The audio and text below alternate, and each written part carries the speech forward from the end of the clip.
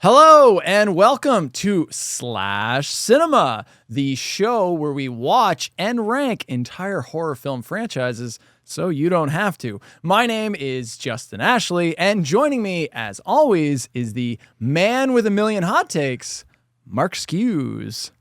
How are you this morning? Is this like a new thing? You're always going to add like a little pun? I just realized, like, the last couple episodes, I think he tried to do a little pun. And then, so now... I mean, you're setting me up. I gotta... I guess, yeah. I gotta knock it down. Fair enough. Because what was the top of the corn into you with Children of the Corn? Okay, I see a pattern here. Well, Mark, we are back for our 4th year. Yeah. Yes. Slash Congratulations. Cinema year 4. We have conquered a lot. That's a good word for it. Yeah. Conquered. A lot of major franchises we've taken off the board. Yep. Last year was a wild year of picks, my favorite of which was Children of the Corn. That is one of my favorite episodes to date. Yeah. I know how much you loved filming that. In case you did not watch it, the last video we did for 2025 was the Wishmaster series. We gave you we snuck in a bonus one at the end. Yeah, just for your Christmas wishes. Yep. Yeah, so if you have not seen that video, check it out. As always, please watch it and comment and like and subscribe and all that bullshit. Mm-hmm. We've actually started, there's actually a video airing right now as we're recording. As we speak, there's another episode somewhat being live streamed. Mark, what did we do? We did a special episode. We had an interview with John Alton. That's right. That's right. Composer and musician John Alton, the man responsible for the title tracks of Sleepaway Camp 2, Sleepaway Camp 3, a career storied artist. That's right. That was interesting. That's new for us. That's right. You are in a new era of Slash Cinema. We are going to start trying things like guests. Yeah. This is something that we talked about. I'm still shocked that actually manifested. Yeah. If you are involved with any of these movies and you happen to catch one of our episodes, reach out. Yeah, we would love to talk to you. Yeah, and learn a little bit more about the process that you go through, and your side of the story of how these films get made. Yeah, absolutely. Yeah. We want to talk to actors. We want to talk to best boys. We want to talk to grips. We want that dolly grip. Yeah, we want we want producers that don't even remember making these films. We want assistant directors, ADs, PAs, gophers. I just cut the check.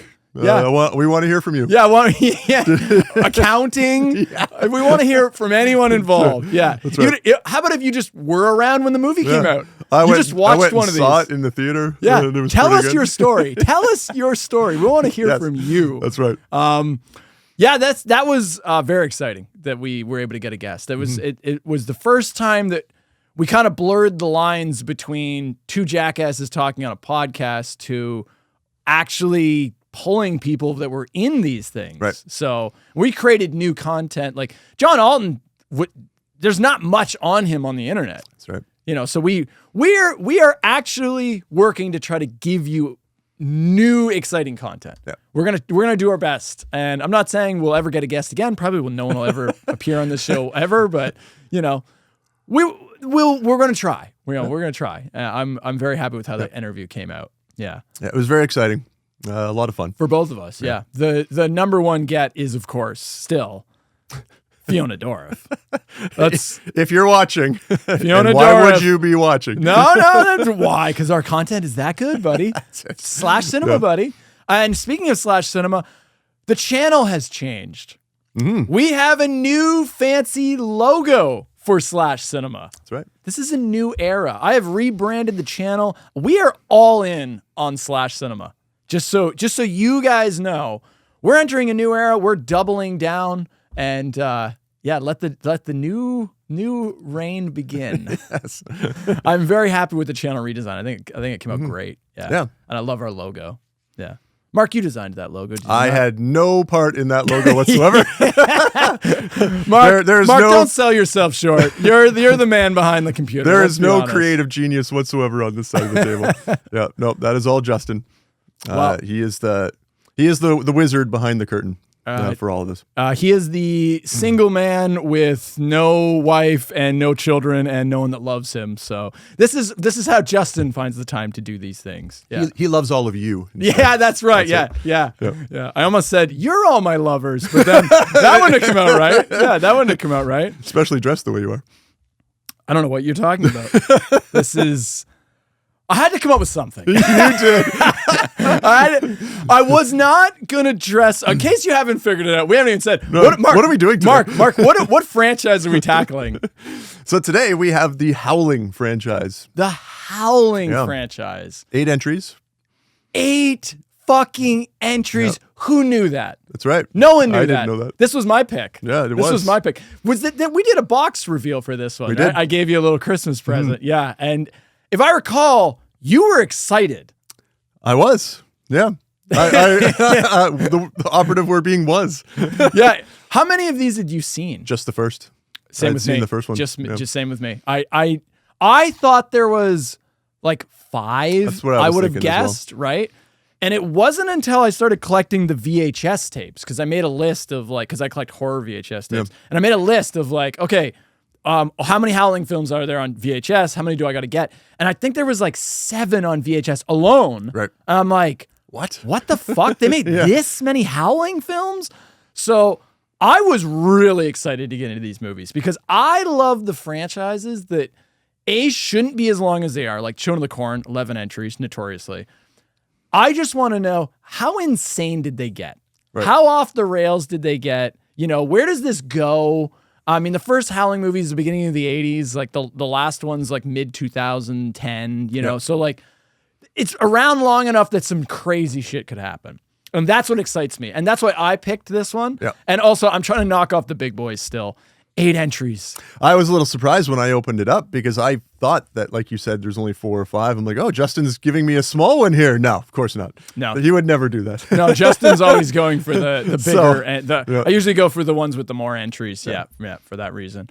Mark, we have a question to answer, as we always do. Yep. Before we get into these, we're going to answer this at the end, 10 hours later, once we've wrapped up reviewing these films. Yep. These quality pictures. Tomorrow. Yeah. What's our question this time? So today, our bonus content question is, what is your favorite werewolf and least favorite werewolf?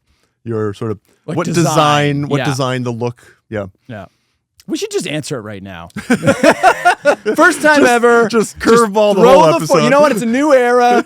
Throw the rules out the window. Year 4. Yeah, exactly. Yeah. I don't have anything else to say. It's not what I expected. Yeah. To that note, before we begin, very, very briefly, what did you expect when you before you started? And I'll tell you kind of what I was expecting. I thought there's 8 Howling films. I know the first one is considered a masterpiece amongst horror aficionados. Right. It's considered top tier in the 80s horror, the decade of the golden age of horror films, the 80s. Yep. It ranks high. It generally, the debate is The Howling versus American Werewolf in London, right? Both came out the same year. Yeah. Yep. So I was expecting just diminishing returns on that, which is little less budget, and then at some point I'm thinking mid-time, they're going to just try to do some crazy shit. At some point they reboot it. Maybe they try to reboot it twice. I don't know. That's what I had in mind. Yeah. Yeah. When I opened the box, and my first thought again, because like we said, I'd only ever seen the first one, just like yourself. I kind of figured they would all be cookie cutter werewolf movies, werewolves terrorizing people, and it kind of turns into a slasher from there. That is not what we get, as we will find out. Right. It's wild. It's very different. Very different. Very different, yeah. That's enough waffling. It is. Without further ado, let's get into it. Let's get into the one that started it all. From 1981, this is The Howling.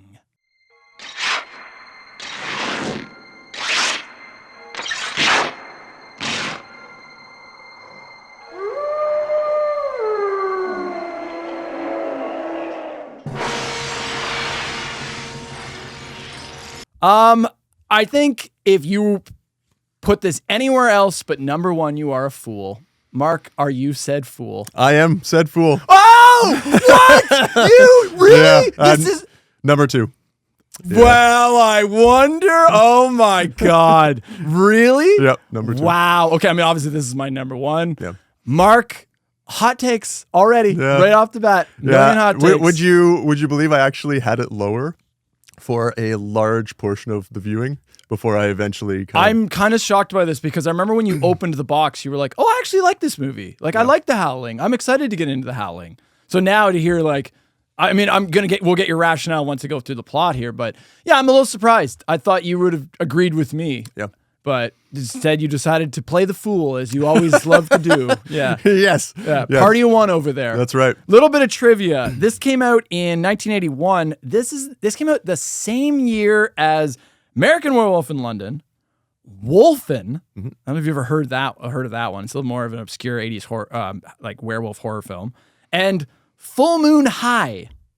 All came out in 81. Yeah. 4 werewolf films. Why? And I mean, it could not have been a response because to get them turned around that quickly. That's too weird. Yeah. Yeah. Like normally if you'd seen American Werewolf in London in 81, you would start to see copycats in 82 and 83, right? Like but it's so to all have them released in that same year meant they were all had to have been independent. It's right? a good example of like what is it called, parallel thinking, but it's like it's a big thing where studios I think they could be copying each other in that a big trend in Hollywood in production is they'll go like one of them will get a script for like a werewolf film. They're like, oh, Warner Brothers would be like, oh, did you hear that Universal's making a werewolf film? Oh, do we have a script for a werewolf film? We got to put one out too. Right. And so the same studios will put out the same type of film, like same genre, it's a similar plot. Yeah, but 4 in 1 year? Fuck me, crazy. Wow. Yeah. Let's get into the plot before we find out why Mark is insane on this pick. It opens with a cool title card that gets slashed, accompanied by some wolf cries. Love that opening title card. We then cut to a deranged man watching a television program before cutting to the very TV set that he's watching, where an intellectual man is discussing something about man's primal nature. We're then introduced to investigative reporter and TV personality Karen, played by Dee Wallace. Dee Wallace, Yeah. America's mom. She is. No, literally. Yeah. E.T., Yep. Cujo, Critters, a future /cinema pick for sure. Yeah, Dee Wallace, who pops up in a shitload of horror and sci-fi films. Hey. And always plays that mom character. Nice gig if you can get it. And she's great at it. Yeah, she's great at it. She's very good at playing that character. She's not playing the motherly. Not a mom in this one. No, she's not a mom in this one. We're also introduced to Karen's husband, Bill. Karen is chasing a story on the mean inner city streets looking for a man, the psycho man from the opening shot, believed to be a murderer. The man contacted the station, and somehow now they've set this up where she's gonna I don't know, it's this weird thing where he contacted the station. He's like, I'm a murderer. I need to speak to Karen. And they're like, you got to do it, Karen. This is going to be a good, juicy story, right? So then Karen's wired with like a remote, like she's got like a radio receiver, and the station and Bill, they're like monitoring her while she's out on the streets. Karen gets a call at a payphone from the mysterious man at the as the station suddenly loses signal. Because of course, you gotta up the tension. That's right. Yep. Karen makes her way into a seedy adult video store and into the back where the porno booths are. Mark, you're obviously very familiar with this setup. Just came from there. I was just going to say this is something that I know this would be more your era. Sure. These are long gone before, but you obviously were a regular patron to these porno booths. Yes, I was 3 when this movie came out. So. Oh, okay. All right. 3. Yeah. Okay. So Karen steps inside one of the booths as the man appears asking her to watch some graphic grape tape porn. Yeah. Which it's aggressive. Like for the opening of this movie, it's like, holy shit. I'm like, Dee Wallace? Apparently she was not comfortable like filming in that I can imagine that. too. Yeah. Can you? I don't know. Why would you think that is? Yeah. I mean, it's all on location, right? Like they filmed it at like an actual so. adult porn shop, and I guess she was not very comfortable with it. And the content of the porn they're watching is also very violent and intense. Yeah. Some police officers are looking for Karen and arrive at the porno shop as she's about to be assaulted. An officer immediately pulls his gun and shoots the man to death. Karen is understandably shell-shocked from the incident and tries to recover at home, but starts having nightmares. Yeah. We then meet Karen's coworkers Terry and Chris, who are also chasing this story. The pair find what appears to be the killer's creepy apartment and find drawings of Karen along with multiple Wolfman-type pictures. What's going on there? Yep. They take what they find to the resident consultant for the studio, Dr. Wagner, played by... Patrick McNee. Patrick McNee, who is a career storied actor, very well respected. Mark will probably mention that he's from some 007 film or some shit like that. That's correct. Is he? He actually is. Is he actually? I just put that as a joke. Because every time it's some old-timey actor, I'm like, he's probably in a 007 film. Yeah. Was he actually? He was. Which one? I should know this. I should have written it down. I'll put it on the screen. Yeah, whatever. Yeah. Who cares? Hey. Yeah, for sure. He was also on the old Avengers TV show, and he was also in the original Battlestar Galactica. The original. Yeah. The best one. His voice, I believe he played some characters as well. That's the definitive Battlestar, the original. The original Battlestar. Yeah. That's when it was at its best, buddy. Karen returns to television to give her exclusive account of the incident, but freezes up when the camera starts rolling. Karen's boss is a sleazy producer who pressures her to get on camera when she's clearly not ready. This guy's kind of awesome. I love this sleazy producer character. He's just like, all he cares about is the content. He sees people as tools. Yeah. And he's got some like awesome line where he's like, there's somebody's like, there's like, oh, she seems off. And he's like, who knows? Maybe she's pregnant or some shit. Who knows? Maybe she's pregnant. Listen, get in touch with that Fujimoto, or whatever the hell her name is, and get her ready for the 11 o'clock report. And in the long run. Now there is a pro. It's Kevin McCarthy from UHF. Yes! That's right. Yeah. Yes, Kevin McCarthy is the name of the actor. Yeah. Kevin McCarthy, probably best known for his role in Ghoulies 3, Ghoulies Go to College. Yeah. Yes. He plays, he's like a scumbag every time, and he's so good at it. He's so good at it. Yeah, he's actually in multiple Joe Dante films as well. Yeah, he nails this role. Yeah. Karen goes to speak with Dr. Wagner, who recommends her and Bill take a trip to a getaway known as the Colony for her to relax and begin to heal mentally. Karen and Bill arrive at the Colony, which is a type of friendly communal living space that also has therapy classes with Dr. Wagner, who's also there, apparently. That's interesting. That night, Karen hears some scary wolf howls outside, but Bill convinces her it's nothing. Because, it's never anything. It's always nothing. It's always nothing. Cut to Terry and Chris, who discover the body of Eddie Quist, a.k.a. the killer from the intro, whose body is missing from the morgue. That's right. Ooh. Karen and a woman she befriends find a dead, mutilated cow that the local authorities brush aside. She also does some group therapy sessions while Bill assimilates with the locals by doing some hunting. So they start getting comfortable and start trying to fit into the colony.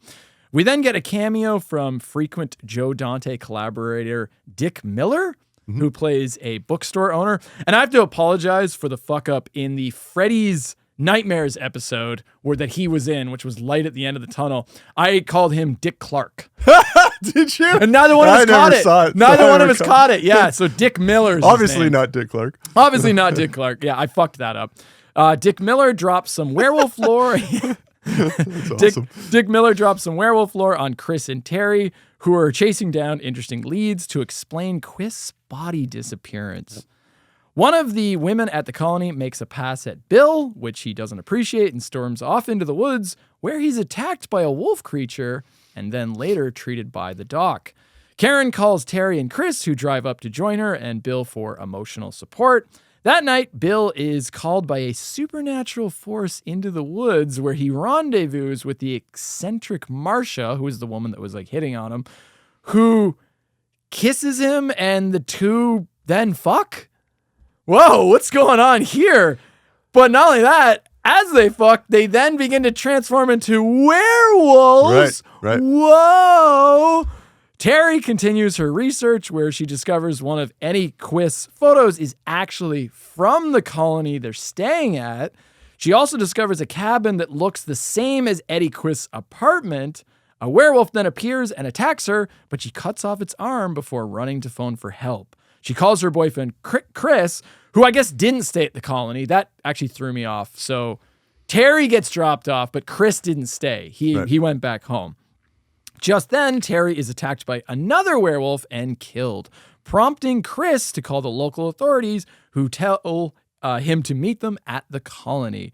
Karen finally comes face to face with Eddie Quist, who is very much alive, and proceeds to transform into a werewolf before her eyes. What follows is the colony revealing themselves as a werewolf colony to Karen, including Dr. Wagner. What? Who saw that coming? But Chris arrives with a rifle and silver bullets and saves her. But she's bitten as they try and escape. So she does the only thing she can, transforming into a werewolf live on the air, revealing their existence to the world. Yep. That is the plot of The Howling, the original 1981 film. Yeah, this film is a masterpiece for a lot of reasons. I do think it falls short. Yeah. So I don't own this film. Yeah. It's not in my collection. Right. I have a ton of respect for it. Yeah. It's a masterpiece for some elements. It falls short in others. Yeah, like I've got it number 2. I feel like it gets a lot of credit and maybe some of it is not quite deserved. I think people look back on it with rose-colored glasses as being one of the original entries in that sort of werewolf heyday in the early 80s. But when you watch the movie, again, hot take here, I don't think it's as great as everyone seems to think that it is. There's a lot of good stuff here. You're definitely worthwhile watching it. If you haven't seen it, then I would recommend going and checking this one out. I actually thought the first half was more exciting than the second half. The part with her going to the tracking down street, that's the right. inner streets. I'm like, and when I started watching it murder again, I'm like, mystery. ooh, this is this seedy it underbelly. starts off yeah. so strong. Yeah. The first 20 minutes, Yeah. leading up until when Eddie Quist is killed in the porno shop. Yeah. It's so strong. And I love the setup where it's like she's being remotely monitored from the studio, Right. and they put her out there, and the police are keeping tabs on her, but then the police lose track of her. You can tell that she's noticeably uncomfortable, like you said. yeah. She's not acting. She really doesn't like being there. Yeah. Yeah. I was kind of disappointed. It was a bit of a letdown once they get to the colony and the tone of the movie completely shifts. Well, it becomes like a classic kind of gothic horror film. Yeah. Yeah. It switches. It switches genres. Which is fine. I really liked the first part. The serial killer I'm like, thriller. let's just stick with that. Yeah. So maybe they should have just stuck with that, and it just was a serial killer. And the twist is at the end, he turns out to be a werewolf. Yeah. Maybe the thing is that Eddie Quist they keep finding him, they keep running into him, and then they keep seemingly killing him, but then but his body keeps disappearing. Right. They could have.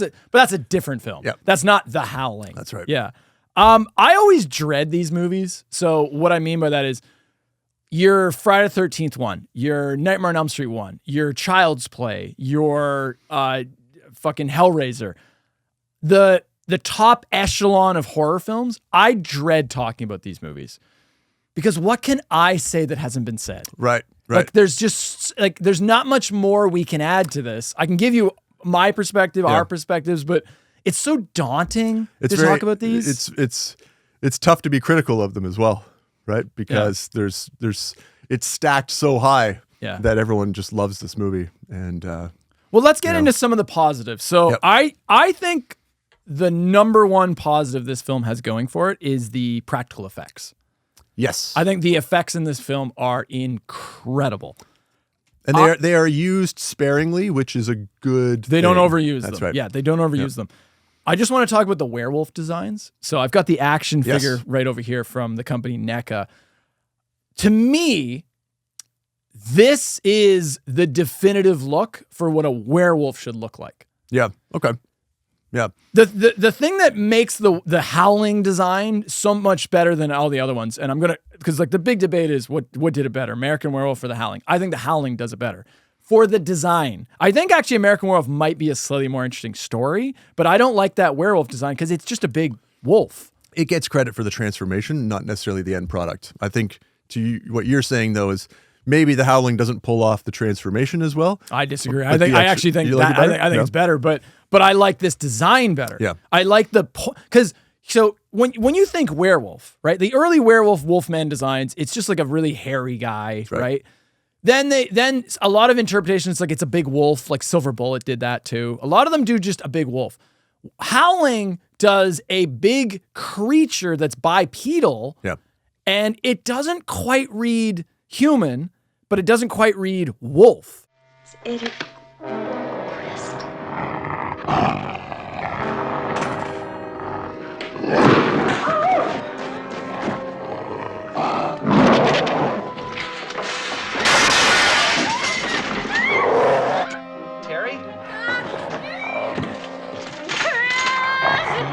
It's this weird, like they have these long pointed ears and a long snoot. And I just love the fucking design. To me, it reads werewolf. Right. It's something that's not human, not wolf, but a hybrid of the two. I like that it's not the sort of bulky look that you've kind of come to expect from a werewolf.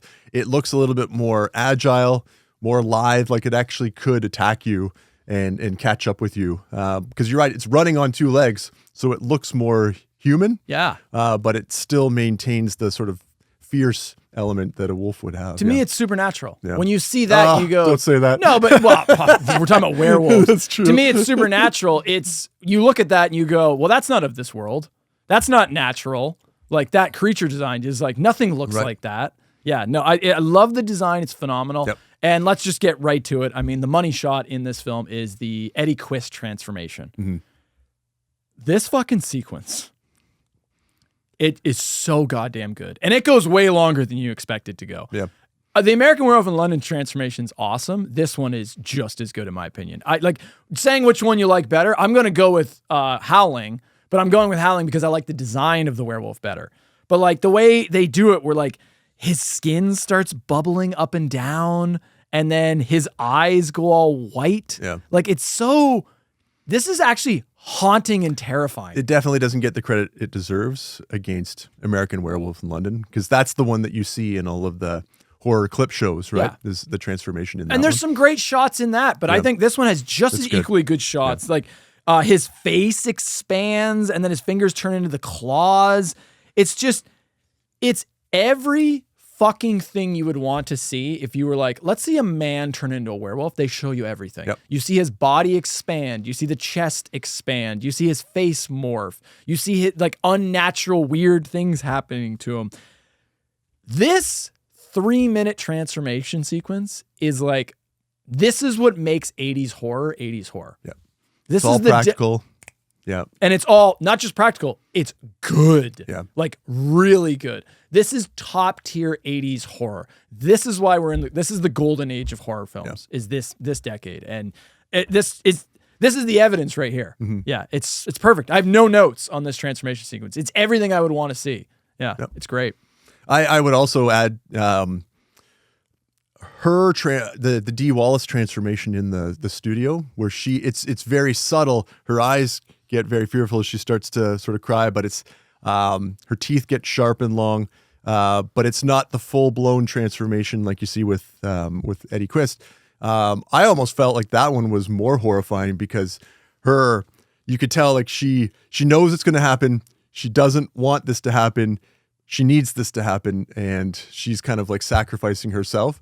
But there's that sort of moment of humanity that it's that classic shot. And I'm sure you'll probably sort of include the insert here of her just like, this is going to happen. And my life is over now because they're going to take me out. Right. But just before I go all the way, understand that I'm human inside, and that I don't like that this is happening. And the makeup on her is not as good, like because they had like no money at that point for that shot, so like her makeup doesn't her werewolf design isn't as for strong, sure. It's definitely more subtle, but I think she but it sells still it. works. Yeah. Yes, well, the only other practical effect I want to give credit to, because I never hear this get brought up. So interestingly, both American Werewolf in London and Howling have like a zombie effect. So American Werewolf in London, his friend, I think it's Jack, is like slowly in the film, you see him like his body's deteriorating, right? Like he's seeing like the ghost version of his friend. Right. He's like deteriorating. You see the skeleton and all that. There's a zombie Eddie effect in this film.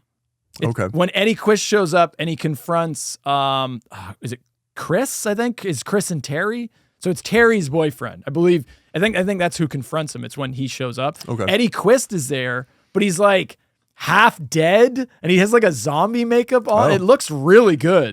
I like a woman with a sexy voice. Listen to this part here. Crazy. Oh, I'm much more than that, bright boy. I'm much more. But it's a shot I never hear anybody mention. Right. I was like, that looked amazing. Yeah. So I would say the strongest thing this film has going for it is probably the effects. Yep. And you're right. They're used sparingly. You don't get a ton of them, but they're good. They Yeah. put the money where it belongs. Yeah. Yeah. It's very good. Quick shout out, Eddie Quist, played by Robert Picardo. I could not remember. Yeah. I Yes. forgot to write it down. Yes. Yeah. We're going to have a number of our viewers that will call us out if we don't call. Yes. Do you know who he was? Yeah, of Do you- course. I know him from Star Trek. There you go. Yeah. He's so- mostly known from Star Yeah. Trek. Yeah. But he pops up in tons of shit. He's a great actor. yeah. Yeah. So I think he's also in Interesting to see Ghoulies 3. Ghoulies Go to College. Of course, your favorite movie, apparently. That's the second time that Ghoulies 3, Ghoulies Go to College has been referenced on this program. Today. No, I mean, I mentioned it in another episode. Yeah. Future / cinema pick Ghoulies. It's on the calendar. It's coming out of at the some toilet. point. Yep. Yeah. Let's get into the protagonists. Yep. Let's talk about them. What do you feel about? Let's start with Karen. Karen, like Dee Wallace's character. What do you think of Karen? This is probably not what you're thinking, but I applaud them for using age-appropriate people in this movie. Okay. Something that we don't see now. If they were making this movie today, her character, Karen, would be played by a 22-year-old. Absolutely. And the Yep. doctor would be like 30. Whereas, clearly, back in the early 80s, late 70s, they tended to sort of cast people that looked more like the part that they were playing. And I like that. It helped to kind of remind me, or not pull me out of the movie and remind me that I wasn't watching some, teeny bopper movie. I appreciated that. So we've seen this character before. Yeah. We have seen a ton of reporter type characters because it's the easy archetype to go to when you're trying to write a script, like a story, right? This one I think is the best we've seen so far. She's very good. Yeah. So they set it up very early on. There's a scene right at the beginning. It's like the 3-minute mark where Bill, who's I believe it's her husband. Her husband Bill. Bill's like talking about like how Karen, like just he's worried about Karen. He's worried that Karen's going a little too into this. Yeah. Like she might be just going all in, and he's worried about her mental state because he's looking at some like horrific footage that they shot, and he mentions, he's like, Karen didn't even tell me about this. Jesus. Karen see this? Yeah. Oh, shit. She never even mentioned seeing the victims. She didn't want you to worry. I'm worried. That's a red flag. The fact that she's not even confiding in her husband, like she's normalizing this extreme violence, and he's worried what that's doing to her. Karen feels like an actual investigative reporter. She's actually willing to put herself on the line. Yeah. She's willing to put herself out there to her own detriment, like to her own sacrifice of her own mental, like, her body and her mental state. And I think that right there is the point that separates her. I think maybe what elevates her above some of the others that we've seen is that she doesn't become this superhero who's just built for this. No, she's not really set up to be able to do this, and it starts to break her down, but she's still doing it anyway, right? I think, previous reporters we've seen, they're just like, they go in, they're asking the questions, they're pushing the buttons, and they're totally fine with it, and nothing happens because their heart is iron, right? She's not. Right, and it's starting to impact she's flawed. her. Yeah. She's flawed, Yeah. and it kind of endears us to her. She feels believable.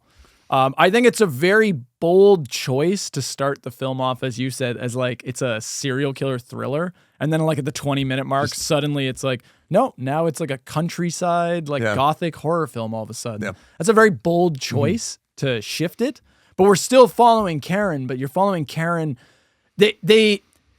I like the way they did this, where you've got Karen is like the A reporter, but then you got Chris and Terry who are like the B reporters. So while Terry is trying to recover and like relax at the colony, then you have Terry. Did I say Terry? Sorry, Karen. Yeah. Karen is trying to relax at the colony. Terry and Chris continue her work. Yep. I like the way they played that out. I think that was a clever way of doing it. Yeah, I like it. It works for me a lot. I actually liked Chris and Terry too. Yeah, I thought it was kind of strange because for quite some time we kind of just pivot away and we're following Terry. Terry's her friend. Yeah, I think that's a bold choice. I kind of thought it's strange to see that, right? Like that. I know in horror movies, if you're going to kill people, you need to kind of separate them off from the group and sort of pick them off. So I wasn't completely surprised when that happened, but she doesn't just die right away. There are scenes with her in it, and it almost like she becomes the focal point of the movie. So it was a little strange. I'm not saying I didn't like it. I just thought it was interesting to completely pivot away from your main characters for so long and then come back to them, right? Yeah. It worked for me. I like the fact that it wasn't always just Karen. Because like you said, Karen's kind of out of commission at this point because she's kind of lost her mind a little bit. Yep. And she's like going through some shit with Bill. And so it seems more believable that she would just be trying to like relax. Yeah. But she knows shit's going on around her. So she kind of calls in the backup with Terry and Chris. And no, that worked for me. I want to talk about the ending. Okay. I think the ending is perfect. I have no notes. So the ending is Karen, like at this point, the colony has been revealed. Yeah. We know there's a werewolf colony. Chris shows up to save Karen. At this point, Terry's dead, and I can't remember what happens to Bill. I think Bill is either killed with the rest of them because Chris kills a bunch of them because he got silver bullets that he got from Dick Miller. Yeah. And then they like lock them all up in the barn and like burn down this barn. And then the two of them speed off. And then Karen decides to go back onto live television. So her producer's all excited, like, oh, finally, my golden goose has come back and I'm going to get this awesome inside story. And this is going to be amazing. But that's not what they have That's planned. not what she's doing, yeah. No. Yeah. She has decided, she's made the honorable decision to sacrifice herself by revealing like that she's a werewolf and revealing that werewolves exist to the world. Yeah. You are never going to believe me if I tell you. I have to show you. Yeah. Yeah. So she does the honorable thing and goes live on the air and then transforms. And then they immediately cut. And do you know what they cut to? It's very funny. This is like the Joe Dante humor. Switch, damn it, switch! Doesn't that look good? Tender, meaty chunks of tantalizing nutrition soaked in Things they do with special effects these days. Is this the one with the hamburger at the end? Well, there's a hamburger at the end, yes. Okay. No, they cut to a dog food commercial. Oh, okay. Sure. Yeah, it cuts to a dog food commercial. And then it cuts to a bar, and you get these people's reactions to what they just saw. They're watching it. Yeah. And I think there's like, the one guy was like, he's like, oh man, the things they do with special effects these days. And then the other guy is just like, no reaction, but he's just like, no, that was real. She turned into a werewolf and they shot her. It was real. She turned into a werewolf and they shot her. You're plastic. Doesn't mean it wasn't real. Just a matter of fact. Like, he's so matter of fact about it. Like, yeah, no, that's what happened. Yep. And it doesn't seem to shatter his world that werewolves exist and the supernatural exists. Yeah. Like, yeah, it's just, I love that. I like the idea of she puts it out there, but then we get to see like, okay, what would people actually react to that? And people still aren't believing it. I guess still it's people like aren't believing it because again, it could be special effects. Yeah. I mean, you don't know, right? Like, it's hard to say. Why would you believe that?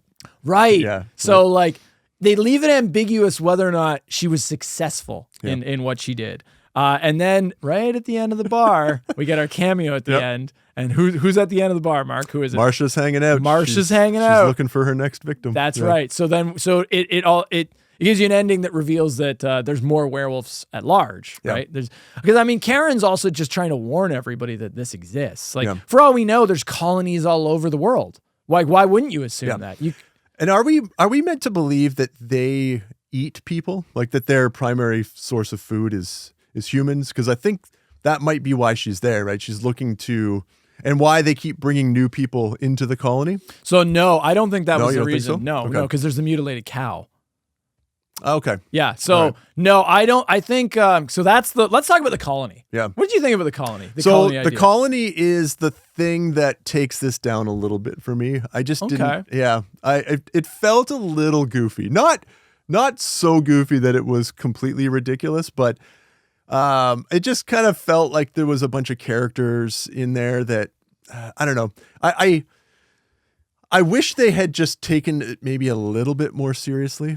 I guess because it follows right after the opening of this movie, that this movie kind of sets itself up to almost be disappointing a little bit with how it sort of drops off after those initial scenes. I just wish that they had sort of maintained that level of seriousness of well, the tone changes. Yeah, right? it does. I fucking love the idea of the colony. Yeah. I like the idea of this remote group of people that are just like out in buttfuck nowhere in the woods, and they've made this little town, and they control who's coming in, who's going out. Even the local police are in on it as well. They're also werewolves, and it's almost like a support group for werewolves. Right. That's kind of what it is. Yeah. Like, and you've got the old guard, and then you've got the new guard. So Dr. Wagner is trying to be like the new guard. He's trying to, they set him up, like, something's going on with him. Yeah. Because there's a few, like, scenes that hint that something's up. Like, at one point, there's some attack that's going on that you hear something outside, and it's like all these strange noises and shit. And he hears it, but he, like, has no reaction. So something's up with Wagner. So it's not a surprise when he reveals himself as like the head of the colony, but it turns out he's not really the head of the colony. He's the one that's trying to bring them into the modern society. Yeah. That they need to integrate better, and they got to do a good job at like keeping their shit in check. Otherwise, it's going to be hunting season for fucking werewolves. Yeah.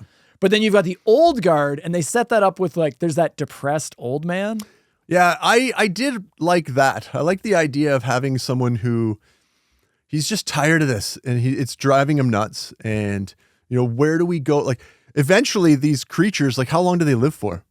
Like, eventually they would want to I want to be done with this. I can't still be alive after all these years.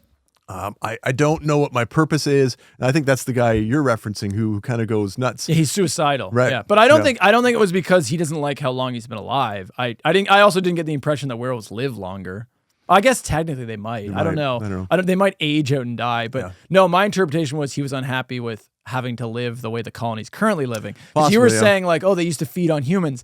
That the interpretation I got was they used to feed on humans, but now Dr. Wagner has taught them like, no, we need to feed on like cattle. Mistake to bring her to the colony. We should have stuck with the old ways, raising cattle for our feed. Where's the life in that? The humans are our cattle. Humans are our prey. We should feed on them like we always done. Screw all this channel your energies crap. But the danger of exposure. Like he has some line where he's like, "There's no fun in it anymore. There's no hunt. It's not natural." Yeah. Because like they can just go to the grocery store or whatever and like just buy meat. Right. So he likes the idea of like, no, we gotta go. Like we gotta go back to the way it was. We need to maintain our animalistic side. Yeah. And everybody else ends up turning on Dr. Wagner. I guess they all agree with this. Because in the end, Dr. Wagner kind of gets outed. Yeah. Like he kind of gets ousted from the group, and they're like, "No, you know what? Fuck it. We're gonna go back to yeah. So no, the colony works for me. It works a lot. Yeah. There's some great shots because where they are in like this remote area. Like there's some great like cinematography. There's some great classic. If you're gonna shoot a woods film, right? Yeah. What did I call it? A forest feature. This isn't a forest. I wouldn't call this a forest feature because there's a lot more sets to it. But if you're going to do something like that, you got to shoot it well. Because if you shoot the woods properly, they're fucking scary. They're creepy. And there's some great ambiance shots, some great atmosphere shots. There's a lot of fog shots, a lot of classic horror shots. Yeah. Why did we wait for Eddie to attack them? I mean, this colony is full of werewolves. Because they were trying to assimilate Karen and Bill. So they wanted to make them. Well, Karen, part of them. Yeah. Well, yeah, they were because literally they. See, they were clearly trying to recruit Karen and Bill. Okay. When I was watching it, I was just under the impression that they were just the next victims being. But you're right. If they're not eating them, no, I don't think so. No, because they're like trying to bond with Bill, and like Karen's going through the group therapy, and they're trying. It's a very welcoming community. The way I interpret it was, no, you guys are going to join us and be werewolves like the rest of us. It almost seemed like an audition for Bill and Karen. Right. Like, are you guys going to work okay? Like, do we want you in our secret werewolf club? That's the way I interpret it. Eddie Quist, like Marcia, I interpreted they were the troublemakers. They're like the ones that the colony doesn't really like because they're always having to clean up their messes. Especially Eddie Quist. They are just attacking people. Right. So my interpretation there was like, because Eddie Quist, that makes sense. His cabin was like way away from everybody else's. Because they never they only run into that cabin when Terry starts like trying to find shit, right? So no, I think they're the troublemakers. And obviously Eddie's the one going into town, killing people. And potentially exposing them. Like, stop doing that. You're gonna blow this for us. So So it's good. It's very good. It's a very well-made film. Why does it fall short, do you think, for you? No, it's because it falls short for me too, just so you know. Like, this is my number one. It's not in my collection. I respect the fuck out of it, but it's just missing something for me. Yeah. And I don't know what it is. I guess I've seen it twice now because I watched it once when I was a teenager. And this is probably the fourth time I've watched it. Because I want to love this movie, but I don't. Yes. Yeah. There's nothing about it that is bad. Yes, it's not. It's great. To me, it's very plain. Yeah. Like, even though you got a story about werewolves, like, there's some incredible effects, but the werewolves don't really do much. It's not boring. And when Chris shows up and like just starts shooting them, they really don't do much. So like, there's not a lot of action scenes per se. Yeah. The story, something about it, I think part of it is when they get to the colony, you kind of lose plot because it's just a lot of hanging around and then scenes. And it's like Karen's motivation is, I guess, just to relax. Bill's motivation, I don't know what it is. He's just up there supporting her. He's just up there supporting her. He's also the one that makes a big point of the fact that he's a vegetarian, but then after he gets turned, suddenly loves meat. Right. So these cues to sort of tell you where they're at and what's happening. You're right. I think if this movie had maybe a little bit better writing, particularly in the colony scenes, it might have done more. It's hard to say. Yeah. I just felt like it was missing the punch that I was expecting from a movie like this. Right. I don't find, so maybe a hot take. I don't find werewolves particularly interesting subject matter. And there's a million werewolf films. Yeah. I don't find them particularly interesting. Yeah. Yeah. This has never been a genre that really, American Werewolf in London, I like less than this. Yeah. I would do, which one are you taking more, do you think? I don't know. I'd have to watch it again. American Werewolf in London. All right, fair enough. Yeah. But I take this over American Werewolf. Yeah. Just because I like the design better. The American Werewolf also drags a lot. I don't know. I know people love it. Yeah. I feel like these films get credit for their effects more and like how competently well made they are, not necessarily just how good of stories they are. Competence makes a good visually. Yeah. But I don't know that they're amazing stories. Yeah. I feel like it falls short in the story department. Yeah. Do you like the werewolf stories where the werewolf character is portrayed sympathetically? Yes, I guess. Yeah. But I mean, that's like 99% of them. Not always, because sometimes they're just antagonists. Well, Karen. This one has both. Because you've got Eddie Quist is just a monster. Just a psycho, but then you've got Karen, who you feel bad for that she is now, been infected with the whatever, right? So that's the default. The default is always Michael J. Fox starts becoming a werewolf. And we feel bad for him. We're living it right along with him. We're rooting for him to win the high school basketball game. Like, that's always where it goes, right? You asked Howling or American Werewolf in London. No, the answer is Teen Wolf. Teen Wolf. Yeah. And Teen Wolf 2, obviously. Jason Bateman, the superior. The superior. Yeah, the superior of the Teen Wolf entries. Right. Yeah. Anything else you'd like to say about The Howling? I don't really have much else to say. Like, it's very well made. The acting is really good in it. I feel like I agree with you. Once we get to the colony, things just become a little too wishy-washy and falls a little flat. It falls a little flat, and I love the ending. I wish it were better. I wish I loved it. Yeah. This one never hooked me. Yeah. I've watched it. This is the fourth fucking time I've watched it, and I probably every won't time watch it again. I don't think I'll watch it again. Every time I go, there's so many good things in this, but like one of the things I couldn't quote this film. Yeah. So there's not a lot of like great quotes.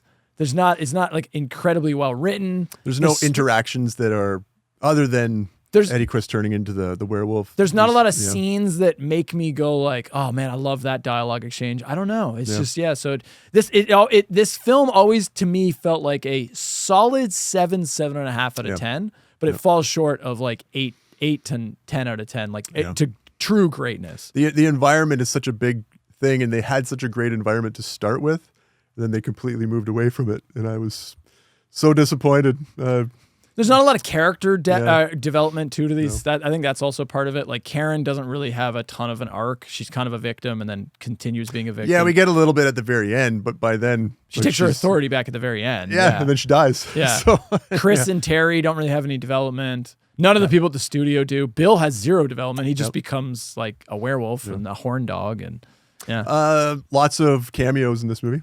Roger Corman's here.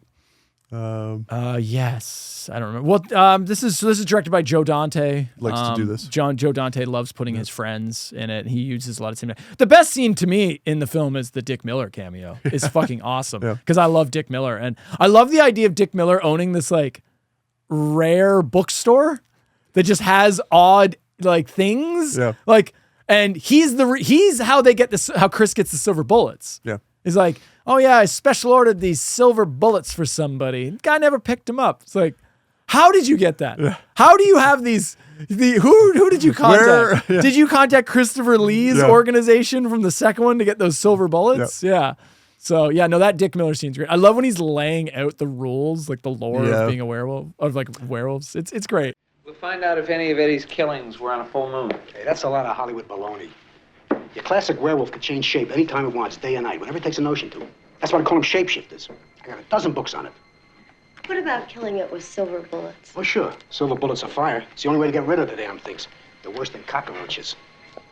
They come back from the dead if you don't kill them right. Plus, they regenerate. You know what that is? Cut off an arm, cut off a leg, stick a knife in their heart, nothing. They may look dead, but bam, 3 days later, they're as good as new. You believe in this? What am I, an idiot? I'm making a buck here. You want books? I got books. I always find you need to find an organic way to do that, and they rarely do that well. This is not a good example because why are they there? And like because like they go there. So Terry and Chris, like I love the scene, but it doesn't really make any sense because they're chasing down leads. Yeah. So Terry and Chris are like, oh, Eddie Quist's body's disappearing.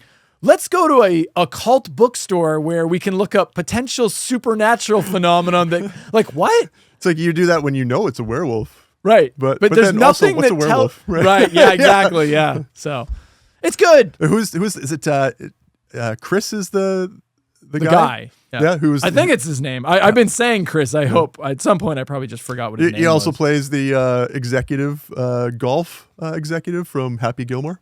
Random cameo. Yes, it's Chris. Yeah. No, he wasn't in what you said he was. That's not true. Okay. Yeah. Just the things that I said. Just the things that you said. Just Howling. That's Howling. Right. He was only ever in this. Yeah. Can we move along from the Howling? I don't have anything else to say. Yeah. Okay. Moving on to 1985. This is The Howling II. Your sister is a werewolf. There's an alternate title to this film. Yes, there is. The alternate title. So I went with Howling 2, Your Sister is a Werewolf. You took the classy. Which is the class. Well, that's the most common thing that you see for Understandably. this. Yeah, that's the most common. The alternate title, Sturba, Werewolf Bitch. Yeah. What? That's a terrible title. Horrible title. So I guess it would have been the Howling II, Sturba, Werewolf. Sturba, Werewolf, bitch. Yeah. Terrible title. Yeah. Yeah, awful title. Mark, I'm going to guess by the shirt you're wearing, this is your number 1. So I don't normally do this. I don't normally, I try not to tip my hat with the shirts that I tend to go with a bit more of a generic image. I could not this time. I had to go with number 2. You are correct. This is my number 1 pick for this franchise. I'm not going to shit on you. This is my number 2. Yeah. So it's right there. Okay. I'm with you that it's one of the stronger entries. I don't like the tone change that this one takes, but now hearing you talk about Howling and how you thought it was kind of boring, now I get why you like this one, because this one is just fucking goes off the walls. This is the Cocaine Bear entry. Yeah. And we see this, the number 2 entries in some of these franchises. They go insane. They just have permission to go right off the rails. Children of the Corn 2. Right.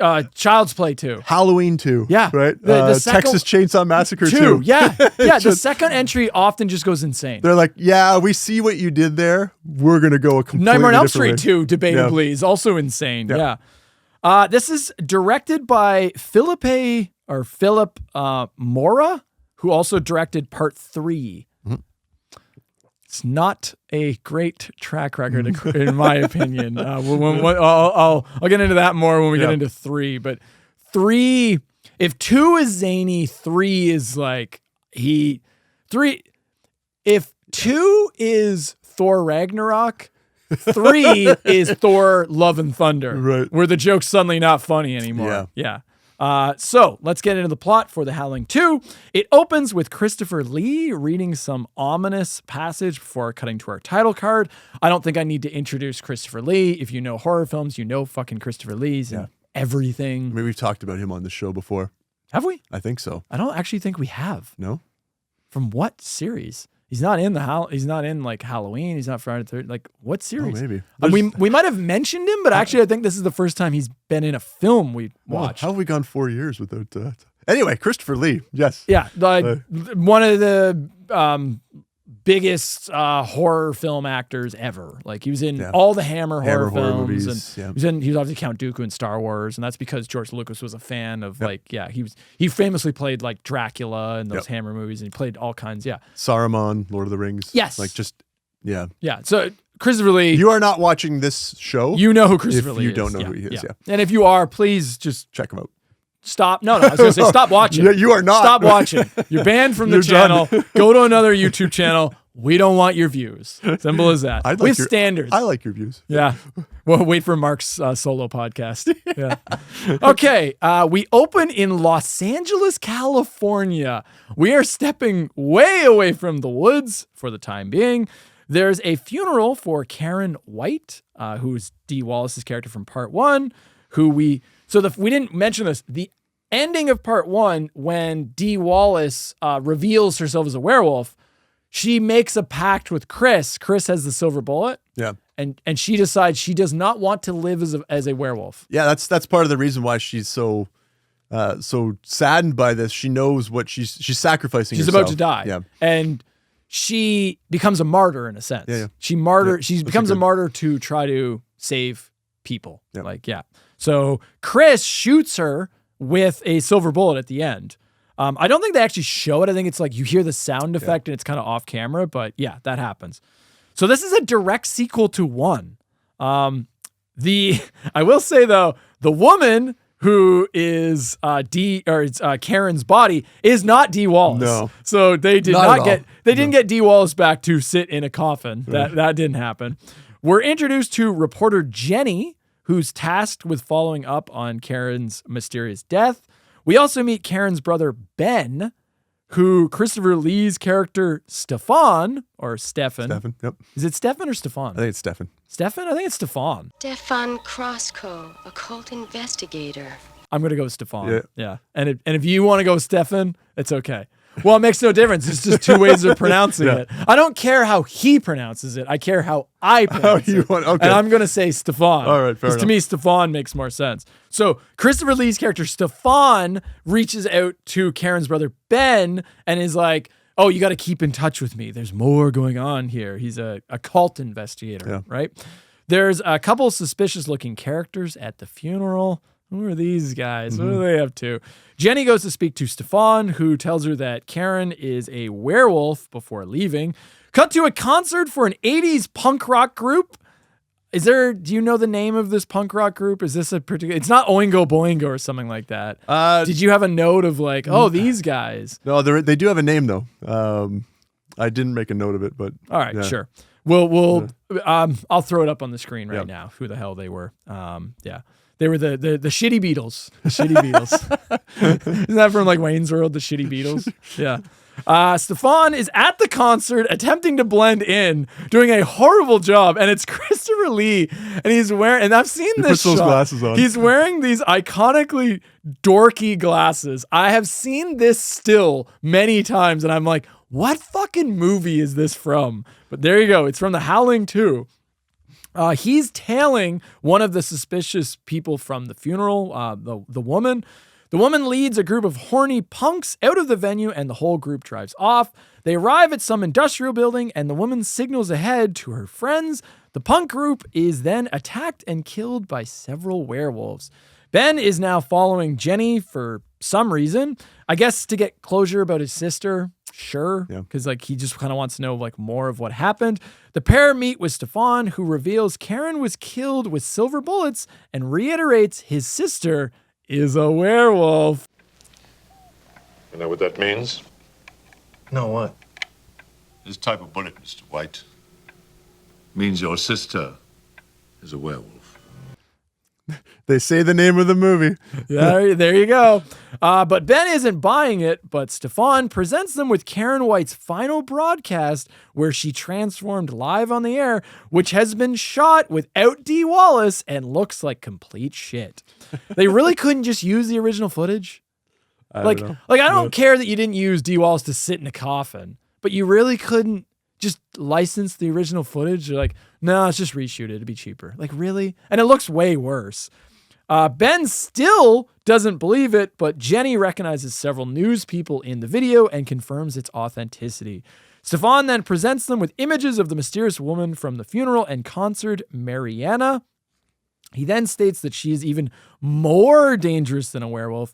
She is immune to silver bullets, and only titanium will kill her kind. So they're tweaking the lore. He also speaks of a terrifying ancient werewolf woman named Sturba, who's about to have some grand birthday or some shit. That night, Ben and Jenny head to Karen's grave, believing someone is going to mess with her body. Meanwhile, Stefan preps to stake the body with a titanium or silver spike, I guess. I'm not sure which of these it was. I love this idea. I think that's so cool. We'll talk about it later, but I think that was a neat idea, like neat concept. Ben and Jenny arrive in time to stop him, but just then Karen reanimates as a werewolf, and then more werewolves attack them, but Ben fends them off with his rifle and revolver and silver bullets. One of the werewolves is still half alive, and Stefan interrogates him to learn Stilba's location. Now true believers, both Ben and Jenny vow to help Stefan on his crusade to kill Stilba, leading them on a quest to Transylvania. Ooh. Mariana beats them there, though, and she meets up with a man named Vlad, played by two-time Slash Cinema alumni Judd Omen. Do you remember this guy? No. Which one? Mark, allow me to remind you. Yeah. He was in an episode of Freddy's Nightmares where he plays the relentless, powerful, merciless Avenger.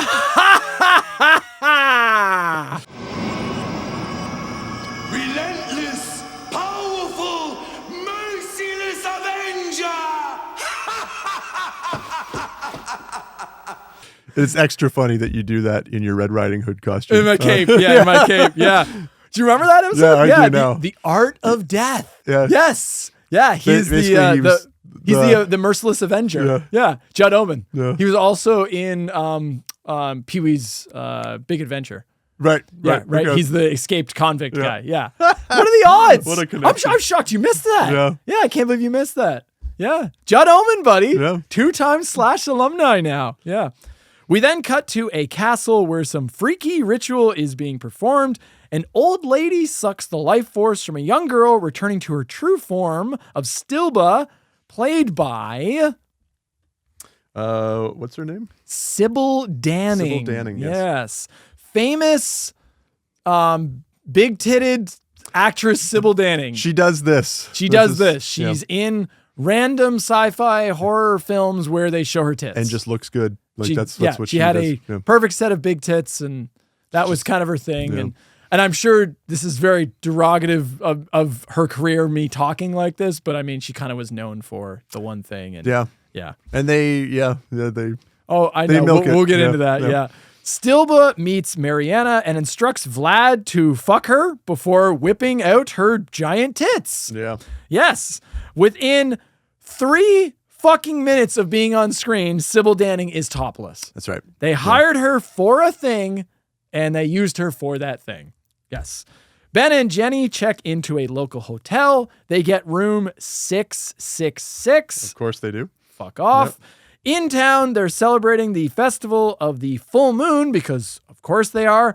Ben and Jenny almost instantly start fucking in their new room, so that happens. They rendezvous back with Stefan, who introduces them to the only people in the village who are not followers of Stilba. He tells them that the pair need to lay low in the village and keep an eye out for Mariana, who still is leading the group that's like Stilba's group. The werewolf colony become aware of Stefan's presence as Ben, along with a kick-ass little person, sneak into the castle. What follows is Stilba revealing Stefan is her brother, Jenny getting kidnapped by Stilba and her people because what else was she there for? Stefan and his group storming Stilba's castle, leading to a lame magical showdown of siblings. That is the plot of the Howling II. Mark's sister is a werewolf. Mark's favorite Howling film of all time. Mark, take it away. This movie is wild. It is. It is. Like, okay. There's always, we've had this conversation before. One of the things about doing this show that does kind of sadden me a little bit is every once in a while, we will find a gem hidden somewhere in these franchises that I just really wish I could have watched with Justin. And this is the one for this franchise. If the first one is the prestige picture, then this is definitely we're going to go another way entirely. You owe it to yourself to see this. It is a piece of trash, but is the best it's the best kind of trash that I could possibly explain. They made this movie in earnest, thinking that they were going to make the next great American horror movie, and they do not. There is so much cheese here. I cannot recommend this enough. It is so much fun. It is ridiculous. Like, if you liked the first Howling movie and you're expecting this one to be a sequel to that, it is not. It is not a Howling movie in that sense, but man, you're going to have a good time watching this.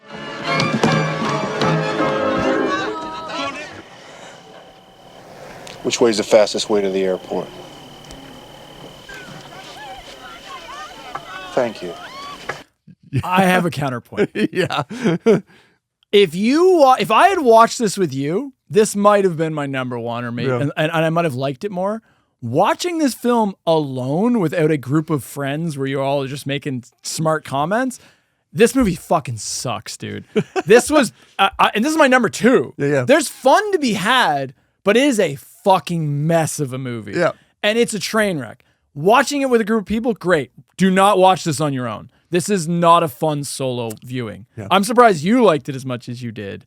Like, if I watched it with you, I know I would have enjoyed this more, but I have to take it as it is. Yeah. I'm going to be more critical. I don't think it's that fun. I think it's kind of boring. I think right from the start, you can tell the tone that this movie is going to take. And because of that, I knew what I was in for. And I was able to just kick back and enjoy the... I mean, once you get to that fucking punk, whatever that that rock concert scene, and Christopher Lee's wearing those dorky glasses. Like, oh, okay, all right, that's this film. I came in the house this morning as we were preparing, and I was singing the song over and over for Justin. He's gonna put a clip of it here for us.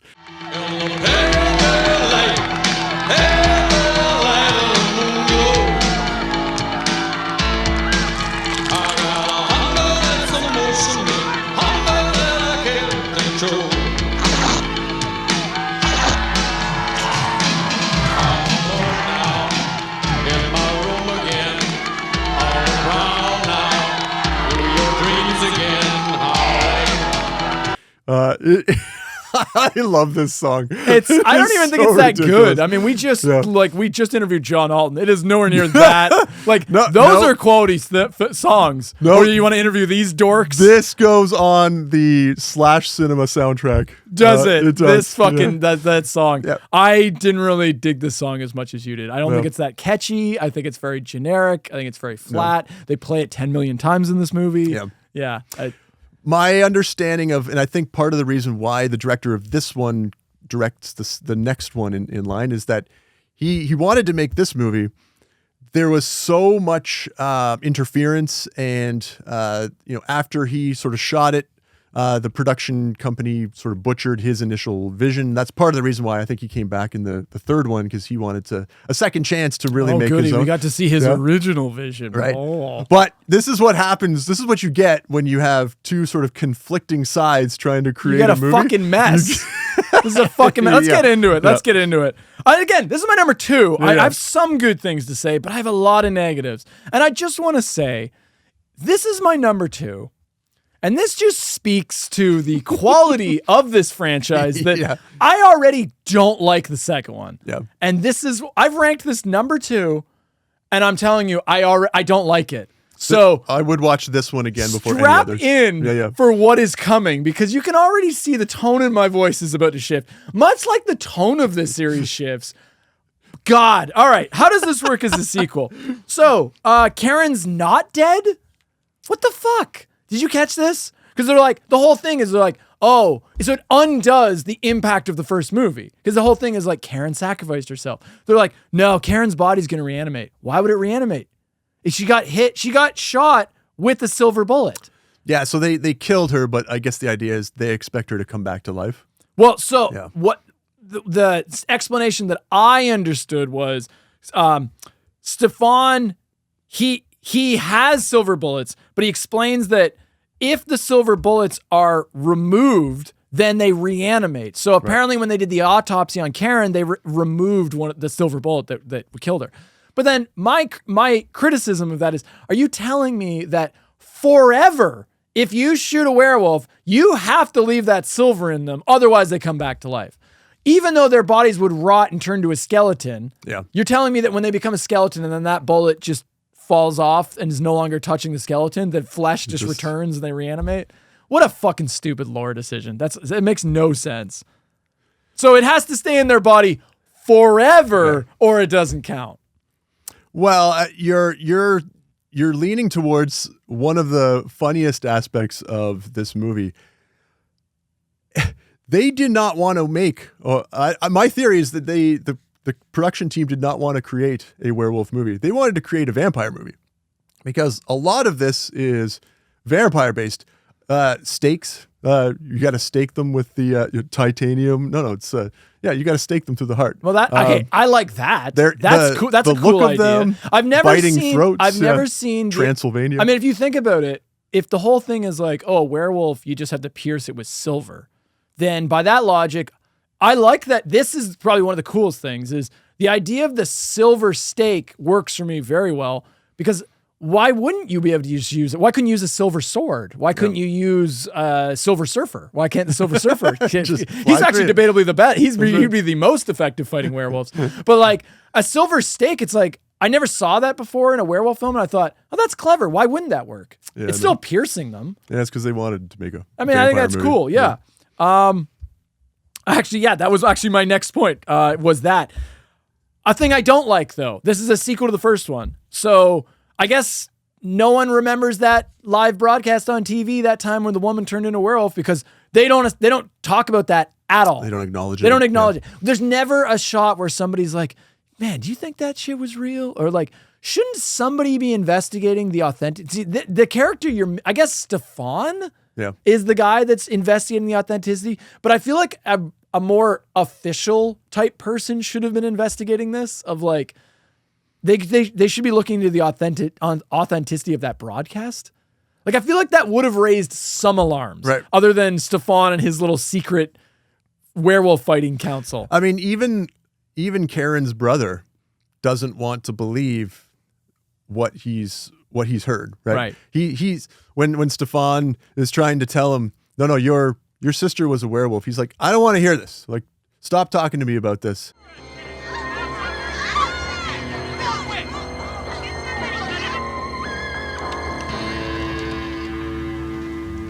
It's a fake. That's not my sister. Ben, it isn't a fake. I recognize those people. Right. So if he is doubting it and he doesn't want to believe it, then you can imagine that the rest of the population wouldn't either, right? There is a huge tonal shift in this movie. It is just so much goofier than the original. It feels so different. We go from like, so the first one's kind of, it's very grounded. It's very simple. We're in this area and we've got some werewolves, but everything's played pretty straight. This one's like right off the bat, it's like, no, there's magic powers and like we're in a castle and like, we have Stilba, the ancient original, the head vampire, werewolf, head werewolf who has powers beyond what any other werewolf would have. And they're changing the lore. And now we've got Gothic castles. That's right. And we're in dirty, lawless Transylvania. Yep, Transylvania. We've got Transylvania. We have another. This is another good example of a foreign production that we're in. It's always got to be a hellhole. So it's got to be this village that, of course, everybody's in on it, and the entire village worships Stilba. It's just so different than the first one. To me, it's too much of a curve. Yep. I I do appreciate that it tries different things, but it also is a terrible film, so it doesn't succeed at doing those things. Yeah, there's all the I guess there's this scene where she sort of raises her arms and there's like colored froth on the image, and then she shoots lightning out of her. Oh, just all the magical powers. Yeah. And by the way, yes, please. Her name is Stirba, not Stilba. So if you could put some respect on her name. Were they saying Stirba? A woman called Stirba.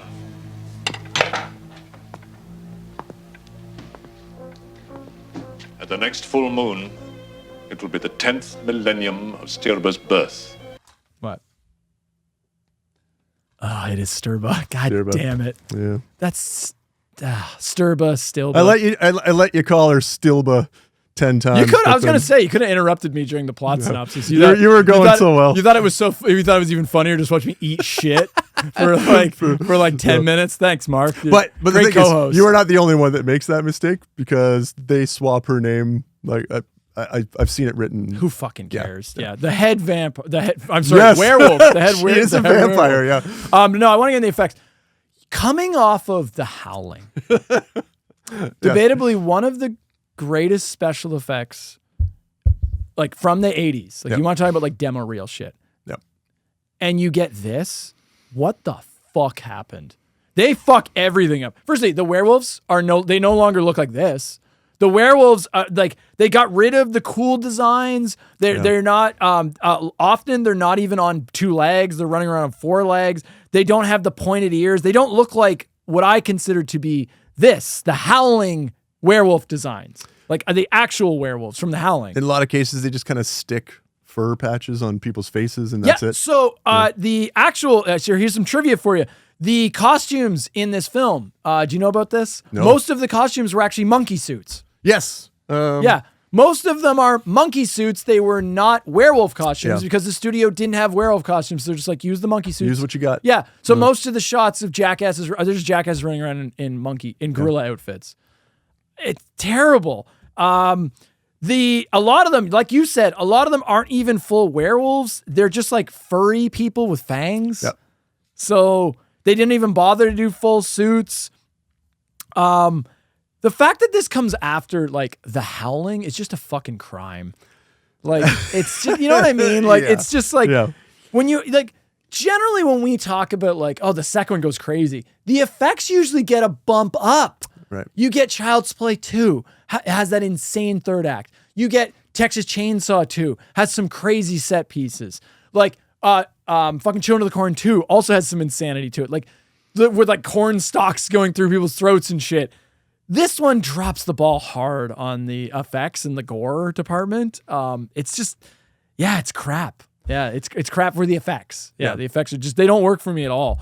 I don't like the minimalist designs on like, I know why they did that, because it would have been more awkward to have werewolves fuck like they did in the Howling 1. That's like, right. Yeah, like that one doesn't look, it's one of the worst effect shots in the first movie, that where it turns into the rotoscoped animation. Yeah, on it's all of a top. sudden it's animation in the first one when they have the two werewolves fucking. So in this one, they're like, all right, well, we'll just put we'll make them hairy. We're not going to do that. But they're still very, yeah. Which, by the way, you want to talk about like smuttiness. There is a lot of smuttiness to this film. There are tits everywhere in this film. Yeah. Everywhere women are taking their tits out. This is smutty as fuck. Yep. This is doing it for somebody. It's not doing it for me, but like, there's a lot of like sexual shit with the werewolves. I don't need this. I don't need these scenes. I know somebody's getting off on this shit, but does not work for me. It is very ridiculous. And I think if I can take a stab at this, the thing that you dislike the most about this is just that it comes directly after the first one, right?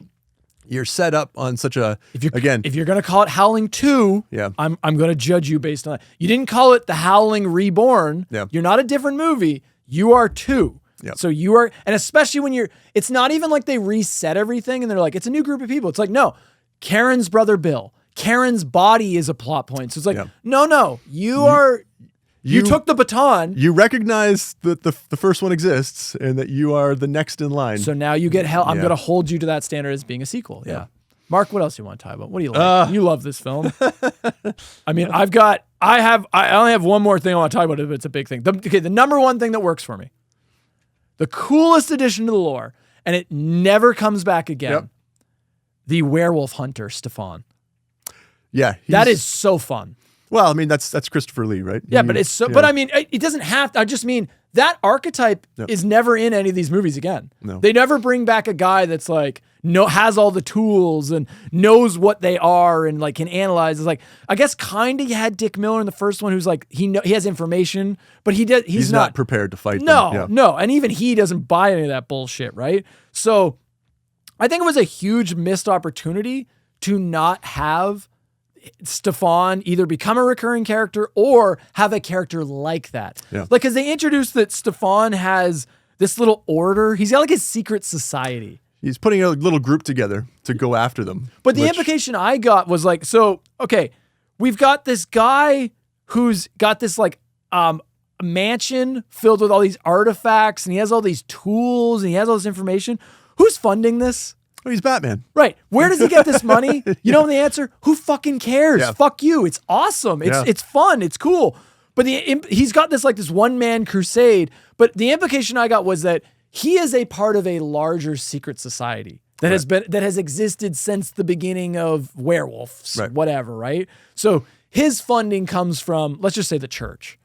Like, sure, it's an arm of the church. Because often in vampire lore shit, it's like the church has a secret group that fights, against the forces of evil. Right. So sure, he's a part of this. That's a fun idea. That works for me a lot. And Christopher Lee fucking nails it. Silver bullets are useless against such creatures. Quite useless. Only titanium will kill them. Night, they will return to Karen's grave for her body.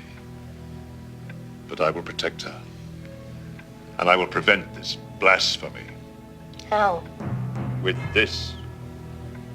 Even in his disappointed performance, he still rises to the top. Oh, he's great. Yeah. He's Van Helsing. Yeah. He's the Van Helsing for werewolves. For werewolves. And it's fun. Yeah. He's just like always like hyper focused and determined. Like he's just such like a man on a mission. Yeah. And they should have continued this in the sequels. The Secret Order could have come up like in other movies. They could have mentioned, it could have been somebody else, is the Christopher Lee type character. My favorite scene with him is when he's like, they're preparing to storm Sturba's castle. Sorry. And Stefan is like laying out like all of these weapons. They're like arming for battle. Right. And it's a great scene. One of the things he has is the holy grenade. just a grenade, basically. Yeah, no, is it? I don't know. It's got some powers to it. I don't know. I just like his character. Yeah. I like the idea of just this hunter guy, and he's got all this weaponry, that he's built up over time, and he knows what to use and how to use it. He builds this little team, and yeah, that's great. All that stuff's good. Sturba is his sister, as we find out. It's funny. I have Stilba on everything. Let's talk about Sturba. Yeah. They made choices. She's not interesting. She's funny, but she's not interesting. The outfit, I think, is the most interesting. She's got this Mad Max looking metal leather thing. It's great. And sunglasses. Yeah. She looks like she's from a different film. Yeah. She's in the wrong film. Yeah, you can see it on the Blu-ray cover here too. Yep. She's in the wrong movie. Yep. She's from that costume is like from a sci-fi film. Like it doesn't look right in this, but that just adds to the campiness and charm, right? Yeah. I don't mind this idea, like the head werewolf that has like magic powers and can do a little bit more than what a traditional werewolf. I don't even mind that, like you were saying, like they tried to make a vampire film but just made it werewolves. That's okay. Yeah. I don't mind that. You've got blood cults and blood sacrifice and blood rituals. Yeah, I don't mind that idea. There's the one little guy I liked. There's like the little person who like storms the castle with Ben, and he's fucking awesome. Yep. And then unfortunately he gets killed. Yep. His death's actually pretty brutal. She like uses lightning powers on him, and like his eyeballs burst. And then she turns him into like a mindless zombie, and then like sends him off to attack Ben and Stefan. And then they just like throw him out a window, and he like lands on a spike.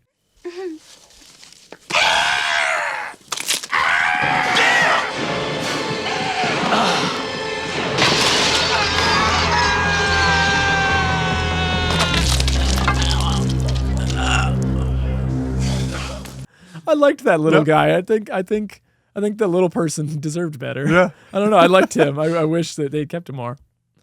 There's a little dragon that comes out of somebody's mouth at one point at the end. Yeah, because she summons some creature thing, right? Like they stretch the lore of what a werewolf can do, right? Yeah. She has magic powers. Literally, she has magic powers. The third act, and this is also partly why it doesn't work for me. This movie's fucking boring. That third act fucking drags. It's definitely more of a spectacle movie than a sort of plot driven. It takes like 15 fucking minutes for them when they start preparing to go to the castle, and then when they eventually get to the castle, that's like 15 minutes of them like just trying to get to the fucking castle. And then like Ben shows up to save the girl whose name I've already forgotten. And he kills Vlad. So like 15 minutes to get to the castle. And then he kills Vlad and Mariana in less than 60 seconds. Right. It takes him like nothing to do that. And then Stefan basically does the same to Sturba, to his sister. Their magic battle is like a minute. Right. So it's like, I guess she was all this hyped. big climactic fight is nothing. It's just such a fizzle. Yeah, no.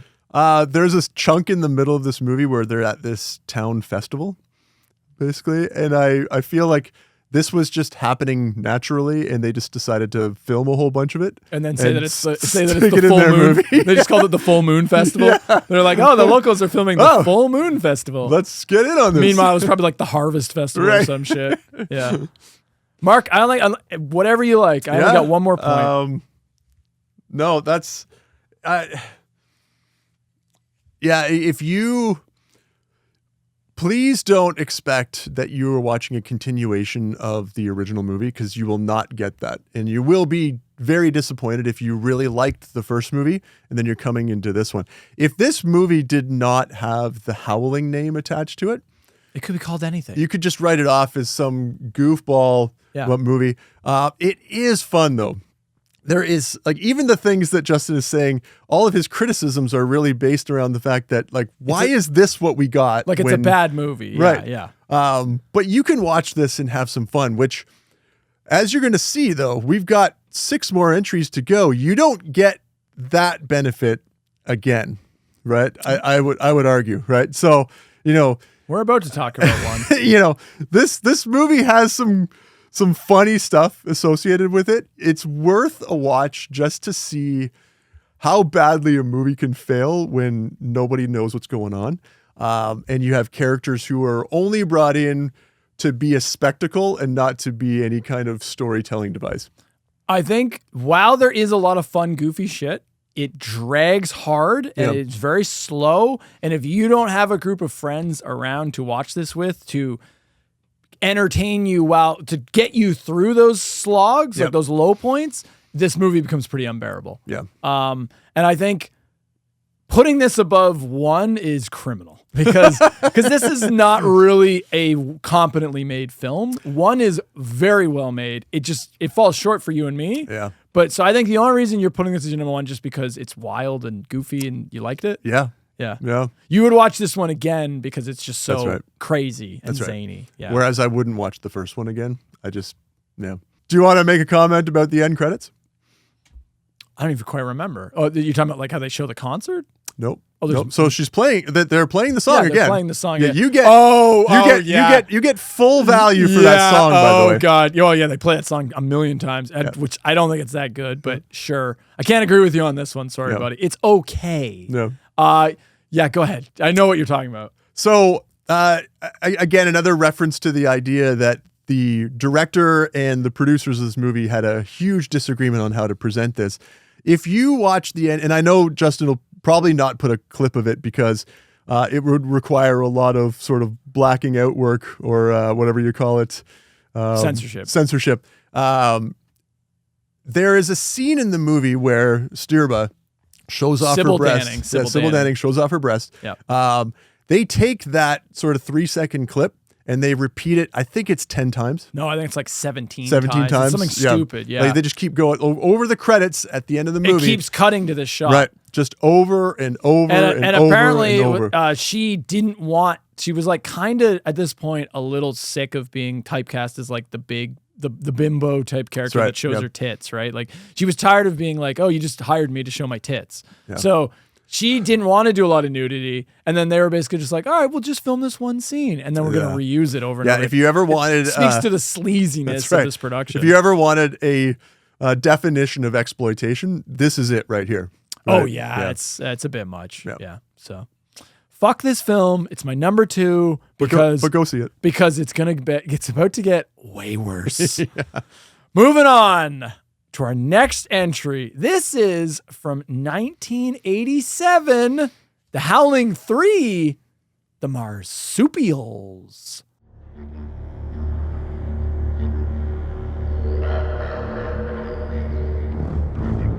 Rolls right off the tongue. What a terrible title. Fuck this film. This is my number 7. Number 5. Okay. I was a little bit more forgiving of this than you were. I absolutely hated this film. Absolutely hated this film. If it wasn't for one other, this was my least for a while. Yeah. Until one other one, which we'll get to. There's one that's like almost a default, but I hated this film. Just hated it. I hate the tone that it goes into. It's trying to be funny. It's not funny. Yeah. It drags like a motherfucker. Oh, it's bad. Yeah. And I was actually excited to watch this one because the poster, like you can see the poster for this film right here, The Howling III. Yeah. That is a really fucking cool poster. And after watching that fucking train wreck, Howling 2, in my head, I'm like, okay, Howling 3, we got a cool werewolf on the cover. It looks like the actual Howling, like werewolf designs. I'm like, they're going to go back to basics. We're going to get a serious werewolf film again. They're going to bring back the tone.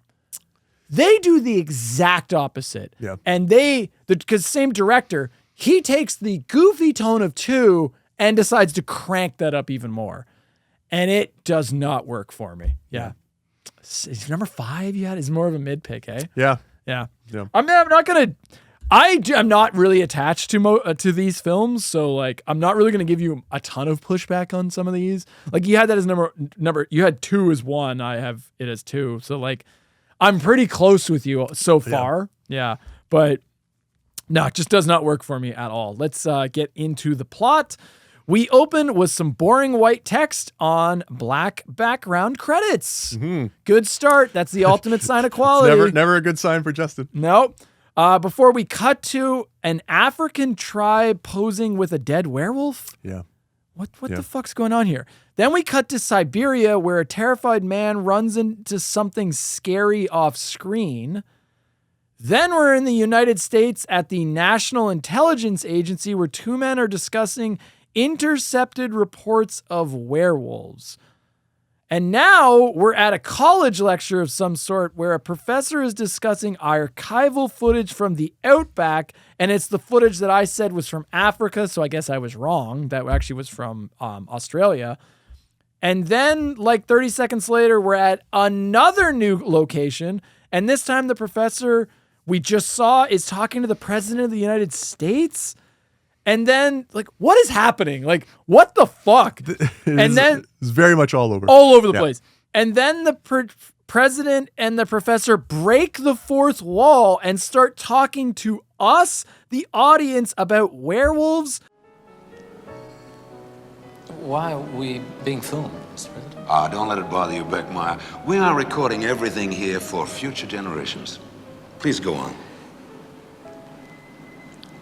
We possess... Come on now. Spit it out, Beckmeyer. We possess evidence that werewolves exist. Werewolves? What is happening? Right. What the fuck is happening? This is our opening of the movie. The professor is our new protagonist, Harry Beckmeyer, or Beckenmeyer. I think it's Beckmeyer. Beckmeyer, yep. Yeah. He's an anthropologist. And now we're in Australia, where Beckmeyer claims is a hotbed for strange creatures not found anywhere else on Earth. We're also introduced to a young woman named Jerboa, who's being abused at some sort of compound that looks like it's from Mad Max, which is ironic because the leader, Thilo, played by actor Max Fairchild, was in both Mad Max 1 and Mad Max 2. That's a weird coincidence. Jerboa then runs away from her sexually abusive stepfather, Thilo. The next day, while on the run, Jerboa meets an assistant director named Donnie, who's working on a horror film named Shapeshifters Part 8. He scouts Jerboa and offers her an acting job.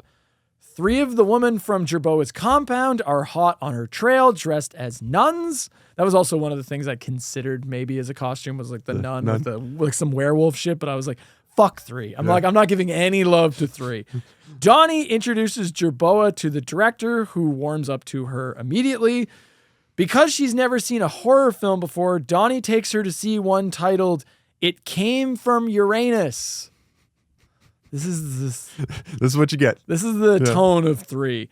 Later that night, I guess, Jerboa and Donnie fucked because they're all sweaty and half naked in bed. Very sweaty. Very sweaty.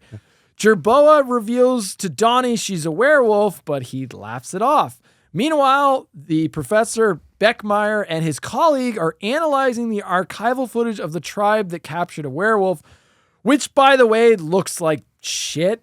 Like, if this is supposed to be authentic, then couldn't they have done a better job, like, with the werewolf makeup? Because the werewolf costume just looks like a werewolf costume. It just looks like they stuck a Halloween store werewolf head on some dude's head. But it's supposed to be real archival footage. And they show this clip like 3 fucking times. Right. It's like, you couldn't put any more effort into making it look a little bit better?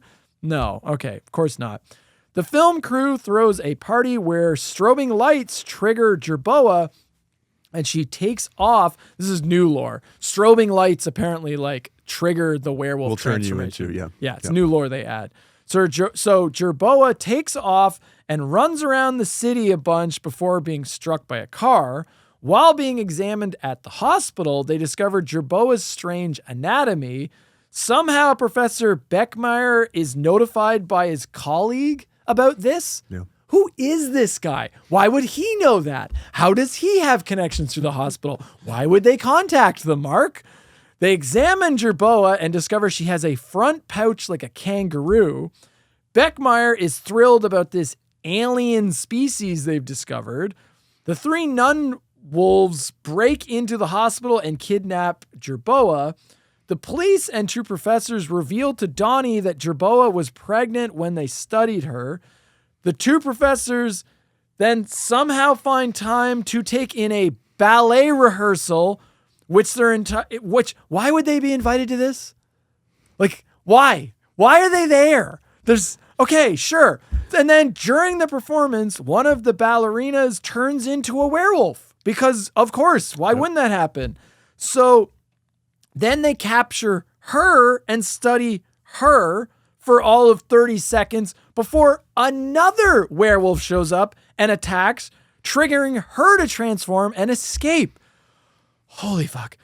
Back at the Flow compound, which is the compound that Thylo and Jerboa are originally from. Mark, did you get it? Did you get the pun? Flow? Wolf backwards. Wolf backwards. Yep. Whoa. 10 points for Mark on the board. The professors then show up to look around, but how do they know to go there? Why are they there? There's nothing that really gives them a reason to go there, but for some reason they find themselves at that colony. Okay, sure. Jerboa gives birth to a small mole-looking thing that goes into her front pouch. The ballerina werewolf woman shows up at the compound and gives herself to Thylo for whatever reason. Jerboa shows her wolf baby thing to Donnie, who's also nearby for some reason. The child is quickly growing and now the size of a regular baby. Donnie accepts it and professes his love to Jerboa, which I'm going to count as Howling lore because otherwise this is fucking stupid.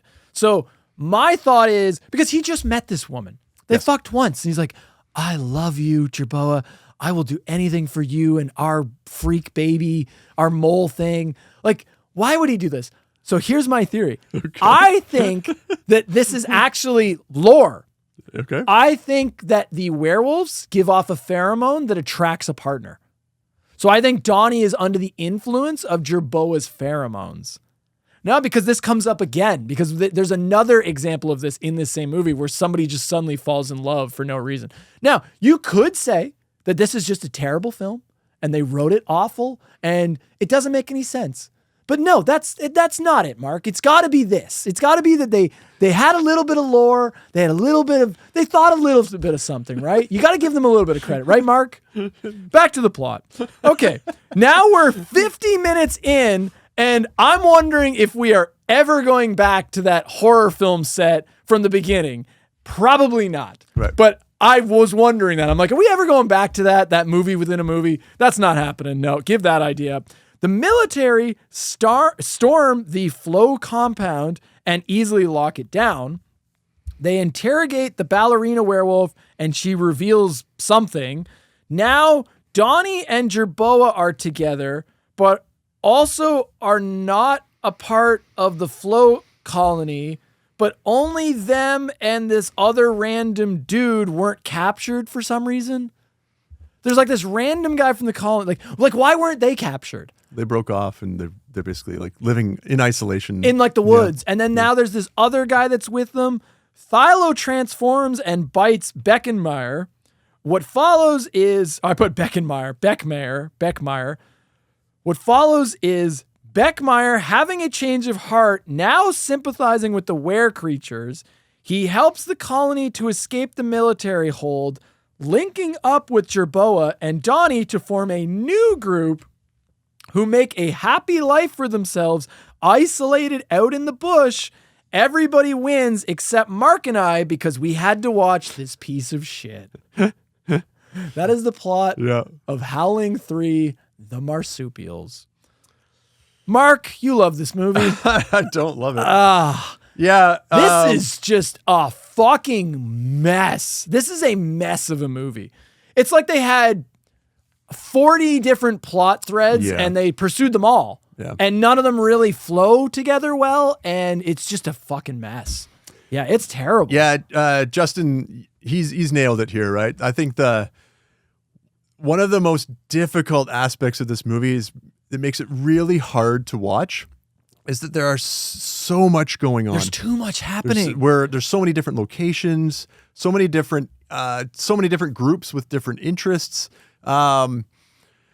If you try to, I think the reason why I maybe was a little bit more forgiving of this movie than you were is that I think that at the core of this movie, there is something, right? The idea that there are elements of the population who are, like, if you kind of just strip away a lot of the visuals and stuff, you have a group of people who are feared and hated by society, who are just trying to kind of live normal lives, right? And then you have the people from outside who are part of the group that is hunting these people, but then later realize, hey, these people aren't so bad. And then they eventually kind of come together and want to build a life together. It's not a good foundation for a werewolf movie, but here is another example. Well, it's not a werewolf movie. Another example of an entry in the franchise that wants to do anything but create a werewolf movie. Yeah, anything but what you actually want to watch. Yep. Right from the title, the Marsupials. Wolves are not marsupials. What the fuck is a marsupial? Marsupials are animals with the pouch, No, right? I know what a marsupial. Right. I'm just saying, like, what the fuck does that have to do with, like, it's like strange. Do you realize what this means, Sharp? A new species of human. This is going to be the greatest scientific discovery of all time. A live alien species. A marsupial human that has evolved in secrecy, simultaneously with our species. It raises its young in a pouch.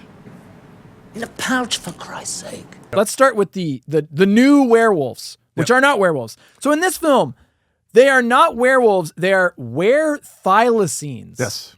AKA Tasmanian tigers. They are a combination of like 3 different animals. Yeah. Yeah, because you're right, because they're Tasmanian tigers, but do Tasmanian tigers have pouches? Because I don't know if any of the animals that were listed as a part for of some reason they wanted the front pouch thing for Jerboa because they wanted that thing. The practical effects in this movie suck. I mean, they suck big time in this one. Like it's a downgrade from even 2. The nun wolves look cheesy, where they're wearing like the 3 nuns that have like the goofy like rubber noses. They look like pigs. It didn't look good. It does not. I've seen that image before, and again, I didn't know what film to attribute it to, but I've seen that shot of the 3 of them, and I was like, oh, it's from this movie? Now that you know that they're supposed to be werewolves, it's like even worse. It's like, oh wow. So the suits in this one, like you thought the gorilla suits looked bad. These are equally as bad. They look like furry costumes. Yeah. Like what a furry would be. Mark, you're obviously familiar with this community. Sure. You've been a member for years. Yes. I'm the one dressed like this. Right. Right. I mean, you are, because you're hiding from the world, and correct. And this is the program to talk about it. Like that, people don't know this, but like that werewolf head, I didn't put that on the table. That's Mark's actual furry werewolf head that gets freaky in. That's right. That werewolf head has some bodies. I drove over here wearing this. So, but no, it just looks like furry costumes that they're very like basic, and the werewolf heads have no animatronics and no movement to them. So it just looks like a stiff head. Yeah. Like a Halloween costume head for the werewolf shots. Yeah. There's not many like the transformations are lame. Like it's because they're not really focusing on that. It right? kind of just cuts. Yeah. Yeah. No, it's terrible. The only effect that I thought looked not bad is the baby were-thylacine looked okay, the little mole thing. Yeah, I didn't like that at all. I thought it looked okay. No, it looks gross, but it looks okay. It didn't look fake. Yeah. It looked like a weird little mole thing. Especially since they all grow up to just look like normal people, except they have this weird tuft of hair. This movie is also kind of gross. Yeah. Did you also get that? Yeah. Like the sex scene with Jerboa. Like Jerboa, like the actress is kind of cute, but like as soon as that clothes come off, it's like it's pretty gross. She's got like this weird like hair all over the front of her. Like I don't know, it's just kind of gross. But not like human hair. Yeah. Like it's just kind of strange. Yeah. The director of this film was a pervert. Dolly, did you have sex with her? Yes. Was it normal? Give me a break! Her anatomy and metabolism are totally different to ours, Donnie. Please answer the question. It was normal. And I think we're getting to see his fantasies play out, Mark. I think Beckmeyer was his like stand-in. That was him. yeah. Or even Donnie. Yeah. If I try to, salvage something from this, I think the director was highly ambitious with what he was trying to do. Oh, that's a word. But that's a word. It just got out of hand, right? Like you needed to cut, half of the storylines out of this. I was watching and I'm like, I can see what he's trying to do, but this is not a Howling movie and it's not a werewolf movie, right? And it's not a good movie either. Right. Well, yeah. I mean, I it's think, also just not good. I mean, I think if you could, there, like you said, this is a term there are choices made. Yeah, choices were made, none of which work. Yeah. Let's talk about some of those choices. Yeah. The werewolves get a downgrade. So in previous werewolf lore, including the one that just came before it, how do you kill a werewolf, Mark? Oh, now? How do you kill it? Yeah, no, but how did you kill it before? Silver bullets, silver titanium steak, titanium stakes, sometime. Right. In this one, how do you kill a werewolf? Do you remember? Did you catch this? You just shoot it. Yeah. You just shoot it. Regular bullets. Yeah. Regular bullets kill the werewolves in this film. Well, sorry, the were-thylacines. Yeah. What the fuck? Okay. So they're not even scary. Yeah. So like there's no horror here. And that speaks to my next point. This is not a horror film. This is a comedy film. Yes, it's a PG-13 horror comedy. Yes, it is a horror comedy. Mark, your favorite combination of genres, the horror comedy. We know how much you love that. Like 2 has a lot of comedic shit, but it actually tries to. It's not trying to be funny. No, it's just this stupid. is trying to be funny. Yeah. And it fucking fails. Yeah. There's a lot of stuff that they try to play some subject matter for laughs that I don't think really works. Like, there's some like jokes about like SA, like assault. Oh, yeah. Don't be afraid of me, my child. I want to help you. I don't need any help. You should not run away from home. I don't like home. Why, child? Because my stepfather tried to rape me and he's a werewolf. It just doesn't really work for me. Like they're trying to make it lighthearted. It's like, that's not really a thing. Like you can't start it off with having and that's at the beginning of the movie. Be assaulted by her father and then expect the rest. And then she's making jokes about it. Right. Like it's no big deal. Like you could have had her leave the colony flow for any number of reasons, right? So if you wanted to keep the movie lighthearted, you can't start with that. Especially since she ends up going back and that character, Thylo, is almost treated like a hero towards the end. I'm like, no, you can't do that. No, like, I know. You're a monster. You can't redeem him after that. There's not enough redemption. And he never apologizes to her or anything. Not at all. It's just like, he actually basically just loses interest in her and just goes after the ballerina chick. But yeah, there's just so much not funny shit in this movie. Like, I actually made a list that was like actually funny stuff in the film. Like, I've got a ton of not funny stuff. But like for actually funny stuff, like when Jerboa meets the director of the horror film, that guy's kind of funny. He's just like this eccentric director that thinks he's making high art, but he's making like just schlock horror shit. And he's like, in your first scene, you're going to be gang raped by 4 monsters. You know, this movie is about pop culture.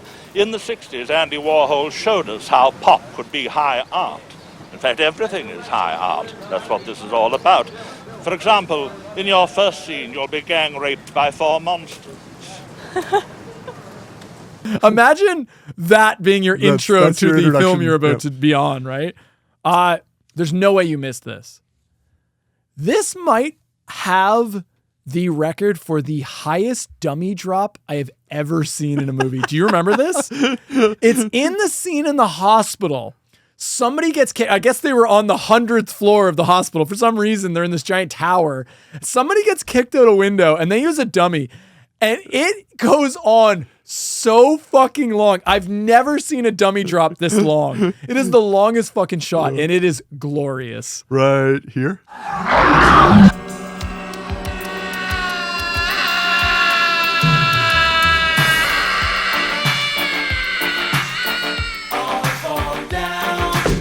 Yes, that was good. Yeah. You don't remember that because it goes on so long.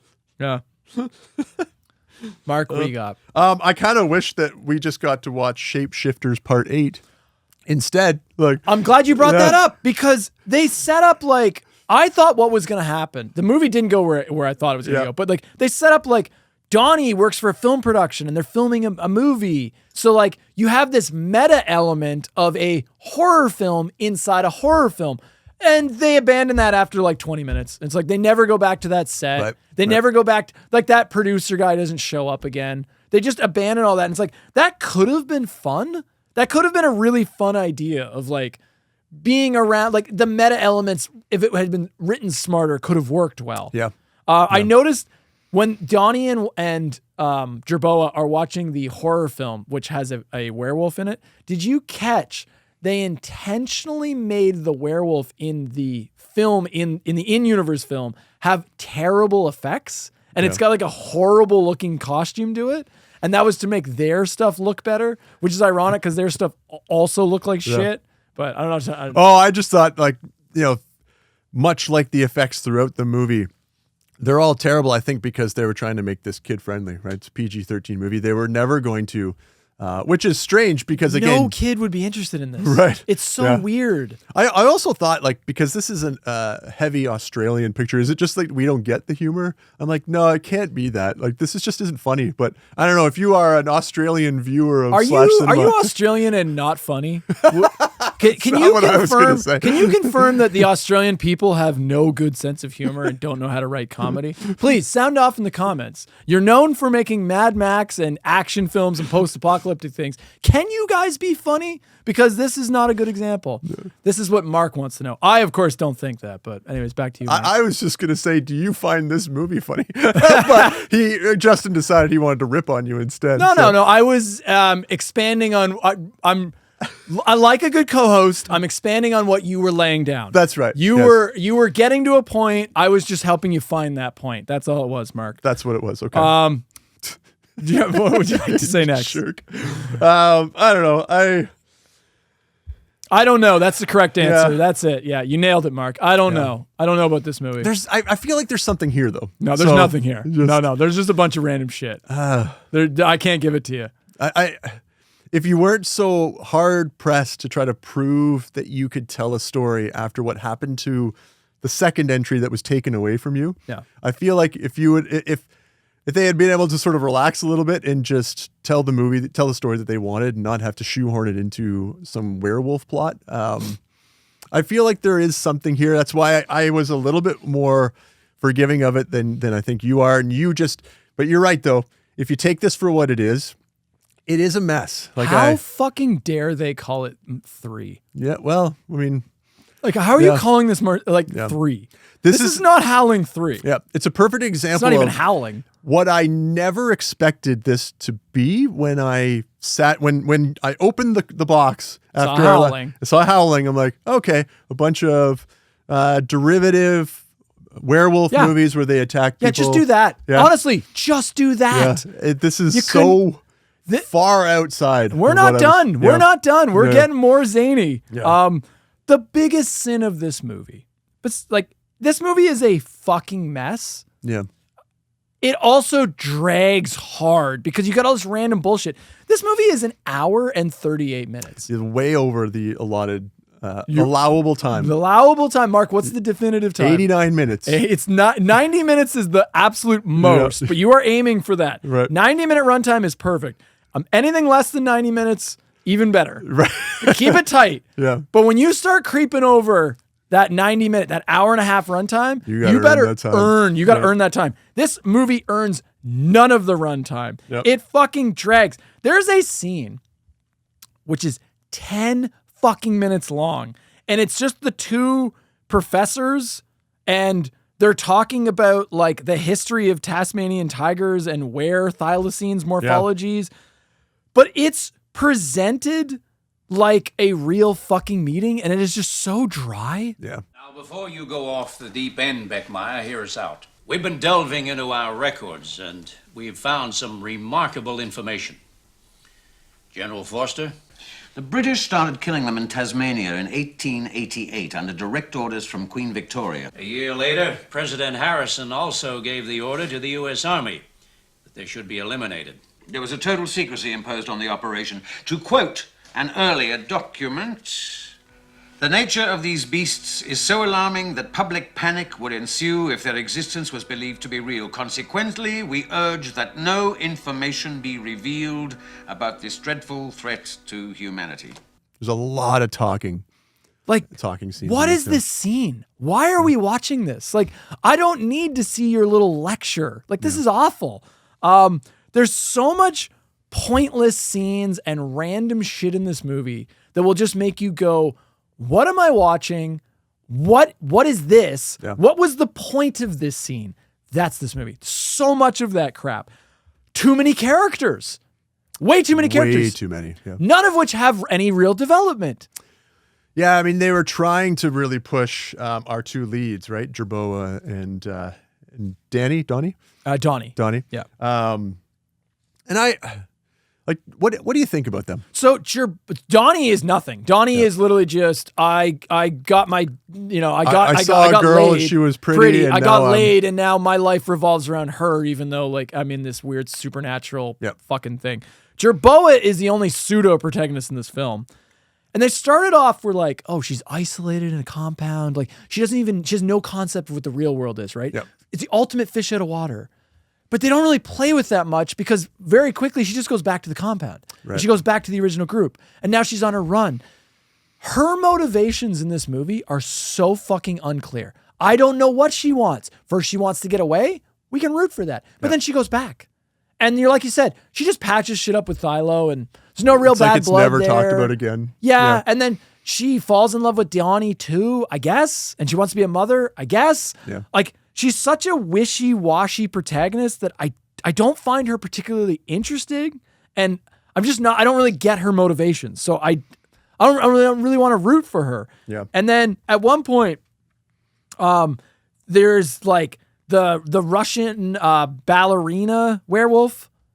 Like, what is her motivation? Why does she she's suddenly craving Thilo and she like throws herself at Thilo, but then at one point Thilo just walks away. Yeah. Where's he going? Yeah.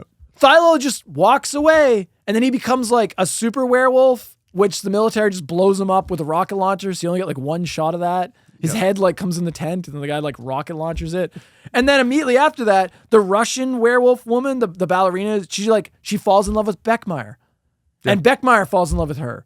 And like, she's like, well, cause he's like, what about Thilo? And she's like, well, he's gone forever. You've been so good to me, and Well, we had to make a go of it. well, it's more than that. More than that. I think I love you. Thilo? He's gone forever. And I don't think I ever loved him. How do you know that? Right. He just stormed off. He wasn't like, I'm never coming back. He just walked away. But then she just, for whatever reason, is like, well, now I guess I'm with you. I actually fall in love with you. And that's part of my theory that like Beckmeyer, some pheromone attracts him. I don't know. Nope. Stop trying to explain and stop making excuses for the movie. And then now we're in the third act. And did you catch like the rest? Where's the rest of the colony? Where'd all those people go? Because they're just gone. Yeah, I guess maybe they got hunted Like, down. where are the nuns? Yeah. Well, I think there's a shot at the end of the three nuns, but like the three, I'm calling them the nuns because they were dressed as nuns in disguise. But like, where did they go? Where did everybody else that was in that opening shot at the colony go? Yeah. Where are they? Where's the military? Seriously, Mark, where is the military at the end of this movie? Mark, is it? Well, they're going to come back. They're going to come back after what happens. Is that how that works? Yeah. Because like, No, well, they don't show up. They're just kind of, things just fade out of the movie and you just kind of are meant to not think about them anymore. And then it just is now we're in, we get the ending of this movie is we get a series of time jumps. Yes. Yeah. And we get these little epilogues to each of the characters' stories. Who fucking cares? Who cares about these characters? Like, none of them had any development. Why do we need this Lord of the Rings fucking level ending where everybody gets this little played out ending of like, this is what happened to this character and Jerboa became an actress. And it's like, 10 minutes of all these little epilogue things. Like they're acting like they've endeared us to these characters. They have not. We don't care about these characters. These are not timeless characters that we needed to see what happened to them. And we needed no one needed this much resolution for these characters. We didn't need a grand finale like this. Well, I think what they're trying to do, though, is show that, okay, we as a society have improved because the president has declared amnesty on lycanthropes, right? So they can all... I didn't even catch that. Yeah, so they can all... The idea is that you can come back now, so that's why our two sort of pairs, Jerboa and Donnie, Olga and Beckmeyer, have now decided they want to... Jerboa and Donnie, they want to move back into the city and sort of resume regular life. But then what was that shit about, like, Jerboa becomes an actress and she's getting an award, and then the flash from the cameras, the paparazzi triggers and she transforms, and everyone's like, oh no. Yeah. And it's like, why does that matter if they're okay with you? But I guess, I don't know, the idea that is that because they were trying to ape the first film, maybe. where it's like, oh, someone gets revealed on television, or maybe we think we're ready, but we're really not. I don't know. It's a fucking mess. Yeah. This movie fucking sucks. Normally when we end this show, and like there's a little behind the curtain pull here. So when we're done, like I assemble all the props for the sacred /cinema desk, right? And I decorate it to reflect whatever series we're reviewing. And often the VHS tapes all come from me because I collect horror VHS tapes. Sometimes I have some of the horror Blu-rays. Often I don't. So the movies have come from the store, from my store, right? And usually when we're done filming, I take these movies and I put them back on the shelf. So somebody else, some fool, can give me money to buy them and watch them, thinking that they're good or thinking that they need to watch them. I don't think I'm going to do that for 3. I think 3, it goes right into the fucking shredder, buddy. It goes right into the dumpster. You don't want to be a part of somebody else. I don't know that I can con somebody this like there's limits to how much I'm willing to con someone, and I think that might be I think that's it, buddy. Yeah, I think that's it. The funny thing is, like, we have reviewed some Jerboa absolutely abysmal movies Philo on this show, but this one is the one. Like I don't know. It's a piece of shit. Yeah, in my mind, it angered me. Yeah. I don't like mess films that are long. Yeah. And this is a mess film that's long, so I get angry watching this. I will say that I feel like he was trying something. Like what's the name of the director? Felipe Morna? More something? Yeah. Yeah, it doesn't turn out very well. No. But at least he put in some effort to make a movie that, like, because some of these things that we've watched in the past, they don't make a movie with what what they end up with. Yeah, but it's not fun. So it's not like, it's not 2. 2 falls on its face enough you can laugh at stuff. 3 is just just devoid of fun. I mean, I don't like it. It's definitely it's bottom half, but at least I was watching it like, okay, well, he's putting in an effort. It's just his efforts are useless because this is a piece of trash, right? I don't know. There's too much happening. I get he tried stuff. I guess I would have rather he just got hit by a bus and then it's filmed to get made. Like, I guess in my head, I just wish something like that happened. And I'm not saying he dies. I'm not saying that at all. I'm just saying he's not in a healthy enough state to make a film. That's all I'm saying. Just get another job is basically what you're saying. Yeah, no, I'm not even saying that. I'm just make some. I mean, he did make Howling 2, but just make something else. That's all I wish. I just wish 3 didn't get made. Yeah. It's Mark's number 2. Mark's Howling 3 is Mark's number 2 pick. Look at that. No, it was not my number 2. Mark loves this film. Marsupials. The Marsupials. The dumbest subtitle. Oh, there's some. This might be. We're getting into a rant here a bit. This is, and I'm sorry guys, because I'm pulling the ripcord now. This is one of the worst franchises I've ever had to suffer through for this fucking show. This was really hard for you. This was very hard for me. This is not since Freddy's Nightmare Season 2 did I struggle to get through these movies as much as I did for this one. Yeah. This is like Children of the Corn. You said you struggled with those movies. This is my Children of the Corn. Because we're going to keep going here, but it's not, in case you're wondering, it's not going to get much better. It's not, we've already kind of blown our load with 1 and 2 now. So I think the reason why this one is worse than Children of the Corn is because Children of the Corn, I went in not expecting to like any of them. I'm Sure. like, this is just going to be a slog for 11 movies.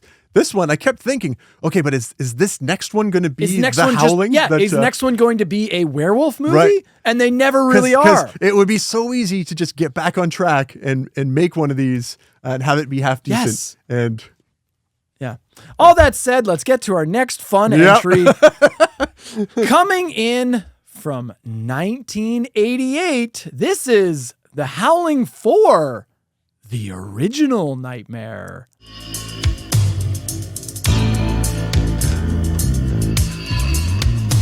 Original Nightmare. What does that mean? The original. This is another, and now my rant is continuing. Yeah. This series, the thing I will give them credit for, they number them. Yes. All of these movies, with the exception of the last one, which really shouldn't be numbered, they're all numbered. Yeah. Yeah. For the except the seventh one is also not numbered. But so 7 and 8 buck that rule. But pretty much it's Howling, Howling 2, Howling 3, 4, 5, 6. Yep. All nice numbers. They all have these subtitles that I think are just nonsense and stupid. The original Nightmare. Mark, what does that make you think this movie is going to be about? They're going to get back to to the origin story. Maybe origin story. Yeah. Oh, that's a word. Yeah, okay. Maybe a prequel of sorts. Yep. Maybe this is going to be about the colony. Yeah. I mean, this is Howling 4. So, maybe. Mark, where do you have this? This is number 7. This is number 6. I hate this one. Yeah, this is It 6. was my last. It was bottom of the pile for me. Until you got to a certain one. This is my number 6. We're not Yep. far off. Yeah, Yeah. not far off. Yeah, it's crap. Yeah. Much like all these movies. Yep. Yeah. I mean, I ranked this one lower than number 3, right? So I have a particular bone to pick. Okay. Another reason I hate this franchise. These movies were so needlessly hard for me to find fucking copies of. Yeah. So Howling 1, easy to find. Yep. The Scream Factories put it out multiple times. Like, this is not hard to get. Howling 1 you can easily get. It's been on DVD, Blu-ray, 4K, whatever. Easy to get. Howling 2, a little bit trickier. That's the Arrow release, which is region free. They also have Scream Factory also put a release out. Howling 2 is not too hard to get. Howling 3, still in print. Not too hard to get. I don't know what studio put that out, but whatever. It's not super boutiquey. It's pretty basic. Now we get to the later half of the series, and they can fuck right off with how hard these are to get. Howling 4. No official Blu-ray exists in North America. There is a DVD. It's naturally extremely rare. Yeah. It's like a $30, $40 Canadian fucking DVD. So the Blu-ray, there is a Blu-ray transfer in, it's like Spanish. It's like a Spanish transfer. There's like a European, and it's region locked, Blu-ray for 4, 5, and 6 that are apparently pretty good transfers. Okay. I couldn't get those, and I don't have the technology to rip I can play region like other regions, but I don't know how to rip them. So it would have been a whole fucking nightmare. Right. I was, by some miracle, guys, I found the HD version of Howling 4 on a random streaming site called like Fox Miami Streaming. It has all these random horror films on it. Yeah. So I was able to record the screen from that. So it might look a little janky, guys, but I fucking did my best to get it. Yeah, Justin normally provides me with my care package of the movies before we do. This one you couldn't find. I had a lot of them. I watched it on YouTube. That's where I had to watch it. So 4? Yeah, it's available on YouTube. Oh, right, yeah. 4. That's right. This is one of the ones I couldn't get you. Couldn't 4, get it. yeah. But like, it's the same thing with 5 and 6. And let's just do this rant now. The 5 and 6, there's this weird box set right here. This box set is it's the Howling trilogy, and it's 3, 5, and 6, and it's shit transfers, right. But it is still HD. I don't even know. It's a random company that put it out. It's long out of print. That's like a fucking $70 Blu-ray set that I had to fucking order from. I had to order it to get that, just to get those transfers. What a fucking weird. There's no. Often now I'm finding with these larger franchises. And I know we're going to get to Howling 4. We're going to talk about it. Or we won't. Or we won't. And the podcast will be better for it. Yeah. But I'm finding now with these bigger franchises, it is becoming a nightmare to source the collections, to get them. Because if it's a short franchise, like, I don't know, something like Scream has multiple box sets and Child's Play has multiple box sets, like collection box sets where you can, if it's more of a mainstreamy and there's not too many entries, even fucking Friday the 13th and Nightmare have box sets that's like all the entries. Halloween has like an ultimate box set. But when you get to these fringier franchises like Children of the Corn, good luck sourcing these movies because any collections that exist are rare, hard to, like obscure, and they're always the assest fuckest compilation. It's like 3, 5, and 6. These movies have nothing to connect them. Why are you avoiding 4? Yeah. Actually, 4 would have made more sense in that collection because there is a recurring character that's in 4, 5, and 6. Yep. But 3 makes no sense. Why not just do 1, 2, and 3? I wonder if they produce and package the ones they can get the rights to for nothing. Right. For nothing. But right. that doesn't necessarily. That's not a good reason to put them No, together. because like we had the same problem with the Children of the Corn, where it was like that Blu-ray that was like Children of the Corn 3, 4, 5, and 6. Like it was like in the middle of the franchise. This chunk out of the middle. You skip 1 and 2. I couldn't find there was no Blu-ray for 2 that I could find. This is some of the frustration that goes on behind the scenes for Slash Cinema. All for you. All for you. I do my best to try to get you the HD footage. There's one that I could not because it doesn't exist. Let's get into the Howling for the original Nightmare. Okay, it opens with some generic white text on black background credits, because of course it does, before cutting to a classy-looking woman meeting with a male friend of hers. These are protagonists Mary and Tom. Mary is a successful author, and Tom is her agent. While at a business lunch, Mary has some vivid visions that freak her out. Mary is brought to the hospital for observation where her husband, Richard, visits. Richard talks to her doctor about her vivid imagination that's bleeding into reality. He's concerned for her. Yep. It's this imagination, Doc. It's how she writes her books. It's like she sees the stories in her mind or something. Yeah, maybe in the beginning. This time, her imagination's gone too far. You see, what you and your wife have got to face up to is the enormous pressure she's under as a best-selling author. Her imagination's getting a little out of hand, and he's concerned that she might just be losing her grasp on reality a tad. The doctor feels that Mary's stress level is the real culprit and prescribes a relaxation trip for the couple to the colony. Nope, sorry, that would have made way too much sense. Not to the colony, to some other random town. Mary arrives with her agent Tom at a secluded cabin, but notices some large claw marks on the front door. That's definitely a good sign. Mm-hmm. Richard is already there, and there's some clear tension between Richard and Tom over Mary. Like, there's some sexual tension going on there. Because I will say Mary or Marie, whatever, I'm calling her Mary. There's a Marie, what did you call her? I think it's Mary. Yeah. Mary, she's a little too comfortable with Tom. I don't know. It's a little, something's going on there. And he's very comfortable with her. Like, he obviously wants to, Yeah. Like I have a acting agency that I'm a part of. At no point would they ever go on a road trip with me, right? Or even call me for that matter. they would never be this friendly. Not even ever. for work. They often forget who I am. Right. So yeah, no. That night, while making sweet marital love, Mary hears some loud howling coming from outside. The next day, Richard and Mary visit the local village, which is pretty deserted and looks outdated by several decades. It looks like something you'd see in it almost looks like a Mexican type village. Like, do you get that vibe? Like, yeah, it kind of felt like a movie set. Yeah. Like they're like a back lot. No, I don't think it was. I think it was an actual, was it? Yeah. I don't know. So inside one of the shops, they meet an artsy woman named Eleanor. That night, Mary has nightmares of werewolves. Mary's small lapdog goes missing, so she goes to tell the sheriff for some reason. Like, why is that, like, if your dog went missing and you went to the cops, are they going to treat that? Are they going to get their best detectives on the case, Mark? Like, well, I mean, this is the backwoods town of, what is it called? Drago? Oh, it's very stupid. Drago. It's so, I mean, maybe this is the biggest thing to happen. Apparently, yeah. Then we cut to nighttime again, and Mary has more strange dreams. So it's already the third day and we're only 20 minutes in? Yeah. Did you catch this? Like, time seems to fly by as soon as they get there. I'm like, okay, it's like nighttime again?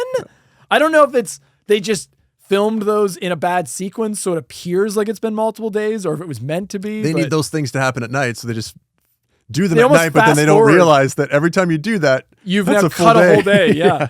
Mary confides with one of the local women. She's worried about the howling noises she hears at night and her missing dog. While walking home, Mary finds a nearby cave and the head of her missing dog. Holy shit. Frightened, she runs back to the cottage and tells Richard what she saw. The next day, Mary sees an elderly ghost couple who tell her to go away before disappearing. So now ghosts are in this fucking franchise. Mary's then visited by a local woman named Janice, who's a fan of her work. Janice reveals she used to be a nun, and months ago, her fellow nun went missing and turned up in the village of Drago, as Mark named the town, which is where they are now. The missing nun was incoherent and died not long after. So Janice left the convent to travel to Drago to learn what happened. Moved by her story, Mary offers to help solve the mystery. Richard finds a creepy doll outside the cave near the cottage, which he believes Mary mistook for the dead dog's head. Mary's then visited by two hitchhiking tourists that drop some lore about the antique bell in the village of Drago. She then starts having visions of Janice's dead nun friend. Mary and Janice go to visit the bell tower in town, but the locals talk them out of it, saying it's not safe, which is very suspicious. They're like, no, don't go near that. No, it's not safe. There's nothing weird about that bell tower. The pair continue to investigate, questioning the locals about what they know about the missing nun. Richard brings a rifle back to the cottage and teaches the two ladies to shoot. That night, Richard goes into town where he feels some sort of lustful pull to the shop owner, further cementing my theory that the howling female werewolves have some sort of hormonal pull towards males. Yep. Yeah. Janice learns through her research that the bell in town was originally from a village in Romania that burned down, and she also suspects that there might be some supernatural element at work here. Now we're an hour into the runtime and still haven't seen a single fucking werewolf. What follows is Richard and Mary having a falling out after arguing about her mental state. Tom gets involved, and Janice and her discover the old couple who died in the cottage were the parents of the missing nun. Will Janice and Mary be able to solve the mystery of Drago before it's too late? Who knows and who cares? That is the plot of the Howling IV, the original Nightmare or something. I don't know, whatever it's called. What a mess. Yeah. Mark, you want to take it away? We've done this before in the past, but sometimes the worst criticism we can lodge against one of these movies is that it is so boring. This movie is boring. There's nothing... nothing will hook you. Right. Nothing. Right. The mystery won't hook you. The effects won't hook you. At least with number 3, you can tell he was trying something. It was too complex. There was too much happening. In this one, they go the other way. Nothing happens. This felt like a bottle movie to try to, an ash can to keep the rights. Can we go film in some backwoods town, just create some scenes? Call it The Howling. We have the name. Right. I don't know. Can you walk into the country have some store? Werewolves show up at the end. A little bit. It counts. Yeah. Oh, I hated watching this. So similar to those Hellraiser, those later Hellraiser movies where the Cenobites show up at the end. Right. Like, oh, okay, it is a Howling movie. Yeah. There's the werewolves. Yep. Yeah. So notoriously, the producer and director couldn't agree on this film, so it was like edited and then re-edited again. Why is there so much of this going on? So it's just a chopped up mess. A lot of the scenes, the continuity doesn't really make any sense. And the biggest thing, there's no way you didn't catch this, the entire film was redubbed. It's all ADR. It's all ADR. It's all been redubbed, which it kind of makes it funny, but the movie sucks so hard that even that isn't to its benefit. Yeah. Like, this movie comes across as like, you know, those shitty Italian horror films? Right. That's what this movie feels like, where they just redubbed the whole movie anyways. We need a couple of things here. Oh. All right. Oh, well, this is quite a list you have here. So, why don't you and me go get the things and have the ladies get acquainted? Great. Okay. Want to sit down, dear? Tom. What a surprise. I didn't expect to see you here. Yeah, it was a last-minute thing. Very cool to say goodbye. Tom politely volunteered. Knowing I'd say no, of course, so I said yes. Well, wasn't that nice of you, Tom? It adds to how bad the movie is, but not in a fun way. But why do that? Why have to record the audio? Like, I guess maybe they couldn't get the. It's not like it was filmed in Italian and they're just looping in English. Like that makes sense, right? Or the other way around. No, it's an English movie. They just ADR, they looped in all of the dialogue. And the problem with that is that they don't line it up very well, right? You can always tell when they do that, and it creates a, you know, you're watching this movie, but it's kind of disconnecting you from the experience of it because what they're saying and how they're saying it doesn't line up, and it's very poor. I have a couple positives because obviously I have this ranked higher than you. I already forgot where I put it, but because you had it at what, 7? 7. Yeah. I had it 6. 6. Oh yeah, I was almost the same as you. Yeah. I have a couple positives, not a lot, but my number one positive: the effects get an upgrade from 3. Sure. There's not much. There's not much. Yeah. But what there is pretty good. So the Eleanor werewolf looked pretty good. I liked that one. That's the woman like that has the mystery shop. She was not bad. So the werewolves in this one are actual werewolves. No. The werewolves in this are way better than 2 and 3. Yeah. They return to look at the cover of this. Yeah. They return to the actual howling werewolf design. So you get the pointed ears, you get the long extended jaws. There is an awesome effect shot in this that you have to agree. The guy Richard, when he like melts. No, why? What? That was cool. Yes. That was a cool How did you I knew not you like were that? going there with Yeah, it. but that's a cool effect. So like they changed the transformation sequence in this one. So in this one, when Richard gets turned and turns into a werewolf, he like melts. Yeah. And they did a good job with the effect. It looked good. How can you say that was not a good effect? Oh no, Richard looks up at the full moon and starts to turn into a werewolf. And by turn into a werewolf, He melts. I mean he starts to melt. Yeah. I shit you not, there is liquid pouring down this guy. Yeah, but it looked cool. What? Where's this coming from? No, it looked cool. Oh. It was a cool looking effect. I like the idea. So like he melts and then he melts down to like a skeleton and then his flesh like kind of reforms and then he becomes a werewolf. I guess. But It's a creative, neat thing I've never seen before. Yeah. And it was a good looking, the melting effect looked good. Sure. Yeah. Yeah. Well, fucking 2 and 3 don't have any effect shots that look good. The doctor at the end, his transformation scene was good.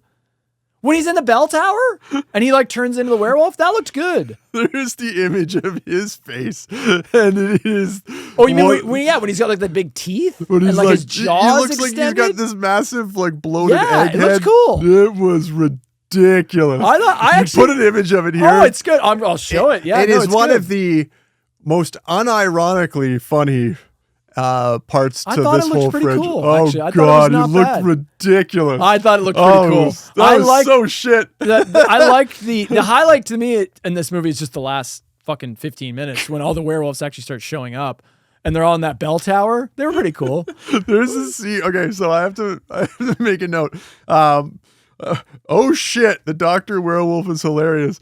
He's basically just a guy with a comically large head, sharp teeth, and long scraggly hair. The best part, though, is that they go back to Janice. And I think the actor, she was supposed to look scared, but she looks more puzzled because playing off of that, she couldn't pretend well enough to make this look legitimate. I disagree. I think it's not that bad. Yeah. I think the werewolves at the end were actually pretty cool.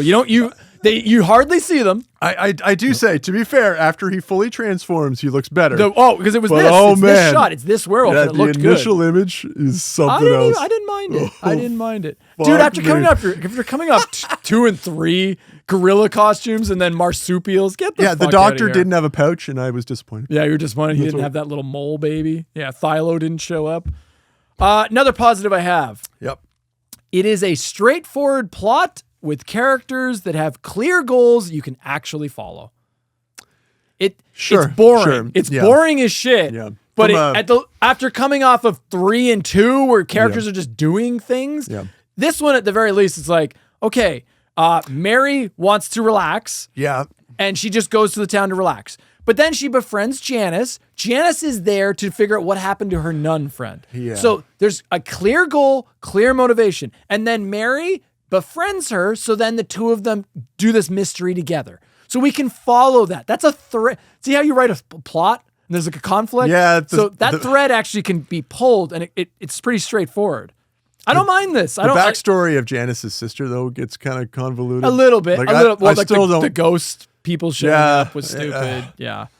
Like, so I like how straightforward it is. That being said, nothing fucking happens. Yep. It's boring as shit. But I'm just saying they needed some action. They needed action beats throughout this movie. I'm just saying I like the fact that it's straightforward. Yeah. And especially sometimes we considering have we have to applaud just a character with a clear goal that doesn't deviate from that. Yeah. Look at Jerboa. What the fuck did she want? I don't know. She changes every 10 minutes. She just wanted to live, bud. Yeah, right. Yeah, until she wanted to be an actress, and then like whatever. Go ahead. I was just say another entry where it didn't feel like they had any interest in making a werewolf movie, because the antagonists in this movie were presented more like demons, I think, than anything. There's a strong religious element to this. Why is Janice's nun sister, why are they involved in this? They find a bookmark in Sister Ruth's Bible that references demons. I guess this makes sense, as the werewolves in town look more like demons than werewolves.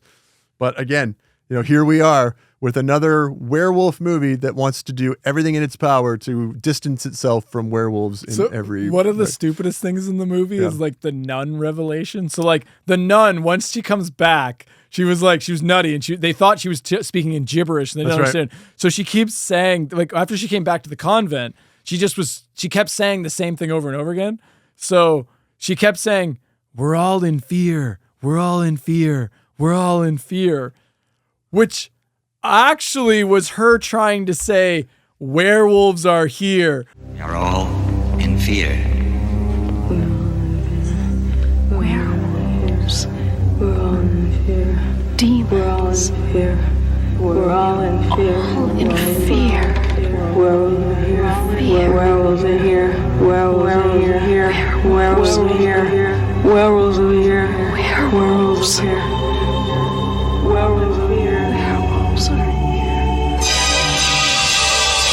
Which sounds nothing alike. That's not even just the way, like the syllables don't even line up on that. The only explanation I can have for that is that was the reason why they ADR'd the movie, so that they could justify that you could. It was stupid. Werewolves are here. Werewolves are here. Yeah. Mark, I want a shirt of that nun, and I just want to say werewolves are here. Werewolves in here. All over on the back and everything. Yeah. Mark, you look like you have a point. No, I have that. So I noted it's a huge stretch for the viewer and for the characters in the movie it's not clever at all. It's just stupid. First of all, how did you come to that conclusion? But all of a sudden, no, you would never make you don't that even mistake. need to. Okay, firstly, the phrases don't sound alike, but you don't even need that. You could just say, yeah, she went crazy after seeing an entire town of werewolves. Yeah. That's enough. Yeah. That's enough of an explanation. You don't need this hit. This doesn't need to be Game of Thrones with Hodor. I was just saying, say, hold the door. Yeah. Like, even that was stupid. Yeah. But it's like, come on. Yeah. Everything interesting in this movie happens in the last 10 minutes. Yep. Everything. So I like the idea of the town of werewolves. I mean, we've already done it with two. Two did it, so we're recycling that. But like, that's kind of a fun idea, this little secret. I mean, the first movie also, The Colony, is just it's a secret little community. Society of... So we got this little secret community of werewolves. But so everything pops off at the end where all of a sudden now, Janice and Mary have found out that, okay, this entire town is all werewolves. We got to get the fuck out of here. There's something. So their plan is they're going to ring the bell in town, which somehow magically, I got the implication that when they ring the bell, that magically summons the werewolves because all the werewolves in town rush that building. Come to it. Yeah. So the idea is they're going to ring the bell. This is their idea of killing the town. All the werewolves will rush there, and then they'll burn the bell tower to the ground, killing all the werewolves. Right. That's the plan. Tom is killed off screen. Sure. Yeah. Richard's a werewolf by this point. So they do their plan, and then for some reason, they're like Janice and Mary, they're like, okay, we got to get out of here. But then the biggest flaw to their plan is, okay, who's lighting, like, how are you lighting this? Well, like, how are you using the bell tower, then getting out of the bell tower, then lighting it while there's still active werewolves around? Like, it doesn't quite work. So like Janice is like, I'll just sacrifice myself to blow this bell tower up. And I love the fact that Mary is just completely okay with this. All right, sure. She has zero reaction. She has literally no reaction after the building is set on fire. Shouldn't she be yelling like, Janice, no, or something like that? Yeah. Like, I guess they weren't very good friends after all. Like, she was willing to sacrifice her to the cause. That's just a good example of poor direction and like poor acting choices. Is like nobody on set caught that of like, shouldn't you be more emotionally invested in this? Yeah. Yep. So, yeah, 4. Why is it that, okay, so Now, I here we understand that Mary is supposed to be our lead character. So the focus is going to be on her, but at night, she's awoken numerous times and we see the sound of howling in the background, and it scares the living hell out of her. We know that she's not the only human that has come here, right? We've got her husband that comes up there with her. There are points when her assistant or the guy that her lawyer or whatever that works with her business partner. Why do they not hear the howling as well? Like, I get that we're trying to focus on our lead character here, but they're basically all just like telling her that she's crazy. No, they're human too, and they would hear this.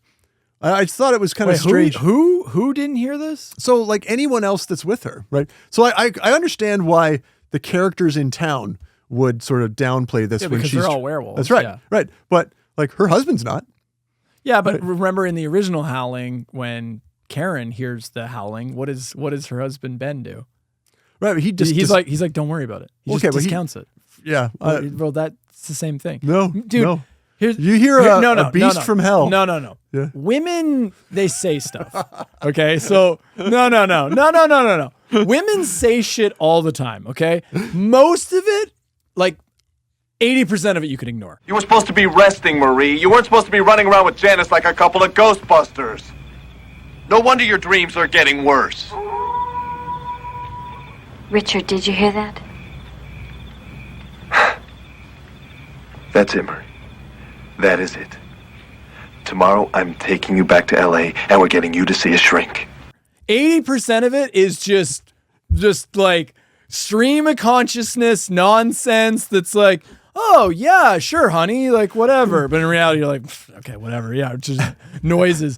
So, like, they're always saying things that don't really have much impact on, like, the actual, like, current things that are going on, you know? The thoughts and views of Justin Ashley do not reflect those of Slash Cinema and Slash Cinema's parent core. Buddy, these opinions belong to all of us, okay? I'm not even, this isn't even just exclusive to me. I think this is just common knowledge. Just spouting facts over there. Exactly. So, like, yeah, that's believable. That might be the most believable thing in the movie. It is not believable. Is that the men are just ignoring the women and not listening to them when they're saying. That might be true. Right. That they're saying. The men are just ignoring. Yeah. The men in this franchise just ignore the female characters when they're actually speaking the truth, and they're the smartest characters in these films. Yeah. So.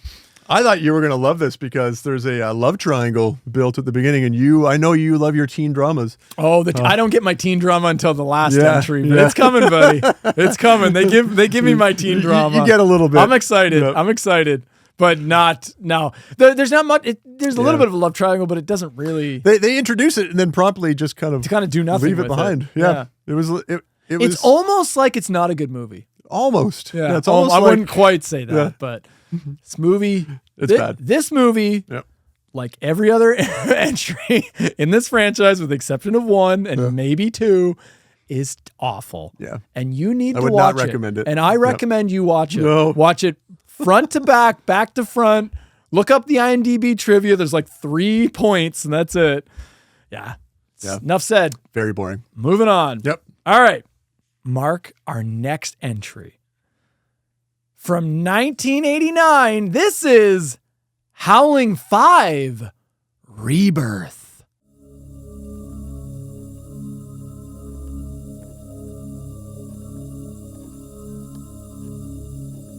This is kind of a mid-pick for me. Yep. It does some stuff I like. This is my number 4. Number 4. Yeah. There it is, buddy. Put There's it the up one. top. There's the one. We always match on Yeah, we one. get Do you one. know? Do you realize that? Yeah. We've never had a single episode we didn't match on one pick. Except our Freddy's Neighbors. Actually, No, that's not true. No, that's not true. Yeah, we both disagreed on. No, I'm pretty sure we had one that was still the same. Yeah. I think it was like I don't whatever. think No, but I mean, we agreed on, like, we both like Sixers Keepers and Yeah, yeah. shit. There was episodes we agreed. Love Stinks. We both had Love Stinks That's true. high. So we always have the cross. Eventually, somewhere. I kind of like this one. Yeah, it's not bad. I had This it. is the closest the series gets to being a werewolf film again. That's right. Like, Yeah. very close to being, and it's also, this might be the last time it tries to be a horror film. Is this one, is 5. Yeah. I also forgot to mention this, and I think I've been saying these wrong, but I should point out, only the first film is called The Howling. Right. From number 2 on, they drop the, and they're all just Howling. Howling, number, subtitle. Yep. So that's an interesting choice. Normally, I'm all for that, where it's like, just streamline your titles, make them a little more cleaner, a little less clunky.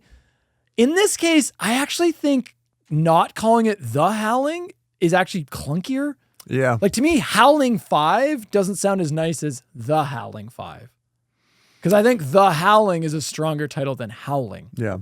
Did you have a take on that? Yeah, I mean, I had to go back through my notes to make sure that I didn't do exactly what you did. Right? Yeah. And I think it's just too easy to sort of add the on it. Yeah. I do like Howling 5 kind of hits harder than the Howling 5. No, I don't know. I like The Howling. Plus, I think when you add the to the front, it's more definitive, right? This is the Howling, the one, right? Whereas obviously there isn't just one. Yeah. Right. I don't know. I wouldn't fault somebody if they called it the Howling 5. I just think that I think it was an example where it was unnecessary to get rid of the. I don't think it definitely made a choice to make that change. Yep. Yeah. But I just wanted to point that out for the viewers and listeners. Yep. So, into the plot of Howling 5. It opens with a title card over top of an evil-looking rocking crib, followed by credits. Then we cut to Budapest 1489 inside of a giant Gothic castle. Okay. Everyone inside is apparently dead from the plague, maybe? I don't know. Yeah. A knight then appears and speaks to some woman who begs for him to kill her. So he stabs her with his sword, which then he awkwardly also uses to stab himself with while it's still impaled through her. And as he's dying, he hears the cries of a baby and screams out that they all died in vain. Right. Whatever the hell that means. Cut to modern times where a woman named Gail is walking, followed by a male photographer named David. The two catch up a bit. They kind of knew each other before from some other thing they did. We then cut to a hotel lobby where we meet 2 more characters, professional tennis player Jonathan and an actress named Mary Lou. Several more characters arrive at the hotel, including famous actress named Anna, played by... I don't know. This is kind of a random one. Yeah, Mary Stavin. Not a super big name, but she was in the movie House, and she was in a couple James Bond movies. Oh, yeah? Yeah. Mary Stavin. She was kind of the only like name person in this movie. So there are 8 people in total at this hotel who have been selected to attend the grand reopening of a Gothic castle, the same castle that we just saw in the flashback opening. A mysterious man calling himself the Count appears at the hotel and directs them onto a bus headed to the castle. So we have another entry not set in America. Interesting. After the first The Howling, we have not gone back to the States. Nope. Well, unless, I guess 4 maybe was, because where was that town? Like, see, I got it. Yeah, I think that was supposed to be in the U.S. somewhere. Okay, all right, fine, fair enough. It didn't quite feel like it, but I guess you're right. But like 2 and 3, no. So now at 5, it's like, I get more of these films take place not in the States. Right. Yeah, interesting choice. Cool. You know, filmed on location in Budapest, though, I think. Yeah, so, we'll get into that. Yeah. Yep. On the drive, the Count reveals this group will be the first to step inside the castle in 500 years. Ooh. They arrive at the castle and meet 2 servants who don't speak English. So I guess some people have already been in the castle because who the fuck are these people? They were already there. All right.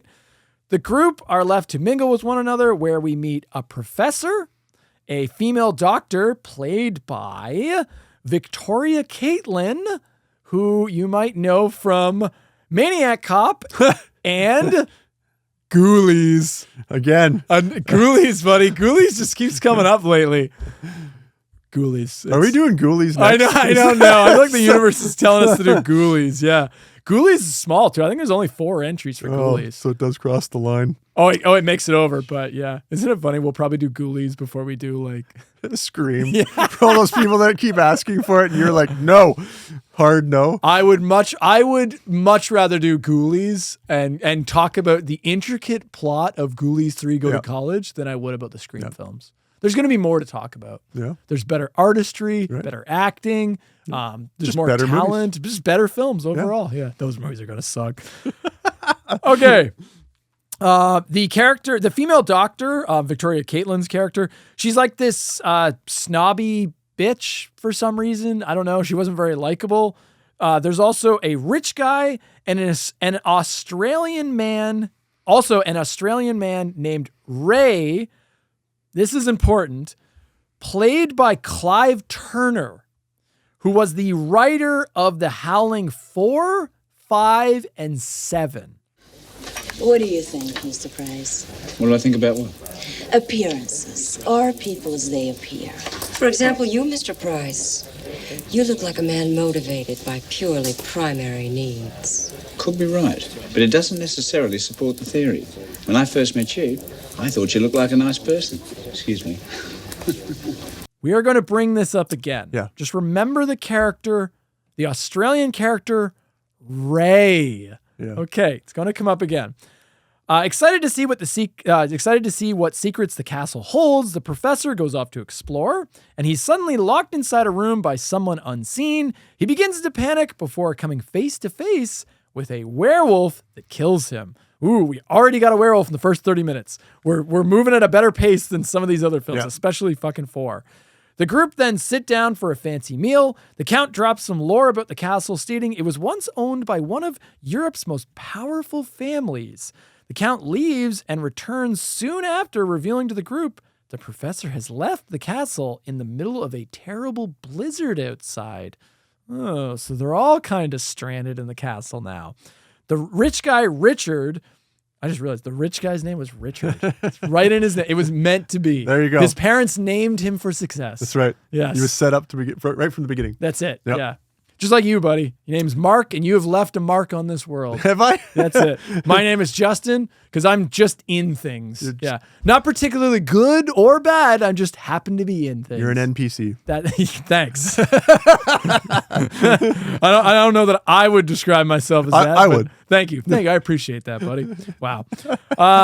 The rich guy, Richard, and the bitchy Dr. Catherine, they get a bit intimate, and they're discussing an affair they're currently entangled in. So we have some more connections between our characters.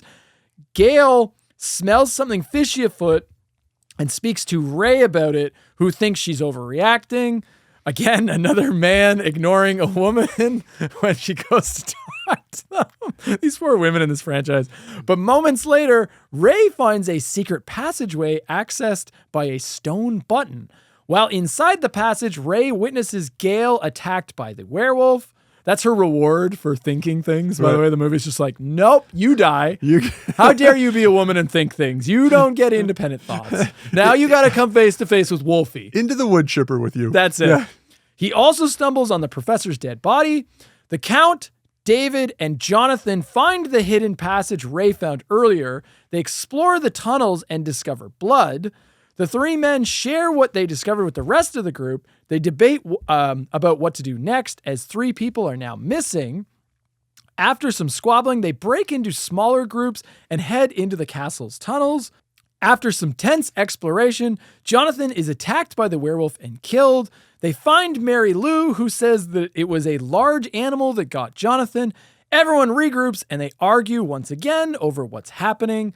What follows is more and more dead bodies turning up until only half the group remains. The Count reveals they've all been brought to the castle to discover who among them is the werewolf in order to kill it. So who is it? Who's the wolf among us? You'll have to watch for yourself to find out. Nah, it was Mary Lou. We'll just tell you. Mary Lou was the werewolf. Yeah. It was Mary Lou the whole time. Yeah. It's kind of fun. I don't know. This movie's not bad. It changes the formula. That's right. Of all the entries, this is the one that I have the fewest notes for, because there's nothing incredible about it, but there's also nothing about it that is particularly trash-worthy. Like I have no criticisms really. It's kind of boring, I will say. I mean, all of these are. Yeah. I think they used the location very well. Let's talk about the castle setting. Yep. Interesting choice, because it uses, similar to 2, you've got like a pseudo Dracula type, like Vlad the Impaler, Gothic castle, or even maybe something like Frankenstein. Yeah. You don't typically see that associated with werewolves per se. Werewolves, usually you get like forestry setting. Right. So in a castle, it's an interesting choice. Yep. It's cool. It is. I fucking love films that shoot in interesting locations. Yeah. I love sets. Don't get me wrong. I'm a big fan of set works. I love sound stages. It's so much better than just green screen bullshit. I like tangible things. But when you find a really unique, cool set, like setting, I should say, and a location, when you find an interesting location and you shoot on location and you use every inch of that space, God, is that cool. You're always going to get more points with that, right? It's instant production value. I also like, before they even get to the castle, they're showing the bus ride and they pass this really eerie graveyard. Yeah. Right? And it's obviously, like you said, they're not sets. They just found, like, these are locations. You can't These are real duplicate world. those types of things when you find something like that in the real world. It absolutely lands in it. I thought they did a great job with the setting. It's a cool set. Yep. They film a lot of different unique spaces within that space. Yep. I'm sure some of those rooms might have been like, I don't know if they were actually just sets they built, but if those were all just rooms that happened to be in this castle, God, did they ever strike gold with getting to film in this castle. But it's a cool location and they filmed it well, and instant production value. I got a real House on Haunted Hill kind of vibe from this. You got a random group of people kind of just being inserted into this location. They can't get out, and they got to kind of survive. I even like that they just kind of threw in sort of sidelines to kind of explain certain things, like the walls are too thick to hear voices through, so you won't hear other people screaming and dying if you're in a different space, right? And it's large. The castle is large enough that Mary Lou can just go missing. That's right. And you wouldn't necessarily, you'd be like, oh, that's strange. I haven't seen them. But also, because these characters don't know each other, they don't really have any reason to go looking for each other, right? Yeah. So the idea of a werewolf running around a castle, picking off this eclectic group of people one at a time. Yep. That's a fun idea. Yeah. It works for me. This movie, the pacing is so much better than these previous entries. Yeah. This movie moves. Yeah. It does drag at times, but for the most part, you get a kill like every fucking 20 minutes. Like, it's moving along because they're picking off most of the... Look, by the end of the movie, there's only 2 people left. Yeah. So, like, people are dying off pretty quick. Yeah, you said it starts, I think, at the 27-minute mark is where we have our first victim, but then after that, it's pretty... Like, each scene is driving towards another victim, right? What sort of animal would do such a thing?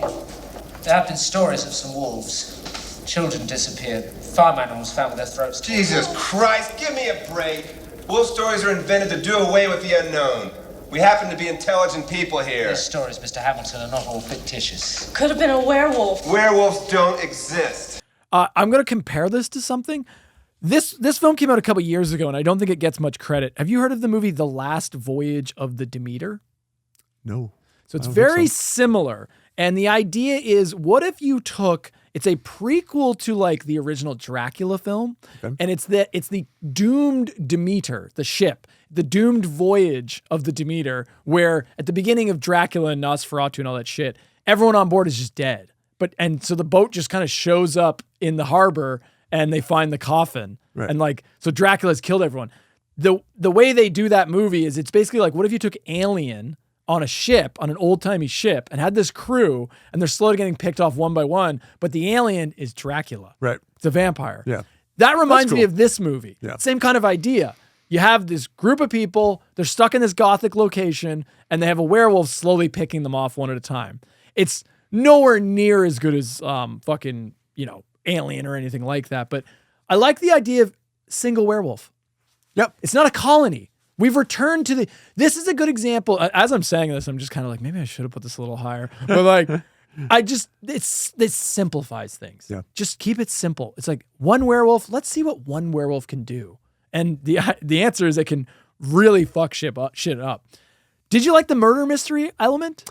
Does that work for you? Yeah. I mean, I like that they tried to do that. I never felt like it was really as exciting as maybe they thought it would be. I mean, it's part of the reason why I have it at number 4. It's top half, but it doesn't, I just don't think that they kind of executed it all that well, mainly because I don't feel like the characters, we were really all that connected to them. But I thought it was cool. They tried to do something like they, I did kind of figure out who it was earlier than I think the movie was hoping that I would figure it out. Oh, really? Because to me, it was a complete curveball. Yeah, she was always off on her own. She was sleeping. She was never involved in the discussions that they were all having about what they were going to do, right? To me, it was like a random. To me, it was a bit. So the movie wants you to think it's someone very specific. Yeah. The movie wants you to think it's the Count. It's the Count. Because like there's so many shots of the Count being creepy and mysterious, and like the way he's talking to everybody. It's like, he has an ulterior motive. Right. You just don't know what it is. But he also tells you, like, he's the one who's brought all these people here to try to figure out who the werewolf is. So, right, like if he knew it was him the whole time, why would he be doing this, right? So I never for once thought that he was actually, just because anytime a movie like this is going to present you with an obvious choice, it's never going to be that person, right? So You have the mark as well. Yes. My order has searched for someone to kill the werewolf since the 16th century. By the will of God, it found me. We must kill it before it kills us. And what about this castle? This is its lair. We knew if we opened it, you would return. We just had to create the ruse to bring you here. When a movie bonks you over the head with a character, usually it's not. That's not always the case. Yeah. Sometimes the whatever they're trying to hint that it is that person, sometimes it is that person, right? Yeah. Similar to the episode Do Dreams Bleed with Freddy's Nightmares. It could obviously not be anyone but that coach. The episode is doing everything it can to make it obvious the coach is a slimy piece of shit, he's obviously evil. He's a good man, and I don't understand where. Yeah. Am I crazy, coach? Yeah. Yeah, you're crazy. Yeah, you are. Yeah. I'm the chopper? Yes. I'm crazy? Yeah. Go figure. But no, they keep it a murder mystery. It becomes it's not only just a murder mystery, it's also like the mystery is which one of us is a werewolf. So there's a killer among us, but there's also it's two things. You're not only worried about a killer, you're worried about a killer werewolf. Right. So that's double troubling. I thought the greater mystery in the whole thing was, why are we all here? Why has this group been assembled to come out here? What is it that kind of connects them because again, they don't know each other. So I think that's the weakest part of it. I mean, that's where it fails for me. Yeah. I mean, they had to come up with something. Yeah. Because why are all these eclectic characters? Yeah. Mark, what is it? Why are they all there? So Did you catch this? Yes. Aren't they all the descendants of the child that was spared or was not killed, the baby, from the opening scene, right? So they are all. I don't understand why only one of them is a werewolf, though. If they're all marked with the mark of the. Because it's stupid. Yeah, it's really dumb. So yeah, and these are the points that I think they're all descendants of the people. Yeah. That killed themselves at the beginning. How does that work? But one of them is also like. But they're all dead. Well, so what I gathered from that is that group of people that we see in the opening scene realize that they're all werewolves. So they need to. They're basically doing the noble thing and sacrificing themselves so that these werewolves don't like hunt society. Don't right? breed. Yeah. That's why when they realize they missed one, they're like, well, it was all for nothing because we still let one live, right? But then if that's how it works, then wouldn't they all be werewolves? I don't know. Viewers, I'm sure there's a plot point that we've missed here. If any of you have seen this, but it did seem a little bit. No, I just think it's thin. Yeah. I think it's just thin. Yeah, because there's the revelations like, oh, we all have the same birthmark. Right. Oh, we're all descendants of those people that killed themselves. Oh, and then the Count. So like the Count is not obviously evil. Yep. He's got an ulterior motive. His ulterior motive is he's assembled them all to the castle. Why do they have to go to the castle? Yeah, I don't know. Because it's a cool set, right? Yeah. Why not? So the Count. So actually, I guess I lied. I said in 2, I was like, why does the Secret Society never come back? They do come back. They're in this one. Because the Count reveals he's a part of the Secret Society that's that ancient order to stop werewolves. Do you think it's the same group? No, I think it is. I think that's the. You think Stefan? I'm is, giving it a lot of credit. Yeah. I think it's, we are making your movie better for right. you. You're welcome. Have you never heard of an ancient religious order that means in English the martyrs? They don't still exist. They do exist. It was the organization that brought you here. Why? To find which of you is the werewolf and to kill it. That actually makes sense though. That it would be the ancient order that Stefan was a part of. Yeah. So they have lured them all here to weed out which one of them is a werewolf. Why couldn't they just slowly hunt each one of them down and figure it out that way? Yeah. Like you're telling me there wasn't a more efficient way. This was the efficient way of doing it? And letting them all run around the castle unmonitored and you know what I mean? Like if you were going to do it this way, why wouldn't you have one person tail each one of these people so that then you know, oh, Mary Lou was it. The person tailing her saw her transform and kill Jonathan. Yeah. Like it's very inefficient. It's clunky. It's clunky as shit. And that's where I think the movie does fall short. It could have been they had the setup to make this better. It could have been a higher pick, and I think I'm like you. Yeah. I wanted to pick this higher, but the actual story behind it really holds it back. They had the setting, they had the setup. It's a simple plot that can work. It works really well with a werewolf. Yeah. Like it works. To me, this works. This is a good example of like, you know, where do you take the Howling? Yeah. This is a good reinvention of the Howling formula that I think that of the sequels we've discussed so far, this is probably the best sequel in that like it's actually reinvents the formula, but it still kind of works in the world of the Howling. This one, not that one. Sorry, I was pointing at 4. Don't point at 4. Sorry, 5. Yeah, 5 over here. Yeah.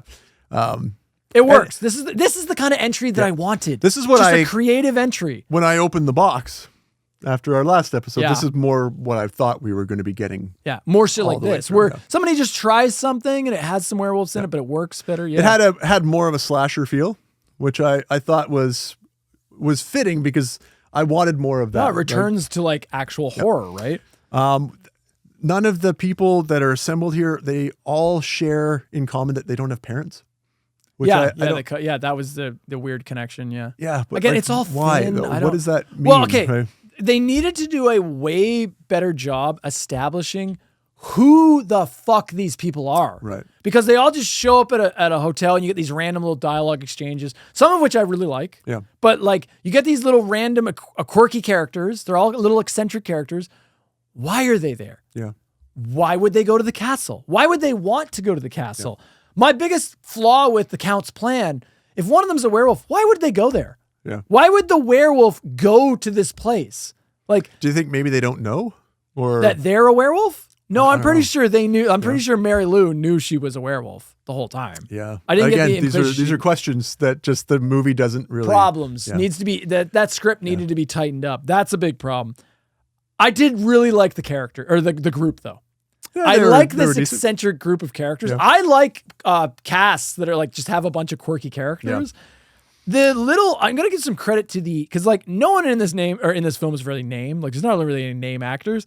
They all do a great job portraying their character. Being who they're supposed to be. Yeah, I didn't make a note of any of the character names because for me it was just a decent group brought together. So, But everyone does a good job portraying the thing they're supposed to be. I'm Jonathan Lane, the tennis player.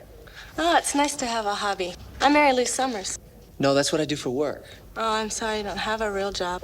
No, I play tennis. It's important to have an interest when you're out of work. So now that we're making such headway, what do you do for work? I'm an actress.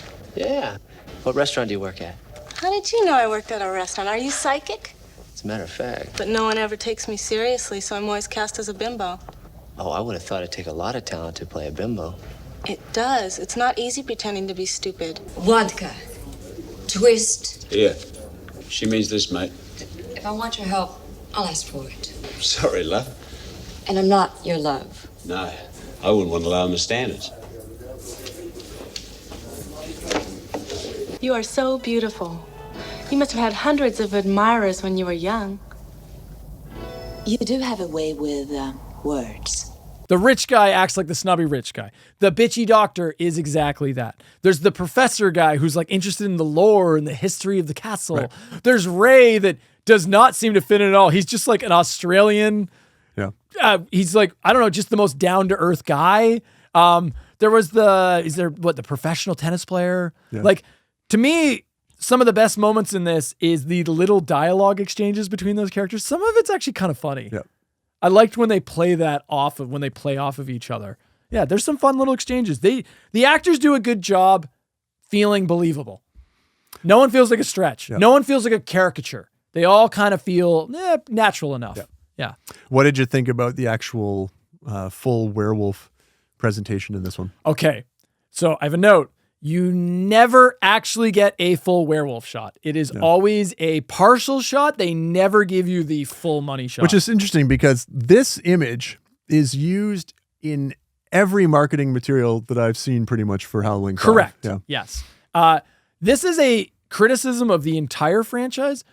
These movies with the exception of one and a couple other like minor shots, these movies do not give you your money's worth for werewolf shots. Yeah. You do not you get flashes, you get quick cuts, you get partial shots of the werewolf. You almost never get full money shots of the whole thing. Yeah. With the exception of the first one. And so this is a good example of that is like the werewolf is active, but you never get some real like what I wanted, and I know this is hard to film, but like just show me a scene where the fucking werewolf lifts a guy up and bites his head off or some shit. Yeah. No, but you know what I mean? Yeah. Like, give me some fucking gore. Give me some money shots. How about the werewolf? Like the scene with the professor, you just hear him go like, "Rah!" and you see like a little brief flashes of the werewolf, maybe some scuffle. Most of the kills happen off screen. Yeah. Show me a scene where the werewolf rips the guy's arm off. Like, give me something. Yeah, but if they can't afford to do it, I would rather that they just kept it off scene. And this one gets the biggest pass because I think this one is the way it's filmed is it's meant to be mysterious. It's meant to be kind of like, oh, this thing's skulking around, kind of like the alien. Yeah. They adequately utilized the setting to make up for the fact that they were never really going to be able to show you the werewolf the way that you want. One thing I did like about the portrayal of the werewolf in this one is there's a scene where and I think this might have happened a couple times, where you're watching you're watching the character that's about to die, and they are obviously interacting with the character that is about to kill them. They're not shocked yet. They're not horrified because they're obviously, Mary Lou is still in human form, but then all of a sudden must become the werewolf and attack them, because there's a moment where one of the characters is talking, then all of a sudden, So I thought it was kind of cool that in this version, the werewolf can obviously change very quickly. Yeah. And become... To change it, yeah. I didn't like that it was Mary Lou. it just kind of comes out of nowhere. I didn't really. I mean, that's the problem. I don't really know what she wants. Yeah. Like, what's her goal? Just to kill everybody? Yeah. And they hold it. We didn't really mention this. They hold this mystery to the last second. Pretty much. Because isn't it like the count? There's this. So they do the cliche. A character's holding a gun, pointing it at two different people, and the two people are both pointing at each other, being like, "No, they're the werewolf." And it's who is the last two people? It's Mary Lou and I don't remember. David. David, sure, and the count. And the count has the gun. Yeah. And David's like, "No, shoot Mary Lou," and Mary Lou's like, "Shoot the count." And somebody has the gun. Who has the gun? Well, she's the one with.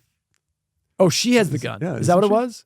Yeah, she's the one that. See, I've already kind of forgotten. But it turns into this thing where it's just the two of them. Yeah, you're right. You're right. Because Mary Lou shoots the count, right? Yeah. Why would Mary Lou just turn into a werewolf and just kill them both? Well, so I have a note here. Why does she even bother with this ruse at this point? Because the reveal is the last second, the last shot of the movie is Mary Lou hugging David, and then you see her face being like, "Ree!" So you're like, oh, okay, so she was evil the whole time. You don't actually see her transform into the werewolf. No. I have a note. If her goal was to kill everyone, she had numerous opportunities, particularly at the end, to either shoot or not save people from getting killed with axes or whatever. So I understand from a plot point why they have to sort of drag it out, but it's one of those things that watch the movie and just try to enjoy it for what it is, because the moment you start to think about it a little bit, when you start digging in, you're going to see the plot holes that exist, flaws, right? Yeah. Would you recommend this to somebody? Of what we've got so far, the Howling 1, obviously watch.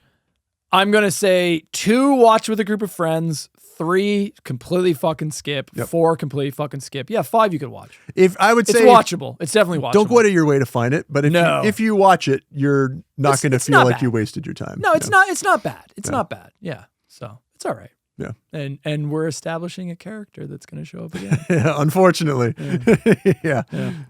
This podcast is sponsored by the fine folks at Fly By Night Movies, Games, and Toys. Fly By Night Movies, Games, and Toys is your one-stop shop for everything cool and collectible. We are located in the heart of downtown Oshawa. That is Oshawa, Ontario, Canada. If you're looking for movies, video games, and toys, check us out. We are worth the drive. All right, Mark, we're back. We filled our bellies with some Dairy Queen, an official sponsor of Slash Cinema. We hope. No, it's official. We've signed the contracts. It's already a done deal. We can officially say they're a sponsor of Slash Cinema. This is a new era.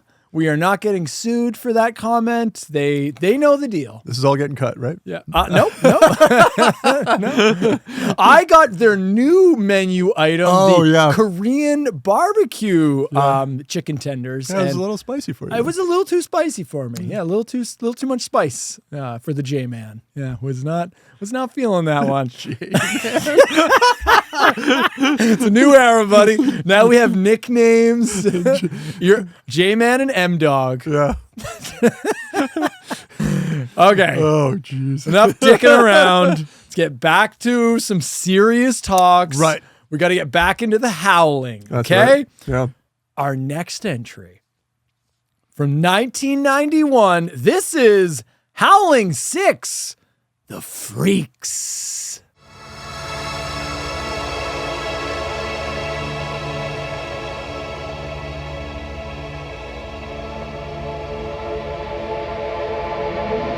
This is actually pretty high for me. Yeah. This is my number 3. Number 3. What? Yeah. We did it again, buddy. Yeah, what? What's going on here? This is interesting. I don't like this. Wow, this is another kind of. I will say the last episode, Wishmaster. Yeah. We were kind of on the same page on that one. Yeah. Journey to the Corn, we were all over the board on that. But I mean, there's a million entries. But yeah, no. So it's sometimes we have the nicer episodes, where we're friendly on stuff. Yeah, they're a little bit more clear cut as to which ones are the cream kind of dogs. Is a little bit more obvious. Yeah. So yeah, Howling VI. It edges out Howling V for me for a couple reasons. Yeah. There's a couple things it does that I really like. It's not great. again, most of these movies are terrible, with the exception of the first one and a little bit of the second one. But yeah, it's pretty good. Yeah, top 3. Okay, let me get into the plot. So it opens with a girl running in slow motion through the woods, pursued by an unseen attacker. She trips and is killed before we cut to our title card. We then get the opening credits over top of a man walking through the desert. This is our new protagonist, Ian. Mm-hmm. We cut to the small town of Canton Bluff and see some of the locals, and I also spot a boom mic in the shot only 5 minutes into the movie. I don't know if you've caught some I didn't see that, but I'm not surprised. But did you catch some of the other ones in the movie? No. Oh, okay. No. Well, we'll get to that. Yeah.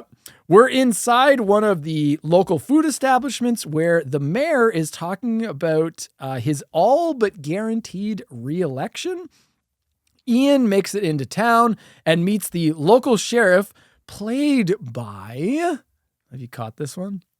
No, that's all right. No. It's not a big name, but Gary Carlos Cervantes is a career actor who's been in everything from Scarface to the critically acclaimed Fat Boys movie, Disorderlies. That's how you know it.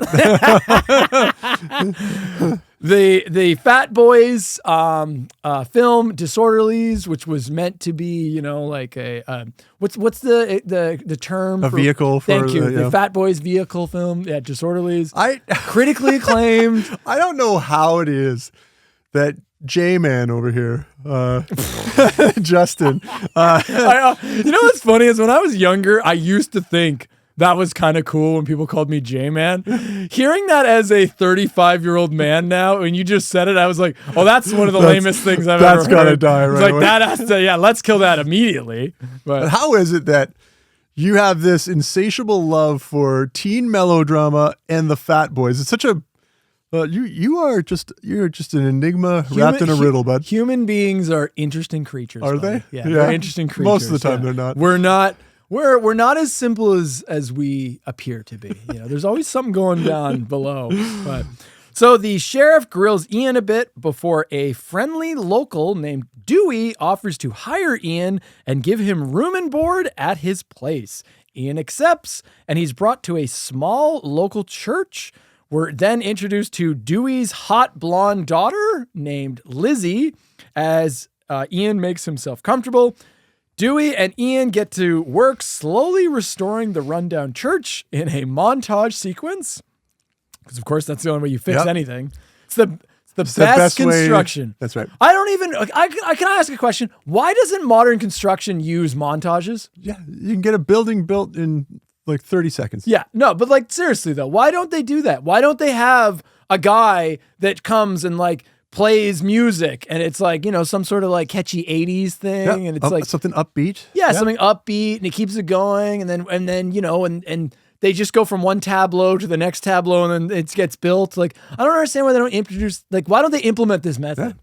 It seems counterintuitive. Yeah. It's the Egyptians used that method to build the pyramids. Yeah, we don't know. And then we just got away. We don't know how they got to the end, but we got some funny little cutaways in between of them goofing on each other, they're pulling pranks on the pharaoh and shit. And Moses was there. I don't know, depending on your version of history. Right. But yeah. So a traveling circus drives through town, handing out flyers to come to Harker's World of Wonders. Ian notes the arrival of the carnival in a calendar he has in his files. That's interesting. We're then introduced to R.B. Harker, the head of the carnival who persuades a disfigured man to remain in his show, which will give him an accepting home. That night, the carnival, or circus, whatever you want to call it, opens up.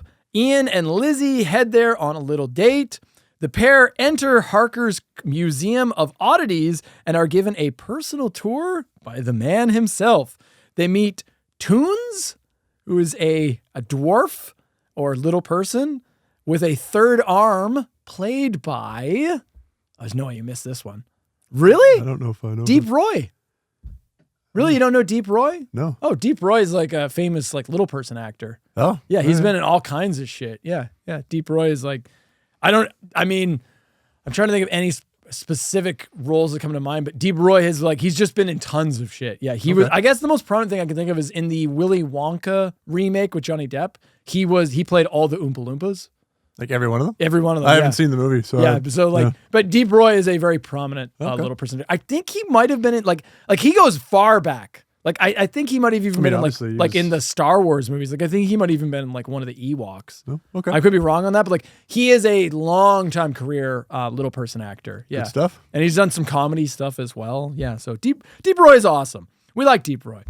We also meet Carl/Carlotta, the trans lounge singer who's also Toons' lover. Yeah. Interesting. Yeah. There's also the alligator boy, Winston, who was the man from earlier that Harker had to convince to join like his... A new addition to the group. Yep. Exactly. The pair witness a geek show. So the pair being Ian and I've already forgotten her name. Lizzie. Yep. They witness a geek show, which is a fucking vile thing. If that's a real thing, apparently that was a real thing. So a geek show, if you're not familiar, you're watching one right now, actually. This is a perfect example of one. Justin's going to do it. This is no, I'm saying this. Slash cinema. This is a modern geek show. Oh. This is what they look like now. But no, a geek show was like an old school carnival thing they would do where someone would bite the head off a live chicken.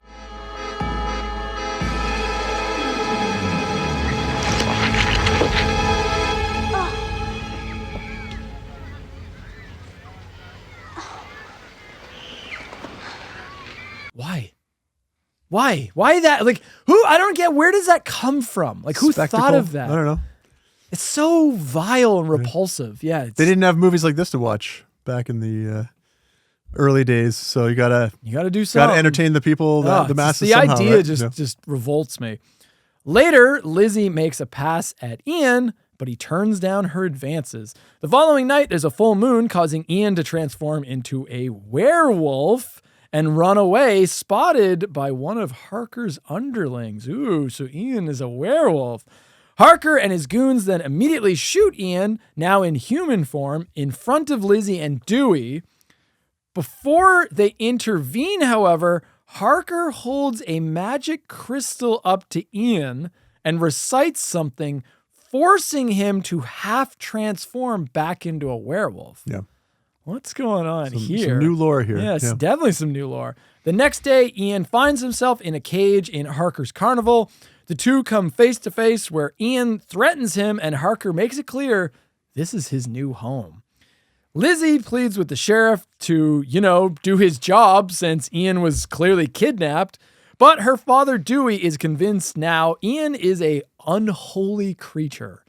It's quite the 180 on the man that came and was helping you rebuild this church and everything. It's like, oh no, now he's a monster. Now that I saw his true form. The sheriff goes to visit the carnival where Ian is clearly imprisoned against his will and having eggs thrown at him. So he's like clearly miserable here. The sheriff questions the caged Ian, who's gone a bit nutty, but he does tell the sheriff that he belongs there. So the sheriff can't really do anything because Ian's saying that he should be there. This is where I should be, yeah. Yeah. So the sheriff can't really do anything, but the sheriff does still do his job, and he investigates and finds a bracelet that belonged to a missing woman who was last seen with one R.B. Harker. So the sheriff knows something's going on. Ian befriends the alligator boy Winston, who asks Ian to turn him into a werewolf because it would be an improvement over his scale-like skin, which that's an interesting little interaction there. Mm-hmm. What follows is poor Ian being put on display in Harker's freak show. Harker reveals himself as a vampire before murdering the sheriff and leaving his body for the town to find, who all then blame Ian since they know he's a werewolf. So they form a lynch mob to kill Ian, who has managed to escape the carnival, culminating in an epic werewolf versus vampire fight. Cool. That is the plot of Howling VI, The Freaks. Yeah. And if you have not seen this movie and you are taking your cues from the plot synopsis that Justin has just given us, everything that Justin said is correct, but I think listening to just the how the plot unfolds makes it sound like this movie is just a lot goofier than it actually turns out to be. No, it's played pretty straight. Yeah, the tone is not goofy. Yeah, I mean, when you hear about vampires and carnivals and circus freaks and vampires and crystals that change things and alligator boys, you might think, okay, well, this is just the weirdest thing of all time, and it is. But this movie never leans into itself as a joke. It takes itself pretty seriously, and I appreciate that. I wasn't sure if you were gonna like this one. No, yeah. I right from the start, I was set up thinking, oh, this is going to be bad. I mean, it's called The Freaks. Yeah, I'm like, this could go anywhere. Yeah. Right at the opening credits, the title card, it has, the Howling VI. 6? Yeah. Yeah. But then underneath it says The Freaks in like the most Pee Wee Herman-esque, lettering on the screen. I'm like, well, this could have been Howling III Marsupials all over again. Where it's like, oh, it's just this group of like goofballs. What are we doing here? No, it treats itself. It's more serious tone. Yep. So number 5, we're continuing on a little bit of a peak here now. Yeah. We're coming back a little bit. We're getting out of the goofiness and getting a little more serious again. Yeah. Let's talk about the carnival setting. This is why this movie ranks high for me. It was why I put it above the castle. The castle's a cool location. Yep. I fucking love carnival sets. I love that idea of this traveling band of misfits that comes to your town, and there's some sort of evil darkness to this group. And they come into the town, and maybe they corrupt a few people. Maybe a few people go missing. Yep. And then they just move on to the next town. They come in and create this outsider feel within your comfortable home, right? Like it's still their turf on your property, right? And it's just the weirdest interaction. It's so like a carnival is so ripe for a horror movie setting. Right. It works so well because the whole idea of a carnival is like, we're going to show you sights and sounds you've never experienced before. Right. And there's something otherworldly and supernatural to a carnival that lends itself to werewolves and vampires perfectly. Yep. It just so, I love this idea. The other thing is visually, it's very interesting.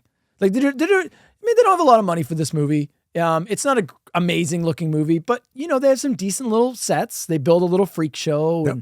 And so you get a lot of like vibrant colors, and it's very bright and colorful. Like it's visually interesting to look at. Yeah. So it's a good choice in an unsettling way, right? Yeah, great, excellent use of the traveling roadshow. I love all the little characters in the traveling circus, like in the traveling carnival. So we've got like, let's just talk about like the number one guy behind all this, R.B. Harker. Mm-hmm. The actor's name is Bruce Payne, who I didn't really know him from anything else. He is fantastic in this role. He's playing like a P.T. Barnum type character. Like that's obviously the inspiration is P.T. Barnum and his like freak show, right? The traveling freak show. He's just so good at being Mr. Charismatic and persuasive. Like he's just, he never really loses his cool. He's always just like calm and collected, and he's going to talk you into doing what he wants you to do. Yep. And he feels the world is kind of his oyster to manipulate. A whole lot of people put down their money to get in here tonight. Now I doubt that this carny's seen such a good turnout. No, it hasn't. I wanted to keep this a surprise, but Canton Bluff will receive 60% of all the gate receipts for this evening. I'm sure the good mayor could use the money for town improvements. It's my way of saying thank you. You're welcome. So, Sheriff, you're either an accessory or a beneficiary. Pick what you like. I have a show to do. It would have been very easy for them to ham this character up, but they don't, right? He plays it seriously. He plays it straight. Despite the role that he has, it would have been so easy for him to sort of take the easy way out, but he doesn't. You take the character seriously, and It works. Yeah, great choice. I like the idea that similar to Stefan in Howling II, like Christopher Lee's character, where he just knows things. Yeah. How does he know them? We don't know. They don't necessarily explain it per se, but for some reason he is aware of what a werewolf is. Yeah. And he like has this crystal and he's able to like control Ian's transformation. How does he know how to do this shit? Yeah. Who knows? Who cares? I just like the idea that he has knowledge outside of what the average person would have. Beyond what a normal person would have. Right. He has knowledge of the supernatural and the occult. So let me ask you a question. Yes. Is Harker a villain? He becomes yes. Yeah, he is. Really? Yeah, absolutely. Because he imprisons Ian against his will. Sure. I mean, you could say that and he obviously manipulates being the P.T. Barnum character, there's an element of exploitation of these characters. Yeah. But on the other side, like Ian points out, maybe this is where they belong, right? Harker has done a good job of putting together a group that's basically a family of misfit toys that kind of don't belong anywhere else, right? No one is ever going to forget you. Long after we're dead, they'll still be telling stories of the amazing alligator boy. I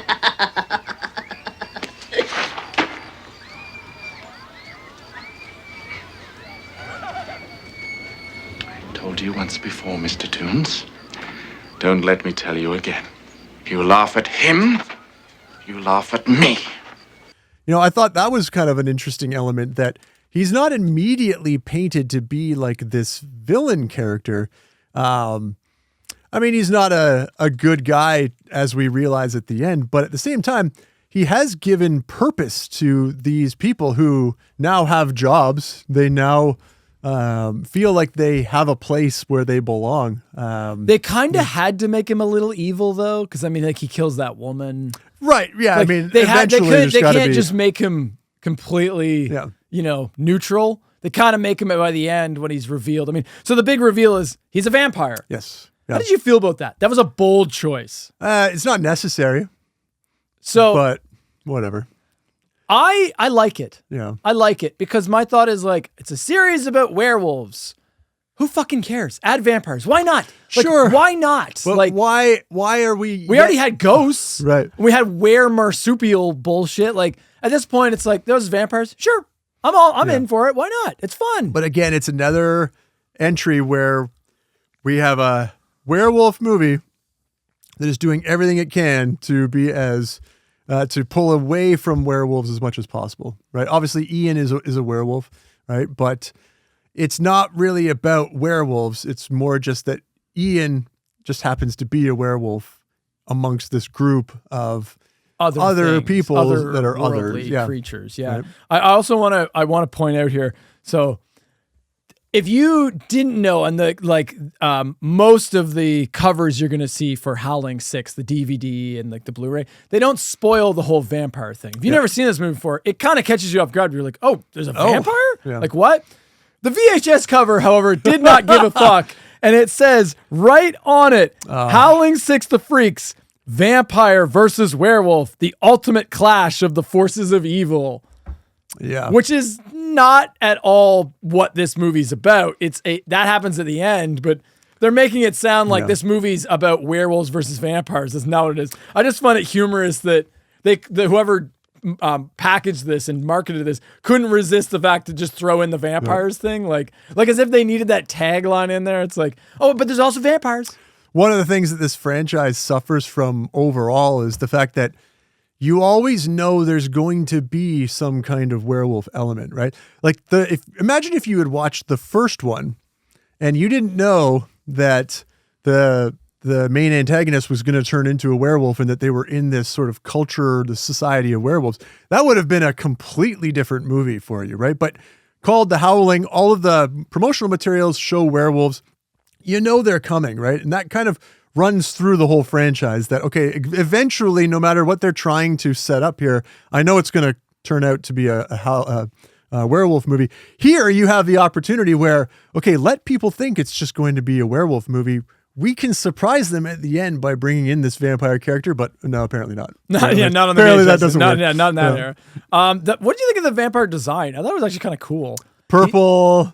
I didn't like it. I don't know. It's purple. It's more like black skin. He's purple. No, I don't know about that. I'll throw him. I'll throw clips of him up. You can decide. No, I think he's more like a dark black skin, but he's got like pointed ears, and it's an interesting choice because they didn't have to go any makeup on him. They could have just had a guy with fangs. We talked about this with Wishmaster. Yeah. The most intimidating figure is the Wishmaster in the suit. Sure. I think Harker. Oh, you think it's just been him with fangs? As he was a better vampire than the monster size. I can see that. I still thought it was pretty cool. Yeah. At least they went for it. Yeah. And it's a unique vampire design that I've never really seen that before. It's just like all dark skin with fangs. Yeah, but I'm like, that's kind of cool. Some things you don't want them to be unique. You want them to be the thing they're supposed to be.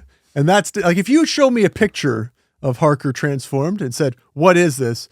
If you gave me 50 guesses, vampire would not have been one of those. Apparently 50, right? Grimace would have been one from McDonald's. Right, yeah, right, according to you. Right, yes. Right.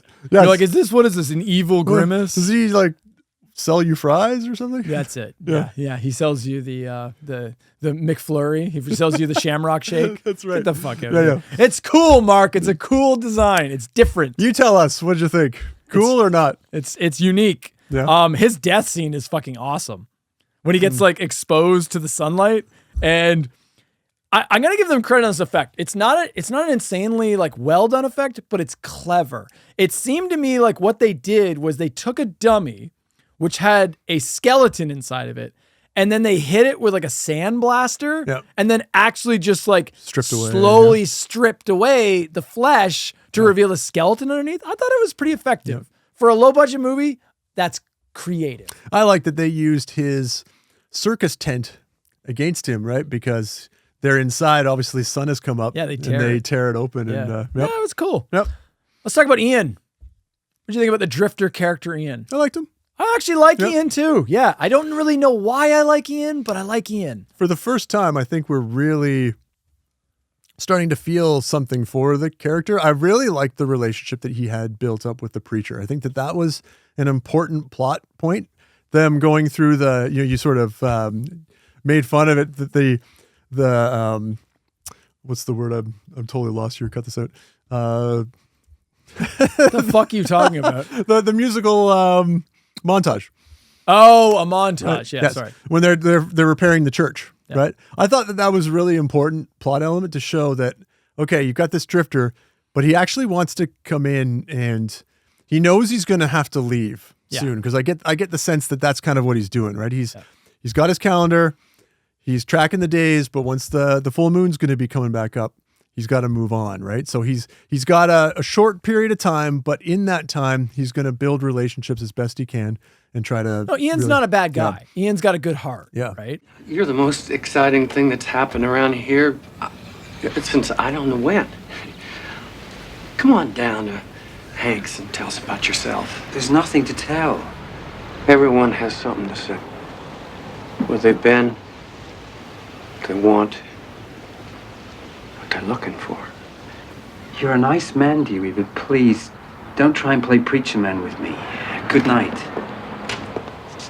You know something's up with him early on, though, because like you said, like he's got like files on like the carnival and shit. And then they later give you the reveal that he has a history with Harker and he's been trying to find Harker because Harker killed Ian's family and made him into a werewolf. That was a little weird to me. I don't get how a vampire makes a person into a werewolf. Kind of falls down at that point. Yeah, that's kind of a... To be honest, I don't even know that you needed that. No. I don't even necessarily know... I don't think they needed the whole like, oh, Ian's been trying to find the carnival. It's like, those things could have just coincidentally happened. I think it would have worked better the other way. Harker's trying to find him. And Ian's just trying to, That's a very trying good to live point. on his own, right? So Ian was just trying. So Ian didn't want to go near the carnival, actually. Yeah, that's actually a better idea. There you go. Mark's rewritten it.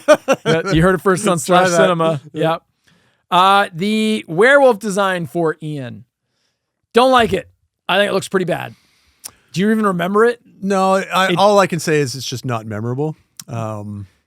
It's not good looking. So it's like... they bulk him up a bit, and they put like, he's got like hair and a bunch of makeup on his face and chest, but it's so far removed from like the original Lycan designs from like part 1. Yeah. And to me, he almost reads more hunchback. Like the look almost seems like more like mutant hunchback kind of look. It doesn't read werewolf. Why is it so hard to get this? Like, yeah, I know.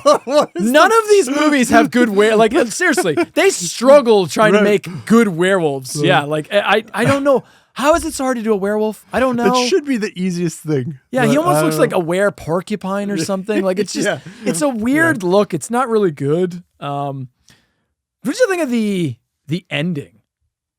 Like with Ian. I don't know if you remember this. Yeah, doesn't he kind of surprises me. It was kind of cool. Like you expect that him and Lizzie are just going to ride off into the sunset like they always do. No, they don't do that. Him and one of the other the frog alligator boy guy. Yeah, Winston. They just so Winston's injured. Yeah, and then Ian grabs his body, and then he just walk off into the desert. Carries him off into the desert. Yeah, he just walks off into the sunset. He doesn't. There's no epilogue with him and any of the townsfolk. Yeah. He just leaves. He did what he set out to do, which was get revenge on Harker. And then now he just kind of walks off and he's just kind of, I kind of love this ending. Yeah. And it never pays off, unfortunately. It's never like, they could have brought Ian back. Like they could have almost followed Ian, and maybe Ian's our new recurring protagonist where he just keeps going to different areas. He's cursed as a werewolf. And we want Ian to have a happy life, but Ian doesn't know what to do with himself, so he kind of bounces from town to town. Like we already know the struggle that he goes with getting close to people, because when Lizzie tries to, make advances towards him and sort of show her feelings for him, he initially pushes her away because he knows that eventually I'm going to turn into this werewolf. And I think the sense is that he had been in a relationship before and killed her. And so, because she shows flashbacks of a previous relationship that he had when she first tries to, kiss him. And I think the idea that we're meant to think is he knows he can't do this because the last time he allowed himself to feel feelings for someone, he ended up werewolfing them to death. I missed that completely. Yeah, he has like a flashback you're talking scene. about that like artistic shot they do where it's like when Lizzie goes up to his bedroom, he like so what I thought, it's not the two of them. Oh, so I missed that. What I thought, it's a very artistic shot actually. To the movie's credit, it's probably like the most artistic shot in the film. Right. What I thought he was seeing was I thought he was imagining what it would be like to make love to Lizzie, and his mind was tempting him, but he was kind of like, no. I can't let myself do it. So I thought that's what we were seeing. I didn't get the impression that it was somebody else. Yeah, I think. I mean, could be. Yeah. To go with your theory, did you catch what Ian is carrying when he walks into town? He's got a teddy bear. Not just any teddy bear. Yeah. Where did you get the teddy bear from, Mark? So the very, very first scene in the movie is it a small child, a young girl? That's a young girl. Yeah, who's being like chased through the woods, and she's carrying this teddy bear. Right. Now, obviously, there's something chasing her. Right. We don't see anything more. I think maybe we hear a scream or something, and then it cuts to title cards, and we see the. So was that the same woman that Ian had the relationship with, and he accidentally killed her? Is that no, because I think that person at the beginning of the movie is a child. No, I think it was a young woman. Was it? Okay. No, it's not a child. Either way. Yeah, I get the sense that he knows that he does not have the power to just turn this off. And that if you happen to... No, but where did Ian get that bear? Well, whoever that character was holding that bear at the beginning. Right, so, but Ian has it. Now he's... Yeah, so no, I think the implication is that Ian killed that woman. Yes. Oh, yeah. Yeah. Yeah, I'm with you. Yeah. And then he just like kept the bear as like a reminder. But did you catch it's the same bear at the carnival? Sure. Yeah, no, because it's the same bear he wins for Lizzie. Oh, is it? Okay. So it's kind of like the pattern's repeating itself. Oh, so then does that opening scene of him walking through the desert take place? Does it take place after? Yes, that's what I'm saying. Okay. I think the opening. Well, this movie has a little like there's layers here. There's little bits. It's so just a little bit smarter. So then, where did he get the bear? From the carnival? No, from the girl. Okay. Because then how does it end up at the carnival?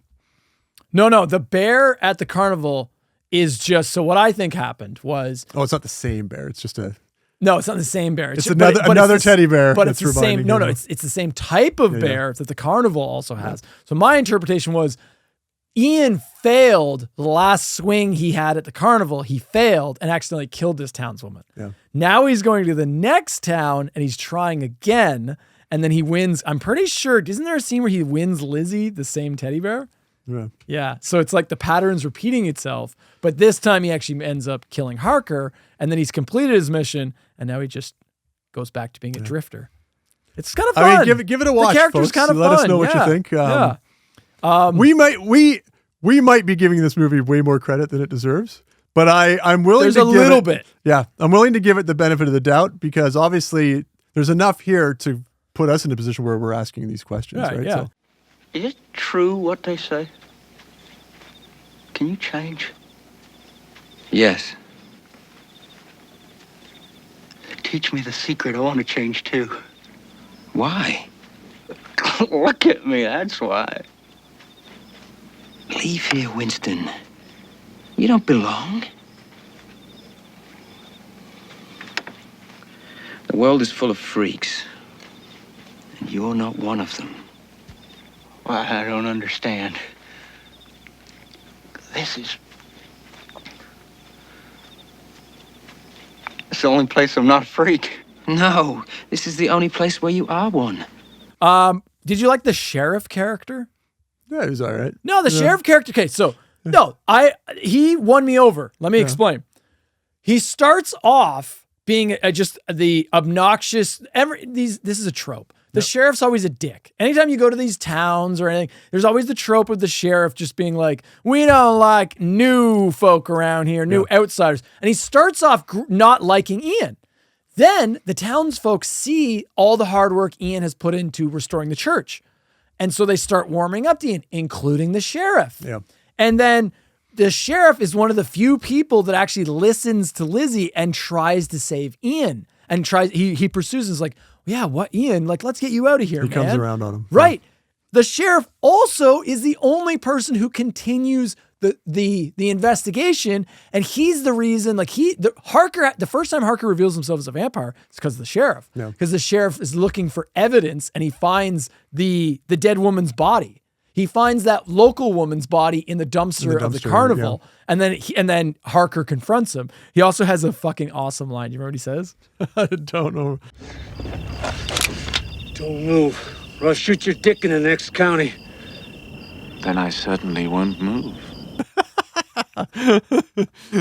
This guy's fucking fantastic. Awesome. Yeah, and unfortunately he just gets killed. Unfortunately, he dies like right now. Yeah. I love times when movies subvert your expectations and they give just a little bit of depth to a character you're not expecting. Yeah. Where you expect him to just never really be the a good guy, but it's like, no, he actually was a pretty good sheriff. He actually kind of. We've seen a lot of bad cops in these movies. Yeah. He was not one of the bad apples. We're not saying he's competent. We're just saying he's an okay person. He was competent because he followed up the investigation. It's not his fault he fought a vampire and lost. Like, generally, that's not like common. By the yeah, exactly. Yeah. Mark, what else you got? Anything else you want to bring up in particular? Yeah, the big thing for me, and I think you nailed it with the sheriff, is that I think this movie, above all of the others, does a good job of taking an adequate time building strong relationships, so that by the time we actually get to, the drama of the movie, when Harker starts to, do his thing, we actually care, right? When Harker uses the crystal to turn Ian into the werewolf in front of Lizzie and her father, you kind of felt for him. He's like, kind of feel bad. Yeah, he's revealed. Right. He's done everything that he can, Ian, to try to avoid situations like this. I like the idea that he, despite the fact that he's a werewolf, he doesn't turn into like a superhero at any point. Like, he loses control. So he has he retains a little bit of his humanity. A little bit, right? Because he knows to go after Harker. Yeah. Yeah. But for the most part, he's like, I don't just get to become like Uber Ian when whatever happens once this occurs. It's a curse. I'm going to wake up somewhere and I'm not going to know, have I killed somebody? Have I revealed myself to these people or what? Yeah. So.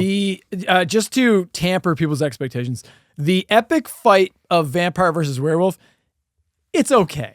Yeah. It's a little clunk. I mean, it's clunky. It's not great. Yep. Just don't expect some big spectacle. Like, the VHS tape is selling it way harder than it deserves. It's not the ultimate clash. The better fight is when they all kind of get together to defeat him.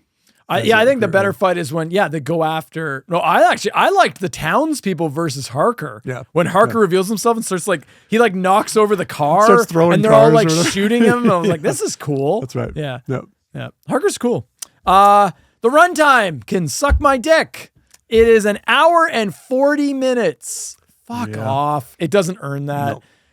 Firstly, it's never a good sign. It's it's an hour and 40 minutes. It opens with a slow motion chase. I was like, oh my God. That's kind of salting the wound a little bit. We have slow motion scenes. The probably the most egregious is when Harker is taking Lizzie and Ian on a tour of the carnival and the freak show. Yeah. That scene goes on way too long. I don't know how, I didn't write down the runtime, but that's way too long. It's like he's literally just walking them from one room to the next. Yes. And it just keeps going. Yeah. Yeah. Way too long. I have a couple other things, but Mark, I'll throw it back to you. Is there anything else you want to say about Howling VI, The Freaks? No, I would say if any one of these movies was going to run a little bit longer, this one comes the closest to deserving it because it actually spent some time doing character development, right? Yeah. Little bit. Okay. Two things I want to mention. There's a very clear case of animal abuse in this movie. Did you catch this? Oh. The cat? Where they throw the cat? Yeah. Okay, so at one point, Ian is put on display in Harker's freak show, and then Harker forces him, I think he uses the crystal again, makes Ian transform into the were-hedgehog hunchback thing. Right. And then Harker's like, now, if you are faint of heart, you're not going to watch what happens next. And he takes a cat. He picks a cat up, but he's like, it's a real cat. It's not a fake cat. And as someone that loves cats, this is kind of like, if you're adverse to animal abuse, please don't watch this clip because you're not going to like it. But he grabs the cat, and the actor's actually grabbing a cat, but it's like a full-grown cat, but he's grabbing it by the scruff. You're not actually supposed to grab cats full-grown by the scruff. That's only for kittens. No. So this poor cat looks so it just looks like it's in distress. Yeah. And then Harker throws the cat, and they just throw a cat. And then Ian's holding this cat while in full makeup. And you can clearly see the cat is scared out of its mind. Not appreciating this. He doesn't know what's going on. Yeah. And then Ian, so that's why I said, because you were saying he becomes mindless. He's not really fully mindless because he makes the decision not to eat the cat. But then Ian throws the cat to Winston, and they just chuck this poor cat. Yeah. And it's like, it's a different time. It's Winston's cat, right? And that's part of the. I forgot about that. This is where you're starting to realize that Harker's not the sort of benevolent. He's not a good guy. Good guy that maybe he thought that he was, right? But no. This is definitely before the time of 1991. They're still doing animal abuse. Yeah. In the 90s, because Homeward Bound, Milo and Otis and shit. Milo and Otis, they just killed all those cats and dogs. You know what I'm talking about? Did you know this? I don't know. Notorious. I don't know if it says if the truth is quite what you're probably thinking. It's Milo and Otis. They killed a bunch of cats and dogs. Yeah. Because there's a scene where they had to get a cat drowning. They just kept throwing cats in the river until they got the shot they wanted. Oh yeah. And then I think there's because Otis was the pug. And then I think there's a scene where Otis has to fight a mountain lion. So they would just throw these pugs at the mountain lion, and then the mountain lion would just fucking kill them, but they would just try to get some shots out of it that looked like something. Oh yeah, no, I think it's Milo and Otis. I don't know if am I wrong? I don't know. Maybe Milo and Otis is the greatest horror movie that we've reviewed. Yeah. Wow. Last thing I'll say. Yep. This is to set up the next film. We have a connection. Yeah. I'm sorry. Okay. Yeah. There is and I fucking struggled to find this. Yeah. Because it wasn't until the next movie that they mentioned this that I'm like, wait, she was in that one? Mary Lou, the werewolf from part 5. Yep. There is a weird loose thread between 5, 6, and 7. And the connection is Mary Lou's character. She's the only thread that connects these. Mary Lou, there is a blink and you'll miss it cameo of her in this film. And it is the same actress. The actress's name is, I believe it's Elizabeth Shee. Yeah. So she is, did you catch it? I didn't go back and watch. So I watched these in order. Man, I had to hunt for it. It is literally blink and you'll miss it. She's in like 2 shots. So when they're doing the Ian Freak Show, she's one of the audience members. Okay. That's it. Why would she be there? I don't know. I remember the scene from the next movie where they show that I figured, did they just insert It's not this? an insert shot. It's Okay. in the film. It's Is actually in part 6. Yeah. Oh. Yeah. To Interesting. their credit, but they should have, it needed to be almost a little bit more emphasized because it's like, you would never get this shot. So did they I basically hunted for it. They took like an extra from part 6 and made them a lead. Although no, it's Elizabeth Shee. It's the same actress. one from part 5. She doesn't even say anything. No, that's what I'm saying. They needed there should have been a scene of like somebody says something like, "Damn, we're a werewolf. Who would have thought they existed?" And then she's like, "I've heard stories," or something like that. Just something. Yeah, because if they're not going to reference it in part 6, like it's cool for part 7 that they had this available, but like they didn't pay off with it in part 6. Like there's no reference to it. Again, I had to hunt for it. It's so blink and you'll miss it. And it blows my mind. It's the same actress even. It's like, they got her to show up for, an hour and film this? Like, yeah, crazy. Yeah. That's all I got to say about the Freaks, buddy. Unless you got something else. Nope. Yeah. Nope. Yeah. A decent movie. It's okay. Yeah. It's all right. It's a little bit of a high spot in a otherwise dog shit franchise. Right. Yeah. So I guess I should say wolf shit franchise. Wolf shit franchise. See what I did there, buddy? Yeah. You're not the only one with terrible puns. Okay. Moving on to the peak of this franchise. It never gets better than this. Our next entry from 1995. This is Howling New Moon Rising.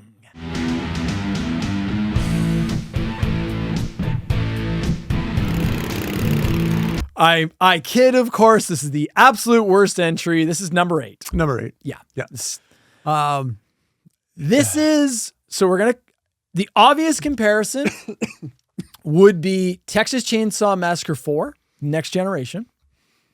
You could compare this to, I'm trying to think of other ones we've watched like this. This is, so the probably the best comparison is Sleepaway Camp 4, The Survivor. This is barely a film. Yeah. Like literally this is hardly even a movie. Like it's the bare minimum of maybe what you could call a movie. A better description might be a student film or an art film or a fan film. It is borderline unwatchable, and now we get to talk about it. I said to you, I think this one's going to go quickly because I stopped taking notes on this movie. Like it doesn't deserve. Well, don't worry, Mark. I got all kinds of notes. So You don't got worry about it. Oh no, this movie deserves to be punished for what it does to your eyeballs and ears. Yeah. So we're gonna get into it. Yeah. Okay. So a little side note: this movie has no official U.S. DVD or Blu-ray. Good. So I had a fuck of a time sourcing this goddamn movie. The only official release in North America was on VHS and Laserdisc. So obviously wasn't ripping that. However, lucky me, it is entirely available on YouTube for free. Yep. The entire film. Also, it's on Amazon Prime for some reason.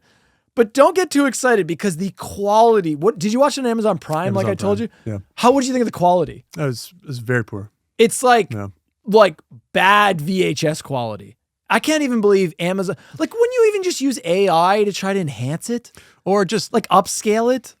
Leave this off your selection of movies. Oh no, you need Howling 7, the New Moon Rising. You need that. No. You need that, buddy.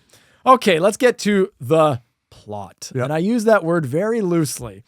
So it opens with a group of men in a desert area looking at the remains of someone who's been killed before cutting to our title card, Howling 7, Mystery Woman. What? Did you catch this? It's one of those films where the title card's wrong. Just has nothing. It's not Howling New Moon Rising. Howling 7. I made a note. Is this movie also called Howling 7 Mystery Woman? Yeah, that way they had an alternate title, but they didn't. I guess they. This is just a good example of what you're about to see, which is a ineptitude and just complete lack of quality control. This is a pile of garbage. Okay.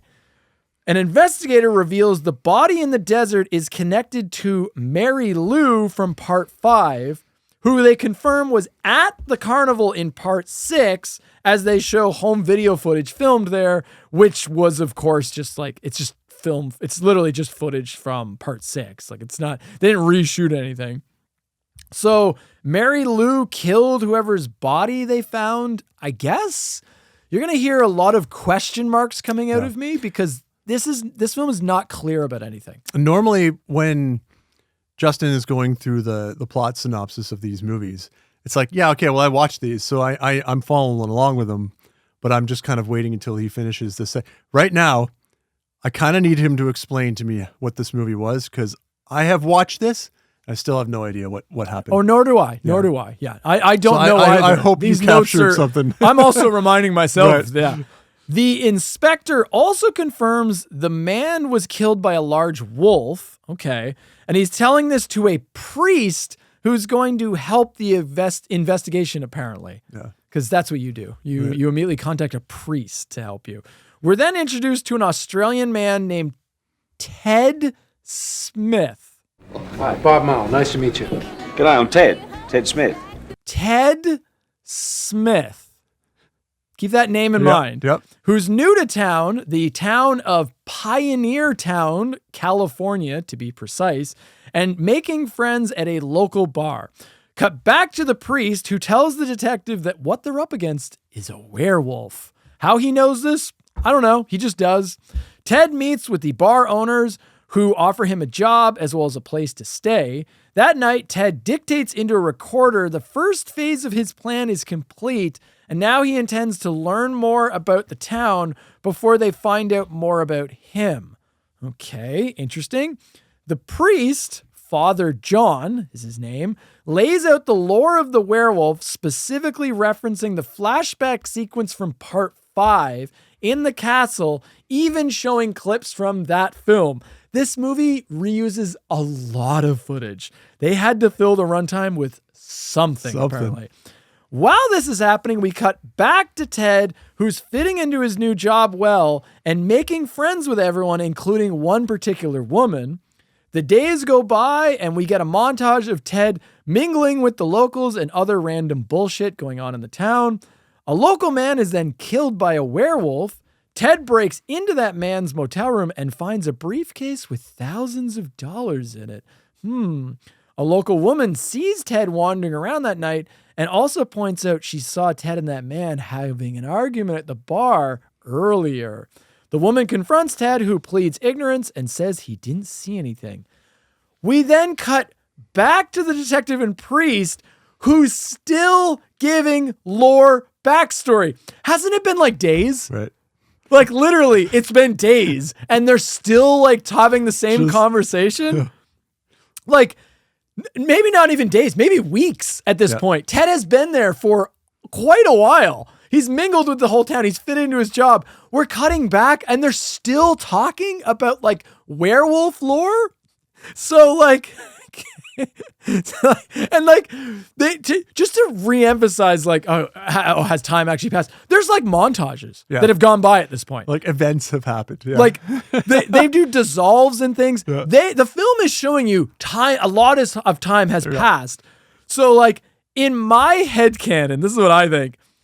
My headcanon is that this detective is so skeptical that it is taking the priest this amount of time to convince him of the supernatural elements at work here. They have both put their lives on hold while they engage in this discussion. Or the other possibility is that there is just so much backstory to go over about like werewolf culture and the origins of werewolves that this is the minimum amount of time that it takes this amount of time to do it. Yeah. You couldn't say it all any faster. It takes weeks to get you all caught up about werewolf culture, Mark. Like, either way, it's stupid. I mean, the reason for it is literally just because they filmed one scene of them having a dialogue exchange about werewolves and lore and all that shit. And then they decided, yeah, rather than just show you this whole scene, let's just intercut it. Let's cut it and splice it But up. no one thought about the logic of that, of like, oh, well, Ted's been here weeks and now we're cutting to... Yeah. It doesn't make any sense. It's quite a bit to absorb, John. Mind if we just kind of take a break and get a little fresh air? Here's a question for you, though. Shouldn't they be, investigating at some point? Like, all this time they're spending in this room just talking about werewolves and supernatural shit, and the priest giving like these strict, like these stern, serious talks about like the occult. It's like, shouldn't you be spending this time, chasing down leads? Nah. The amount of time that the detectives spent there, this case is beyond cold at this point. Because remember, he originally goes there for the dead body at the intro. Right. And he's been there long enough now that a second dead body has now come up in town. Hey, there's a lot of square dancing to be done here. All right. We don't have time to be investigating. We don't have time to be investigating anything. Inspector, much work needs to be done. I understand it. It has my utmost priority, but I really must go. Where, sir?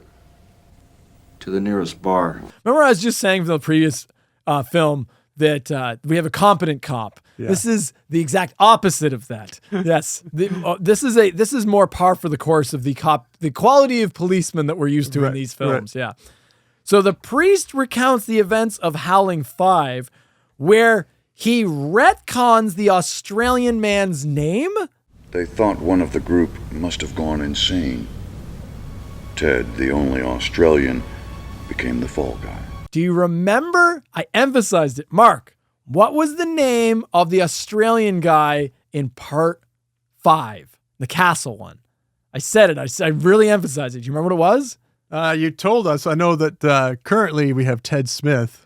So the Australian man in 5, the castle entry, was named Ray. Excuse me, Ray, will you have a drink with me upstairs? Yeah, sure. But when the priest recounts the events of 5, now the Australian man's name is Ted. Yeah. Ted, the only Australian, became the fall guy. So they retcon it. So are we to believe that this is the same Ted Smith who has now just entered Pioneer Town? Right. Yes. The answer is yes. Yeah, we're supposed to. But they don't do a very good, like, why? First of all, why change it? Why not? Yeah. So the obvious question is, why does he need to be named Ted? Yeah. Why isn't he just called Ray? Why do you need to change that? Yeah. Why does Ted need to be in part 5? Because somebody was like, well, there has to be a little bit more connection than Mary Lou. Yeah. But even that actually makes no sense either. See, I had already given up on the movie long since by the time we get to where Justin is. I could tell that he's still very much like, no, there's just got to be something. Like, you got to bring me around to something. And I'm like, nope, I already know where this is. I know what this is going to be. It looks, sounds, is terrible. I basically just put my phone down and I'm like, okay, I got to get through it. Yep. But I'm done with Did you start looking through the movie and looking for stupid shit? I hope your notes are just nothing but stupid shit you noticed. I got a few. Okay. Yeah. Ted makes a secretive phone call to someone unknown, complaining about them sending the man that was just killed as he almost blew Ted's cover, whatever the fuck that means. Yeah. More time passes as Ted continues to work at the bar, and we get random bullshit to fill the runtime, including a full song performance by the bar owner. Yeah. And it is the music and songs in this film are some of the best we've seen today. No. These are excellent. In the middle of a good night, have you ever got in the backseat of your van? They say, stand up. Have you ever been there? Come on now, stand up. Tell us all about it. Stand up. Have you ever been there? Stand up. Testify. This is I can't even say it. I can't even say it. I almost said this is as good as anything John Alton did, but that's so insulting to our friend John that no, that is not the case. There are some pretty decent songs in this franchise. We already know that obviously Part 2 has one of the greatest songs of all time. All right, but there's also like another good one in the Marsupials. There was like a girl sort of pop band song at the dance club scene. There was another song, I believe, at the end of Part 4 that was pretty good. Like there's some good 80s music in this franchise. This movie, Part 7, ruins all of that. It's all like country music. I disagree. Yeah. These are some of the best hits we've heard to date. They're great. They're good little slice of life moments. And it's not just like a clip of the song. They play the whole damn song. Like the whole song. And like the extended versions of the songs. With full on square dancing each time. No, they're just performances. You're just watching the guy. They literally just went, because this film, all of the actors are just the locals. So fuck off. So they literally just went, does anyone know a song? Does anyone want to sing a song for our movie? Then get on up here. Come on up. Sing a song for us. So Ted strikes up a little romance with a local woman whose name I didn't bother writing down because who cares? Another body turns up in town and the locals rule it as a mountain lion attack instead of calling the police. They just decide to bury the body? What? Yeah. Why? There already was another person that died. Shouldn't you you have to involve the police? Yeah. No, you don't. The locals begin to suspect Ted might be involved with the deaths going around. Father John then meets with a woman named Mary, who's the same Mary from Part 4, including the same actress, Romy Walthall. Yeah. Mary recounts the entire plot of Part 4 over top of reused footage from that movie. I'm surprised they actually were able to get her to come back and do this. I don't know. These movies are so bad that it's like, I don't know. What follows is Ted being interrogated by a cop who's not the detective we've seen this entire film. Ted then reveals to the original detective he was hired by some company to write an expose on the town because it contains the most wanted people in America, whatever the fuck that means. Then the detective and Father John sit down and debate for 7 fucking minutes of runtime over who's the real werewolf in town over top of reused footage from the movie that we just watched before Ted's lover reveals herself to be Mary Lou Summers and tries to kill Ted, but the entire town bands together to stop this evil. That is the plot. That is the incredible plot of Howling 7 Mystery Woman, whatever the other one was called. Howling New Moon Rising. Yeah. Yeah.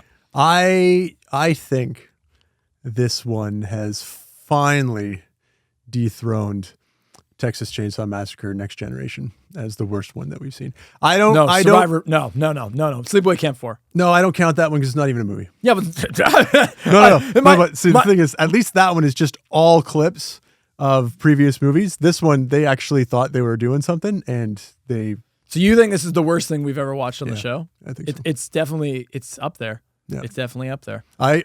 This is the kind of thing that makes me angry because. So my first point.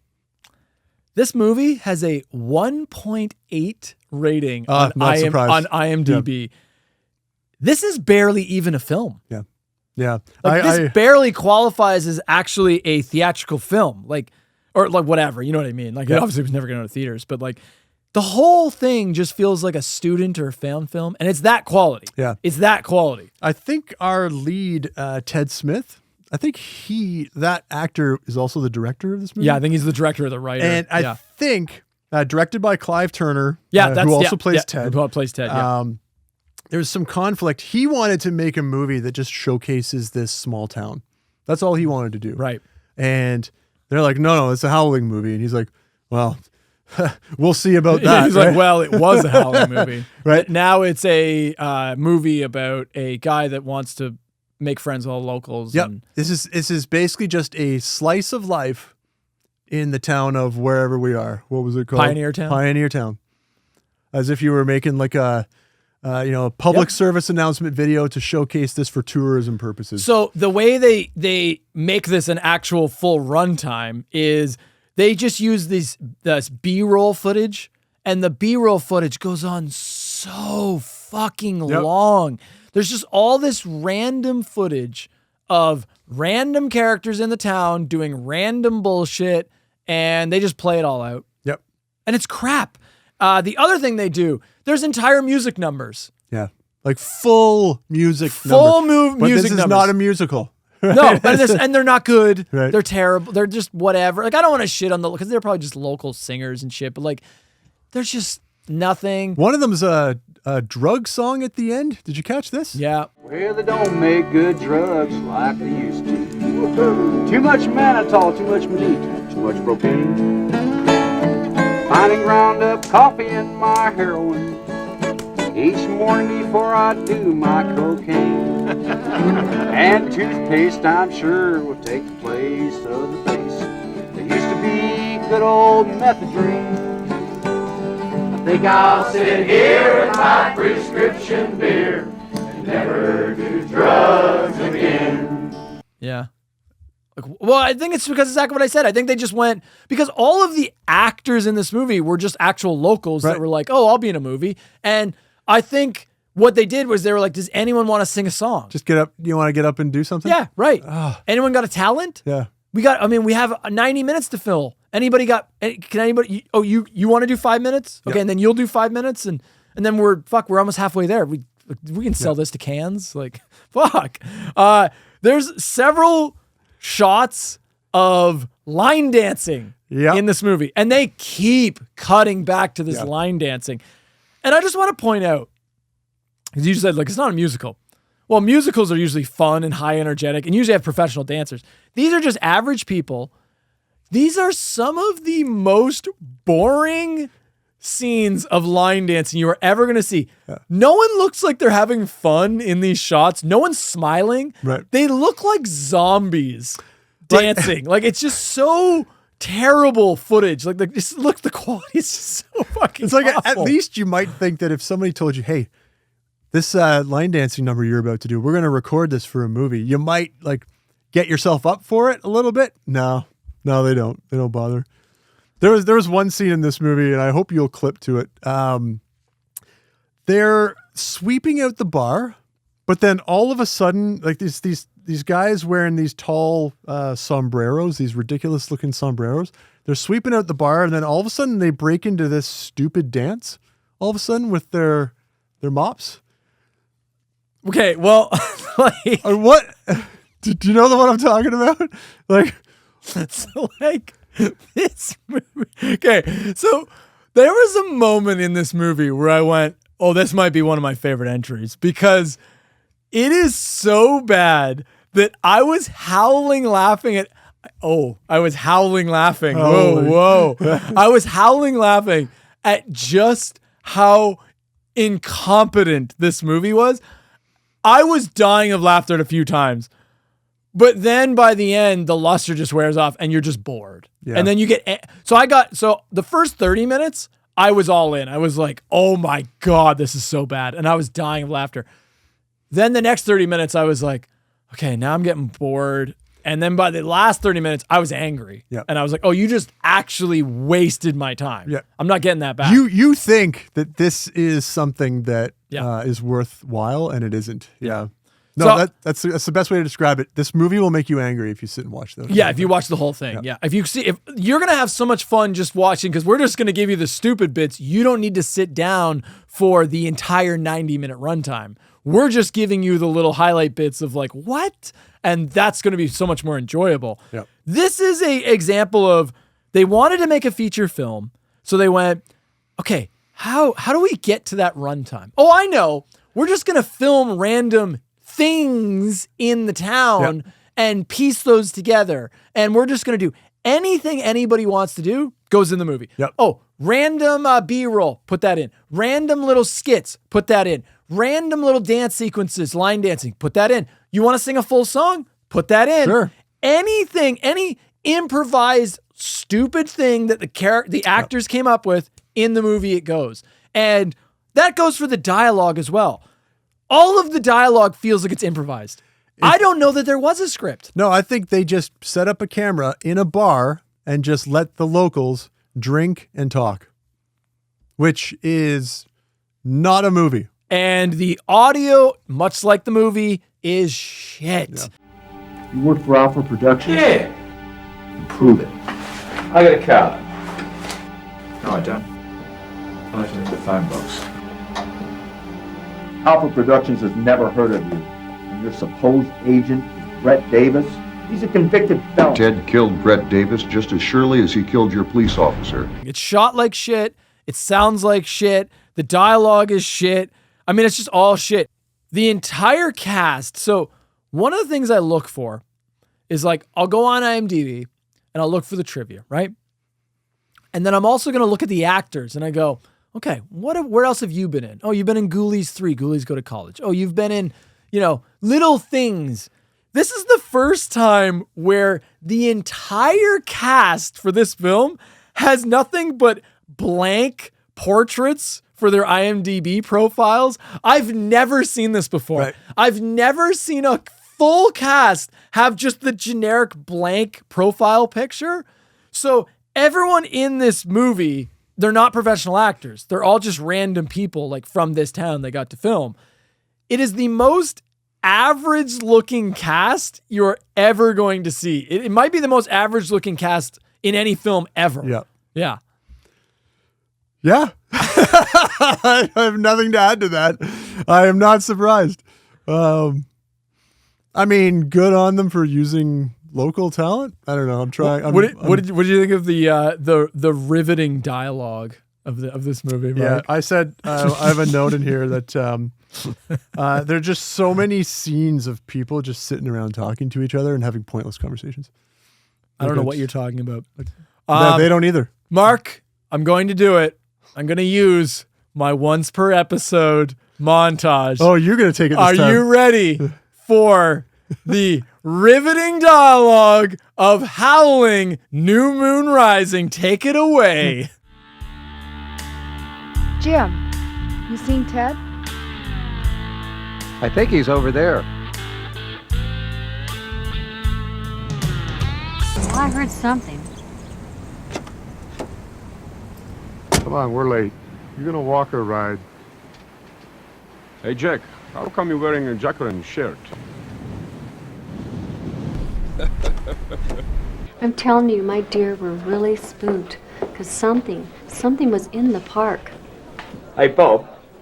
You weren't trying to find a good-looking one, were you? Not me. I've been in the desert too long. Put a bag over their head and you wouldn't know the difference anyway. Well, that's a relief. Nothing? No tracks anywhere? Nope. You didn't see anything? Nope, I didn't. You went around the whole town? All around. I look everywhere. Jesus, Harriet, he didn't see anything. How many more times you want him to tell you? I just want to be sure. There's something you're not telling me, Harriet. Something's wrong. You're awful upset about something. Ted, Cheryl was looking for you. That's the story of my life, Jim. She's over there. That is some of the best dialogue we've ever experienced on this show.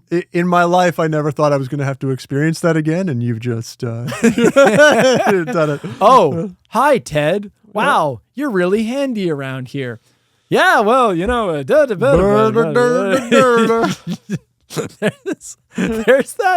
this one like audio cue that's like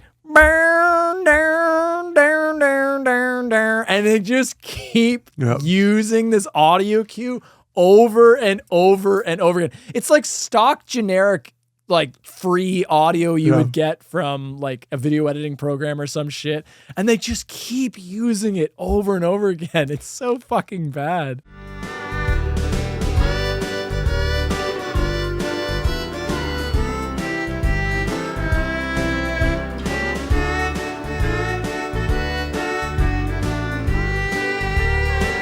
There was one of the line dancing scenes that I swear they filmed it in the pitch black. Oh, there's the one that's like so dark. Just so dark. Yeah, you can't see anything. I'm like, what am I watching? You know what?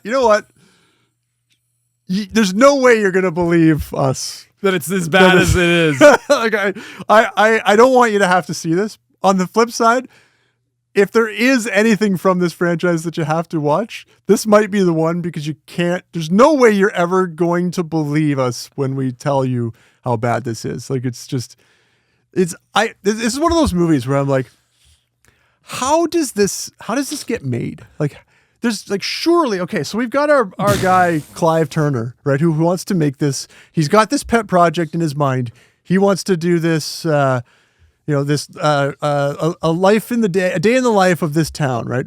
But surely someone else who's like financing this or producing somehow this gets the rights to Howling. Like somebody somewhere has to be like, oh no, this isn't. Is it? Nobody stopped this. It's a movie now. This exists. Like this is like, it's great. No. I was sitting on the couch watching this. I'm like, I have just wasted my night. Like, this is. Oh no, yeah. This one, I couldn't finish it one night. Yeah. I actually had to watch this in 2 sittings. Yeah, and that's rare for me. You're usually pretty my good tolerance is is much higher than yours, and this one broke me. You have this saying. You're like, Mark, I don't know how you have the patience for. I didn't have the. I made a note at the 27-minute mark. Stop taking notes. Yeah. Yep. So let's analyze it a little bit more. How does this work as a sequel? It doesn't. No, but it is a sequel. It is a sequel.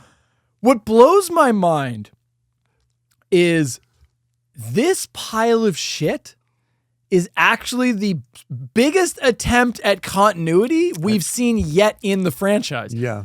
It tries to thread in 4, 5, and 6, which is wild to me. I'm not giving them any credit. I'm just pointing out as a point of interest, because to me it's just shocking, because none of the other entries are very interested in what came before. This is the first time where they're like, okay, so we have Mary shows up as a character from part 4. Why does she show up? I don't know. I can't tell you. They kill her off screen. So that whole thing was pointless. The Mary Lou character returns from 5 and 6. Why? Yeah. I don't know. I don't know the point of that. Like, I'm surprised they didn't bring back Ian. That would have seemed more interesting. The only explanation I can come up with is that he had this movie he wanted to make. They're telling him he's got to make a Howling movie. He doesn't want to put any effort into that. So he's just like, okay, what is the easiest way I can do that? I'm going to clip some scenes from previous. Getting to 90 minutes is hard. Yep. It's going to be a lot easier if I can just reuse footage from 4, 5, and 6. Scenes from previous movies. Yeah. Yep. Let's talk about Ted. Yeah. Clive Turner. I kind of like Ted. No, because I know he's the director. I didn't mind Ted. No, I kind of like Ted. Fuck this guy in every, like, you don't deserve to. How many people would just would love the opportunity to make a movie? This guy. No. And never get the opportunity for whatever reason. Like, here you are. You get the opportunity that so many people would die for, and this is what you make with it? Get the fuck out of here. No. So I kind of like and Ted. Cut your hair. Ted is, I kind of like Ted. He's eccentric. He's got like a long ponytail. He's got like red hair. He looks like Willie Nelson. Yeah. Looks like kind of a younger Willie Nelson. Except Willie Nelson and he's produced creative. And he's charming. Things. And he's like very friendly. He's like an everyman. I like that he's like average looking. I like that. He made me so mad. Mark's just fuck this. Mark's stewing over there. I liked Ted. I like that he's just like he's just the eternal nice guy, and he's very likable. It's easy to like. I know why you don't like because of the director, but I think if you ignore that, Ted is a likable protagonist. He's also a protagonist you wouldn't typically like. He's not an action guy. Is that what we need in this movie? Like, what's the purpose? What is his role in the movie? To be a likable guy? No. He's like, there's a role here that he's supposed to be fulfilling, but instead, all he's doing, he's this drifter that's coming to town. He's just talking to people. He's like, oh, how about the werewolf plot that you're supposed to be solving or figuring out? Nah, you know what? I'm just gonna hang out and drink. So at one point, Ted is talking to some locals. And do you remember Ted does the bar trick with the hat? Do you remember that? Yes. That's clever. I like that. It is not. Why is this a scene in this I've never movie? seen that before. That's clever. I've never seen that trick before with the hat. Yeah. So in case you've never seen this trick yourself, let me explain it to you. It's a really cool trick. So Ted takes a drink. There's these two assholes and they're ribbing Ted and they're heckling him. They're giving him a hard time. Why? We all love Ted. The whole town loves Ted. Ted's a nice guy. He's a nice man. We don't know why, but these two guys are just, it's Mark and Ryan sitting at a table just being snarky cunts. And they're giving our boy Ted a hard time.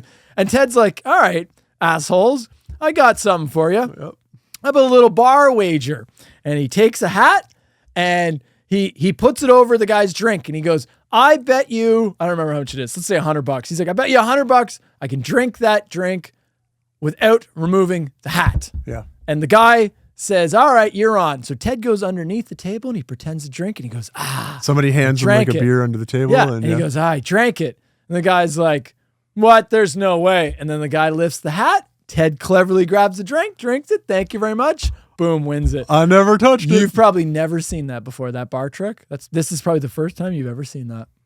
And Ted thought of it. Oh, there were Ted a lot Smith. of things in this movie that I Ted had Smith. never seen before. Right? I ain't going nowhere till I get my damn money. You lost your money, fair and square. Better be going. No, this ain't right. I'm gonna get you.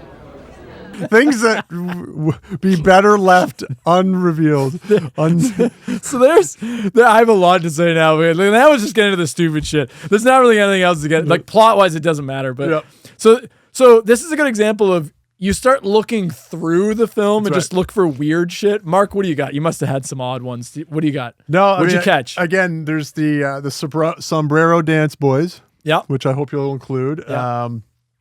Again, there's the chili. Ted makes chili, and then a guy starts immediately farting, and then that clears out the bar. And like they literally do like fart sound effects, like fart. Yeah.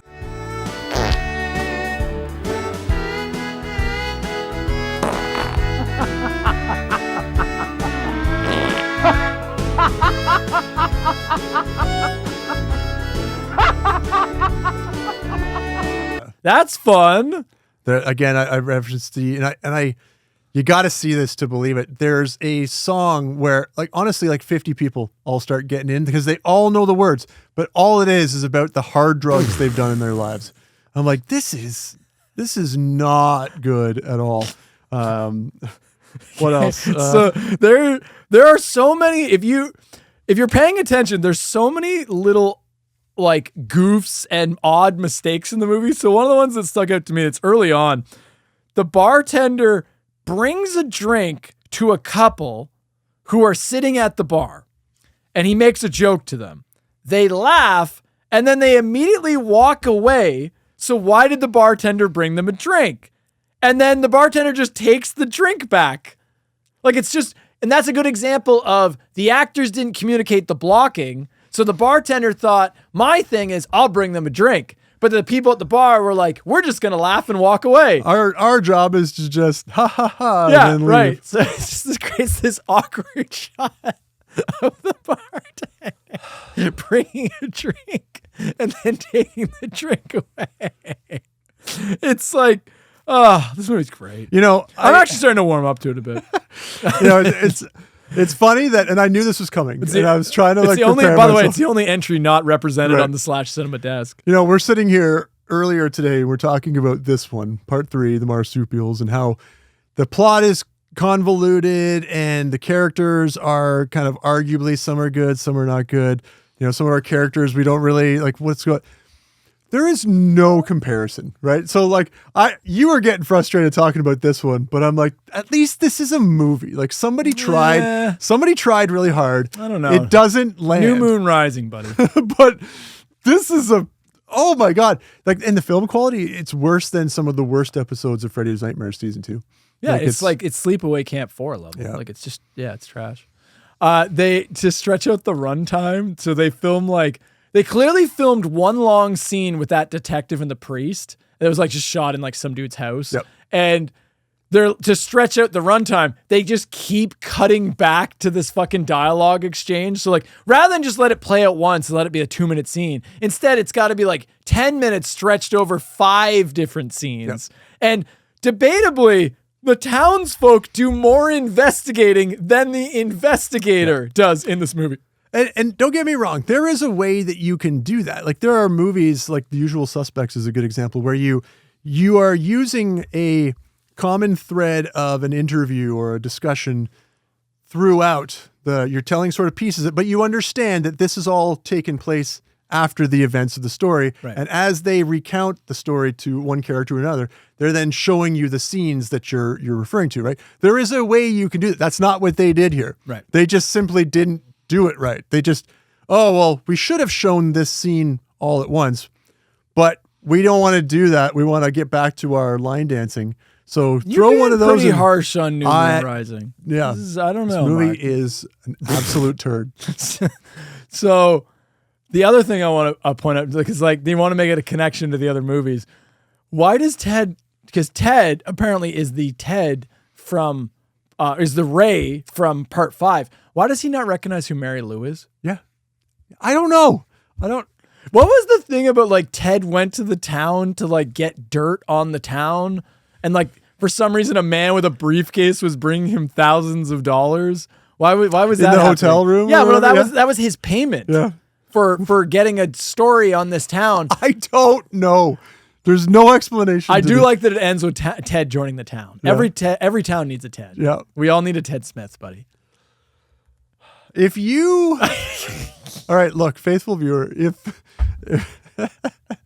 you know what, I am, it's open season, right?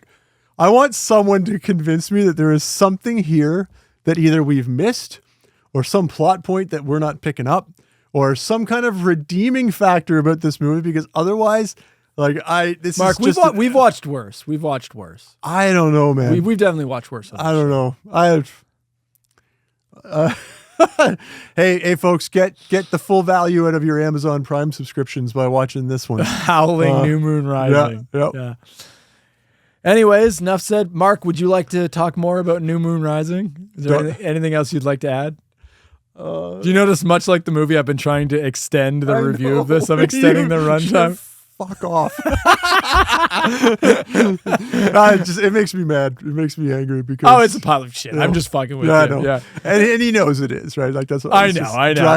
It's funnier to get your reaction as I try to give something. I don't want you to have to go through this, but at the same time, there's no way to appreciate. If I had watched this with you, we would have even thought it was any better, though. I think we would have stopped it and put something else in. That's what I mean. I think we would have stopped it and gone, let's just watch something else. Because there is a big difference between a bad movie that. Well, this is hardly a film. Like I'm selling it. Like again, we're giving you the highlights. It's so bad. The part that Justin is enjoying most about this is that he can take it and torture me with it. Yes. Nothing about the movie itself is any good. Yeah. No. I'm bringing up stuff just because I want to see Mark's reaction. That's literally it. Yeah.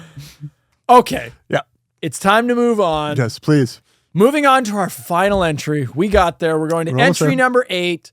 We are skipping ahead a lot. Much like other horror franchises have done before this.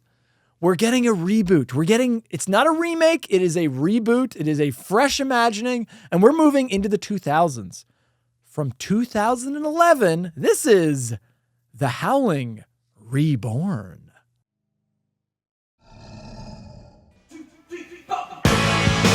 I don't know if it's Howling. No, it is. They got right back to the Reborn. It's the Howling. The They got Howling back Reborn. to the came back.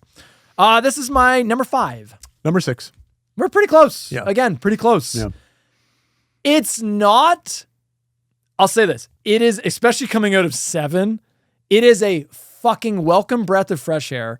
It's probably, with the exception of the first movie, the best looking, like polish-wise. It's probably the most polished of them, like visually It's wise. like we're back to making a studio movie. Yeah, right? like there's more money here. There's Yeah. more like actual competent like filmmakers involved now. Yeah. It's not, while it is a breath of fresh air, it's not the remake or reboot that we needed. No. We needed something strong like a Child's Play, like a Curse of Chucky, or a Child's Play. Even I liked the remake one, Yeah. or the Hulu Hellraiser is fucking awesome. Like or even the legacy Texas Chainsaw. Like, there's a lot of examples of franchises that came back strong. That you can sort of kickstart the franchise with again if you want to. Yeah. This is an example of like, while it's a lot better than the slog we just sat through, it's not great. No. Yeah, it's just okay. Okay, here's the plot. We open up in New York City and see a pregnant female artist getting attacked before cutting to our new protagonist, Will Kidman, played by Landon Liboiron. How the fuck do you say that name? Yeah. Liboiron? Is that how you say it, Mark? Sure. Mark, you're a fan of sexy Landon. Do you know where have you seen him from? I know he's in another werewolf thing. He was in that Eli Roth, where he's also in another werewolf TV show. Yeah, called like Pine Groves or something. Oh, okay. Yeah. Why? Where do we know him? How do you know? Well, I know him from Degrassi Next Generation. Oh, yeah. Yeah. I never got into the Degrassi stuff, which is weird because I'm a teen drama guy. Yeah. But I never got into the Degrassi is stuff. incredible. Yeah. Yep. You think he was also in Ghoulies 4? If he was. How many references to Ghoulies 4? I swear we're not getting paid by the reference. We're not getting paid at all. We're getting paid by the ghoulie, right? By each ghoulie that we reference. So Will is our new character. Will Kidman is the son of the woman in the opening, the artist lady who was attacked and seemingly killed. He goes through his morning routine before heading off to school, which I assumed was high school. Yep. It just seems like a fancy private high school. It's a little like, it's one of those examples of like, it looks like a college and a university, and it probably was filmed at a college and university, but they're just saying it's like an elite high school. And all the kids kind of look like they're actually in college or university. Yeah, and that's why at first, and there's kind of like a campus grounds, and I was like, is this supposed to be early college? It's like no high school looks like this. Yeah. We also meet Will's friend Sashin, who's planning to hijack the news channel broadcast to debut his new horror film. He's like a filmmaker friend. Will is then assaulted by some punk for making eyes at a girl named Eliana? Yep. Yeah, Eliana. Eliana takes an interest in Will and shoos away the punk. Will then meets another kid's mother named Catherine, played by... I don't know if you would know this actress. I know her in a lot of stuff. Ivana Milicevic? Yeah. Ivana Milicevic. Yep. I know her best from Banshee. I don't know if you ever heard of that TV show. No. She's one of the leads in that show, which is a fucking incredible show. Anthony Starr is also in that show. I know her from Casino Royale, James Bond. Who is... She's fuck off. She's one of Le Chiffre's... one of the bad guys, like cronies. Yeah. Yeah, she's awesome. No. Ivana Milicevic is in all kinds of stuff. Yeah, she's excellent. I apologize if I'm butchering her name. So she runs into Will, and she's like, oh, I'm some other student's mother. And then she's like, yeah, keep your chin up, Will. Like, stick it out. Like, it's only high school. Don't worry about it. Eliana then appears and hands Will a flyer for a party before walking away. That night, Will heads to an underground party where the bullies from earlier are weirdly being nice to him. Eliana quickly snags him, and the two start dancing to The Killing Moon by Echo and the Bunnymen. It's kind of fucking awesome. This is not a great movie, but kudos, credit where credit's due. I kind of like this scene. Yeah, you would though. It's a good choice of sound, like a good music. Very good choice. That teen drama. Yeah, but I mean, oh, come on, man. The Killing Moon is a fucking awesome. It's very moody. Yeah. Like, it's very moody, melancholy, werewolf, supernatural, moon. Like, it's a good choice. This is an episode of the OC. It wants to be. It's nowhere near that good. Right. It wants to be, though. Yeah. Overwhelmed, Will goes to grab some air before being chased by a creature through the warehouse. He escapes and heads home. The next day, Will confides in Sashin that he thinks he saw a werewolf at the party and asks how to kill one. Sashin says only a silver bullet or fire will do the trick. Will is once again assaulted by the bully, going with Eliana, but something awakens in Will and he starts fighting back and quickly turns the table, winning the fight. Will then walks away and the bully comes to and pulls a gun? Jesus Christ. It's escalation. It's a bit much. Yeah. But before he can shoot Will, the bully is attacked and killed by a werewolf in the stairwell, which then leads to an awesome dummy throw. Did you catch that? Yes. They just like toss a dummy down like the middle of the stairs. That was awesome. Yeah. Realism, buddy. Will then makes a bold move and kisses Eliana in the hallway. Will starts feeling weird and visits a school nurse who says it's probably just puberty. Fearing he may be becoming a werewolf, Will asks Sashin how to test it. Sashin says the way to test it would be to try and kill himself, since werewolves can only be killed by silver or fire. Will grabs a scalpel and slashes his wrist open, and to his horror, the wound almost instantly heals. It's a bit of a... Yeah, I That's know. a bold move. I know. It's like, if you're wrong, you're really wrong. Yeah. The Catherine woman from earlier, who goes by Kay, goes home with Will's father. She seduces him and ties him up before revealing she is in fact his dead wife from the introduction. And he doesn't recognize her? Yep.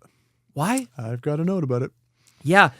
It actually makes no sense. So the implication is she looks different than she did in the intro, because in the intro she has like short red hair. But she gets turned into a, spoiler, werewolf. So the werewolf, because she's a werewolf now, she doesn't age, which we never really, I got that established. I never really, because I mean, there's the old werewolf in the Howling 1. So like, I never got the implication they don't age. I just got the implication they don't die through traditional means, right? Exactly. So she looks the exact same. The way the movie interprets it is because she hasn't aged a day, he doesn't recognize her.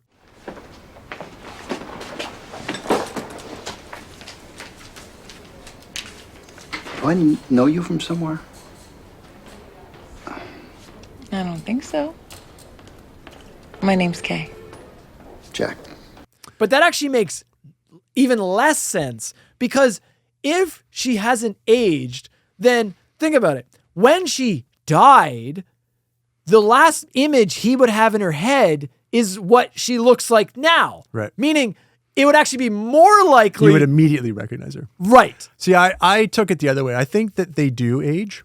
And I think if you compare her current image to the one that they show you at the beginning, you'll see that she's different. But no, they don't age, because she says a line about it. well, okay, but then it doesn't make sense, because then yes, it doesn't make sense. Right. That's right. See, Yes, the because she says, father, he's like, you haven't aged a day, and she's like, wow, perks of being. So she says some line. Yeah, but then that's super creepy. Then if he's going home with some girl that he thinks is just some random woman who's obviously 18 years younger than my interpretation is that, okay, she's still aged, and she's age appropriate for this guy that she's going to take home.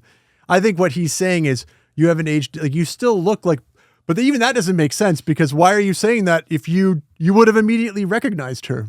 Anyway, we will get to that. So a security guard locks down the school, trapping Will inside before being killed by one of the werewolf bullies who hired the security guard to do that.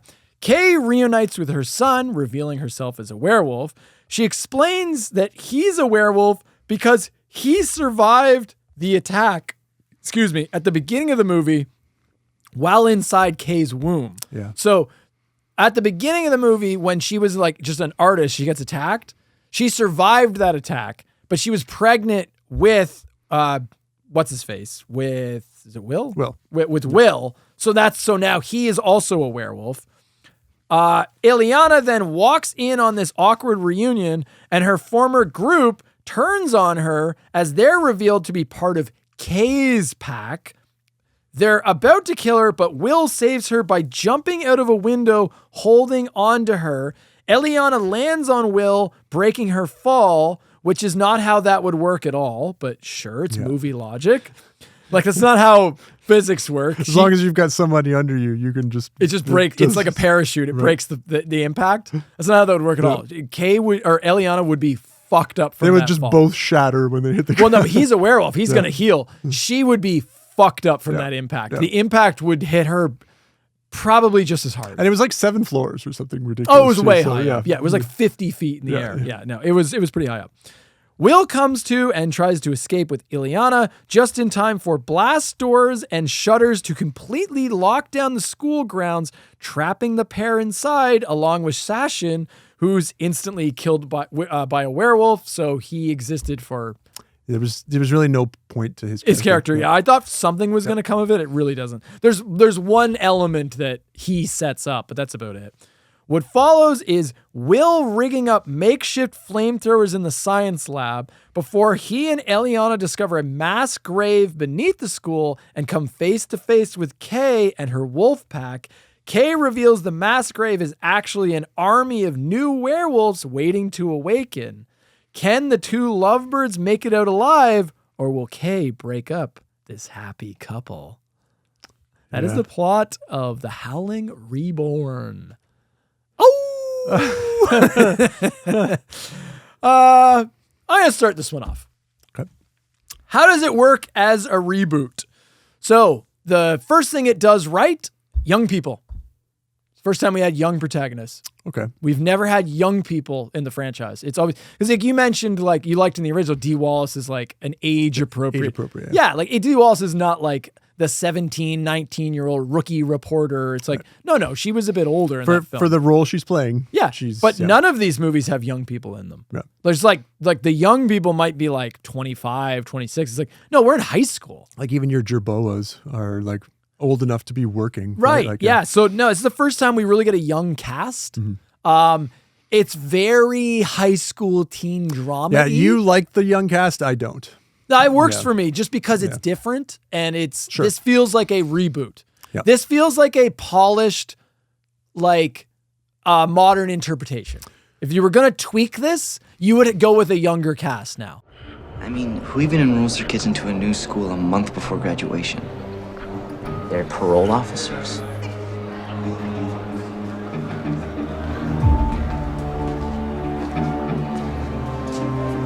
Yeah, it's just like the faculty. Like, hey, let's do another. Yeah. Yeah. It's set in a fancy private school. I like the location. I think that works. Yeah. I wish we didn't spend the whole movie there. That was a letdown.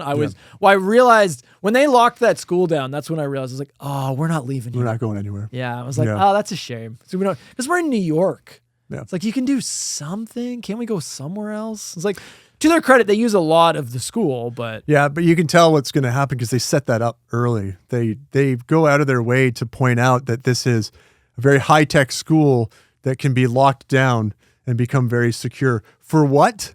I don't know. I guess this is just the modern world we live in where you have to... The greatest asset a school can have is that they can lock out potential attackers or, school shooters or things like this. Like, I don't know.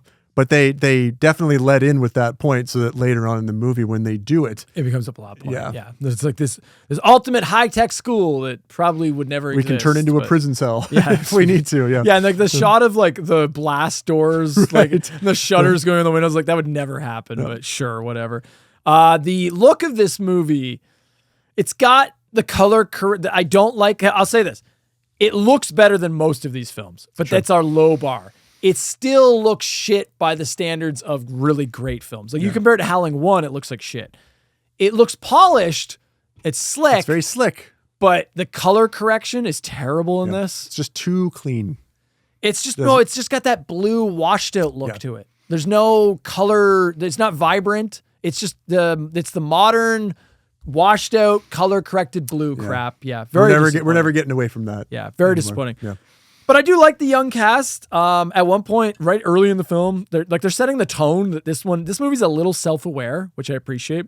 Sashin has a bit of a meta quote at the beginning about like how young he literally talks about this. He's like, yeah, young people are never the leads in werewolf movies. Have you never seen a werewolf flick? Can't blame you. That's what studios get for casting geezers in their lead roles. I mean, if I want to see people in their 40s, I would just go home and look at my parents. I also Which is true. It's actually true. I'm like, oh, okay. There's a little self-aware, right? He also has another point where he's talking about werewolves or vampires. Comes up, he's like, oh, well, vampires are easy to kill. Like, that's not a problem. Almost like a dig at previous entries in the franchise. They had the werewolves? Yeah. Why is everybody all big on werewolves? If it was a werewolf, we'd know right away what to do, obviously. Yeah. Or vampires, sorry. Let's get into some of these young characters. What'd you think of Will? I thought he was all right. Yeah, I kind of like Will. I don't have a problem with him. He's fine. Will is, so they set it up in the beginning where Will goes to the guidance counselor. So at the beginning of this movie, like Will actually has an arc. Yeah. So at the beginning of this movie, Will is the plain, like he's like an NPC almost. Like he's just plain, plays it straight down the middle. He never was a party animal, but he's not a jock. He's not geek. He's kind of just a plain, boring guy. How is it possible that in 4 years we haven't met until your exit interview? Well, that's a good thing, right? That's one way to look at it. Huh? You were part of the debate team that brought home the silver this year. A little disappointing, isn't it?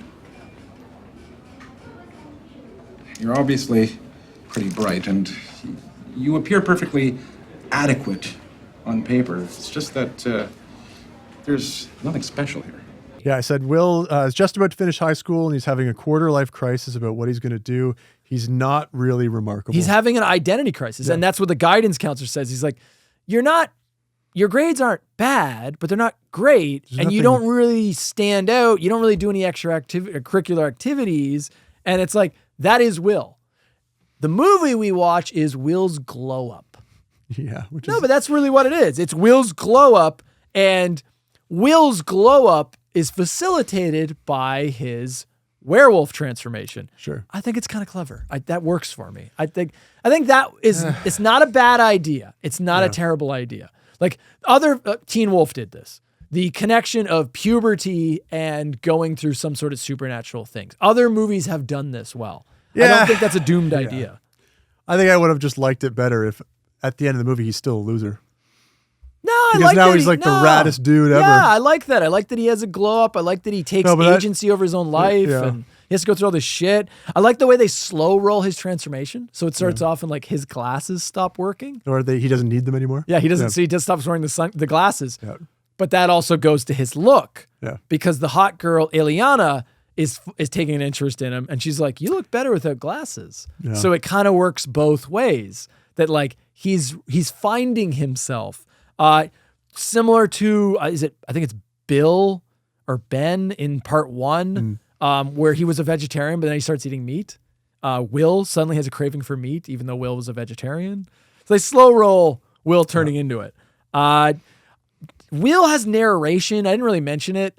I am not a fan of narration in movies. I don't think it's ultimately necessary. It can be good. Yeah. Like, obviously, the best example would be Blade Runner, the original theatrical release is the definitive. Like, sometimes movies need to explain what's happening on screen because otherwise you'd never know what was happening, right? So films like that, it benefits. But in a movie like this, I don't know that you need. I guess you already know my mom died when I was born, but it never seemed like the end of the world or anything. Is that weird? Maybe. But how can you miss something you never had? Right? It's kind of pointless. It was kind of a bookend, though, right? Because he's telling the story that he is then telling the world. You're just, rather than waiting until the end, they're kind of intersplicing it, right? So the one thing I did appreciate is that they're not pretending that he's going to become, or that he's not going to become a werewolf. There's no mystery there. You know right from the start, Will is going to be your lead character. He's a werewolf. You are along for the ride, already knowing ultimately what happens to him, right? He's going to reveal himself to the world. That world is going to take him out or whatever, right? And now let's go back and I'll tell you how we got here. And so I didn't mind that so much, like the narration, because they did it the way that, you should do this, right? Correctly interspersed with scenes in the movie as it progresses. I liked Will's relationship. Where the teen drama works for me is Will and Ileana. It falls flat for you? Yeah. I liked Ileana. Where is she coming from? Okay, well, How many years of high school have they been together that all of a sudden on the last day, suddenly she fucking abandons her boyfriend. Like, yeah, but that guy was just some... Sure, they make him out to be an asshole because that's what allows her to just suddenly... To get away with because otherwise, she'd just be that. the worst human ever if she just jumps from one boyfriend to another, right? So he has to be a villain, right? Piece of shit. Right? Yeah. He has to be the Johnny, but like so that Daniel LaRusso can come in. Right. She flips on a dime, and she's known him the whole time. I like Ileana. I don't know. Yeah, you would. I'll tell you why. You love these kinds of stories. No, I'll tell you why I like Ileana. It would have been so fucking easy to make her the bad guy. They set it up where they pull the rug out from under you because they set it up at the beginning where there's all these punk guys who are later to be revealed to be the wolf pack hanging around Eliana. And so you immediately think, and she's like tempting Will and being like, come on, Will, try some like, you know, like come to the dark side, you know, take a wild ride. Like, let's go to this club. Right. That is like way out of nowhere. In a warehouse, right. And like, take these heavy drugs. Exactly, yeah. She is tempting Will to get out of his shell. And you think at first, you're like, okay, she's clearly a werewolf. She's ahead of this pack. She's influencing Will. But no, it turns out she's just like a rambunctious little reckless like rebel girl who falls for the dweeby guy, who the dweeby guy then has a glow up. There are two types of people in the world. Those who take what they want, and those who get taken. Which are you, Will? It would have been so easy to make her the villain. So when she comes like into that Lost Boys style. Right. Yeah. When she comes into that scene where Kay and Will are in the library and she's like, what the fuck's going on? And then her like underlings all turn on her. You're like, oh shit, she's not the bad girl. Like she's a rebel girl, but she's not the bad girl in the story. Right. So I appreciated that subversion.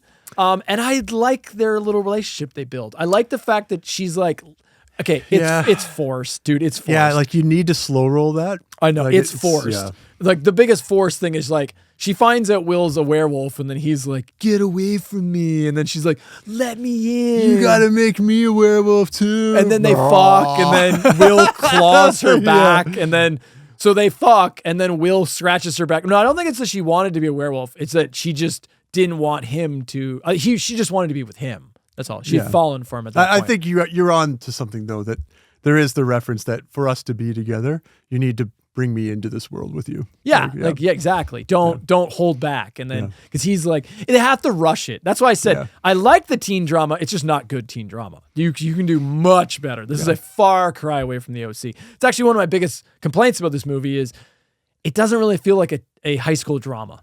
Yeah. We don't get enough high school in it because we just have an empty school. Right. Really, you're focused on these two characters. And so this is just a location. Even the bullying side feels very much like it was just tacked on and like, oh, you got to have a bullying scene or else we can't establish that this kid's like a dweeb and can't take care of himself, right? Yeah.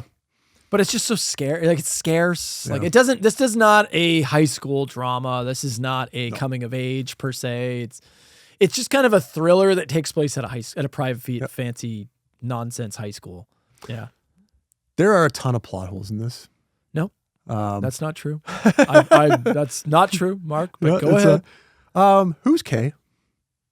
Well, she's Will's mom. Okay. Yeah. So when he's sitting out the front of the school. Yes. And just this random woman goes, well, at first I thought, is she a teacher?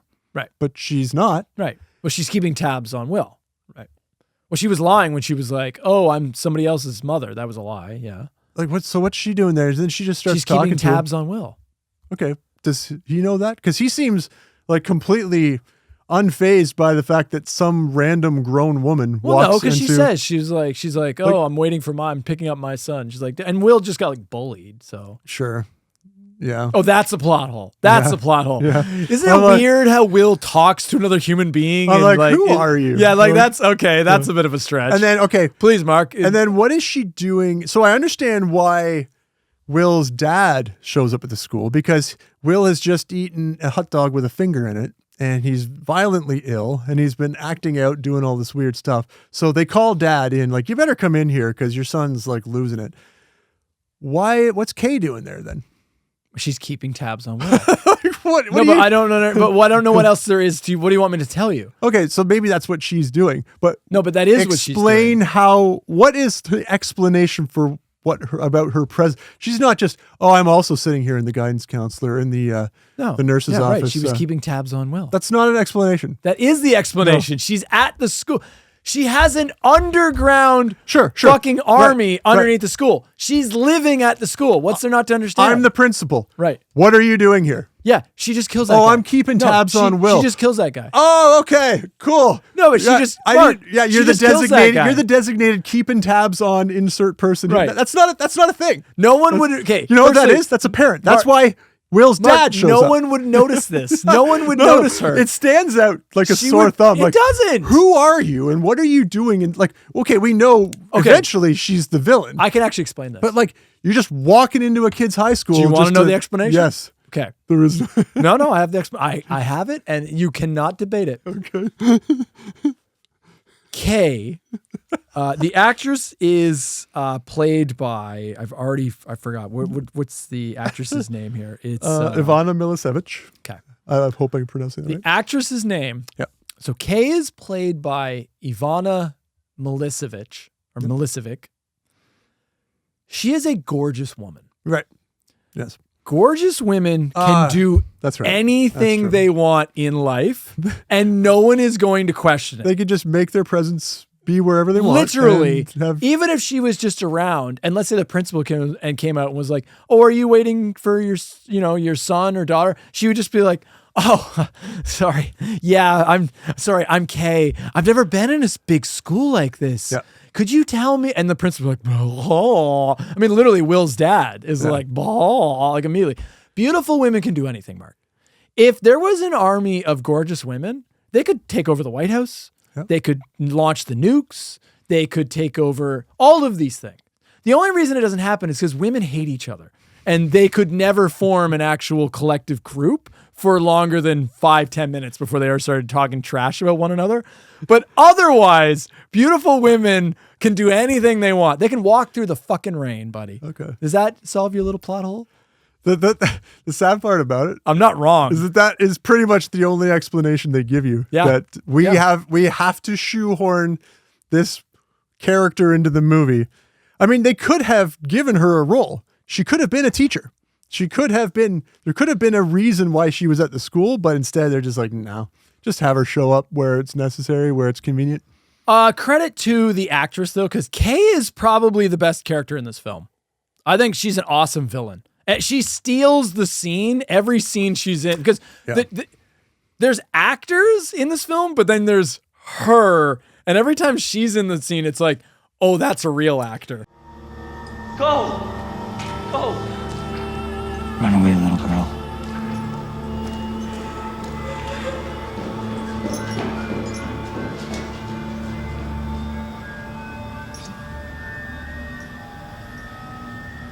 Welcome to the family. Why would you even try to save those people? Those people that have made your life nothing but miserable all these years. Because I'm not like you.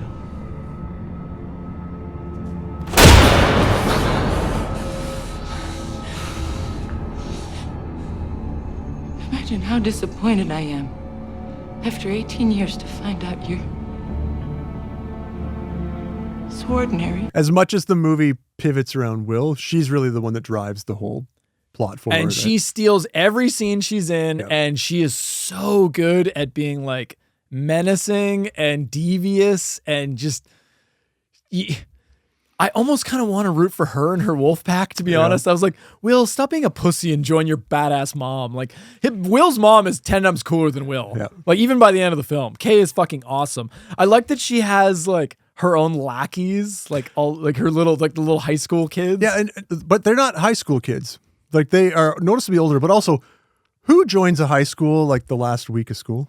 Because obviously nobody knows who these kids are. They haven't been there for 3-4 years while the rest of them have been. I got this sense that they have just dropped in. Yeah, they're plants. Yeah. So their K has planted them there too. Right. That was my interpretation. Students don't join the week of graduation. Yeah.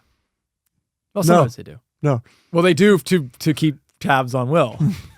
Well, the whole thing is like the whole thing is weak. I know. Yeah. The whole thing is Kay tries to tempt her son to join the dark side, join the werewolf colony, right? Like to embrace his werewolfness. So they have their little reunion. My actual bigger thing is, why now? Yeah. Because like there's a line that Kay's like, your father raised you to be weak and fed you all this crap. Coddled you all this time. Meanwhile, you need to embrace your okay, well, where have you been?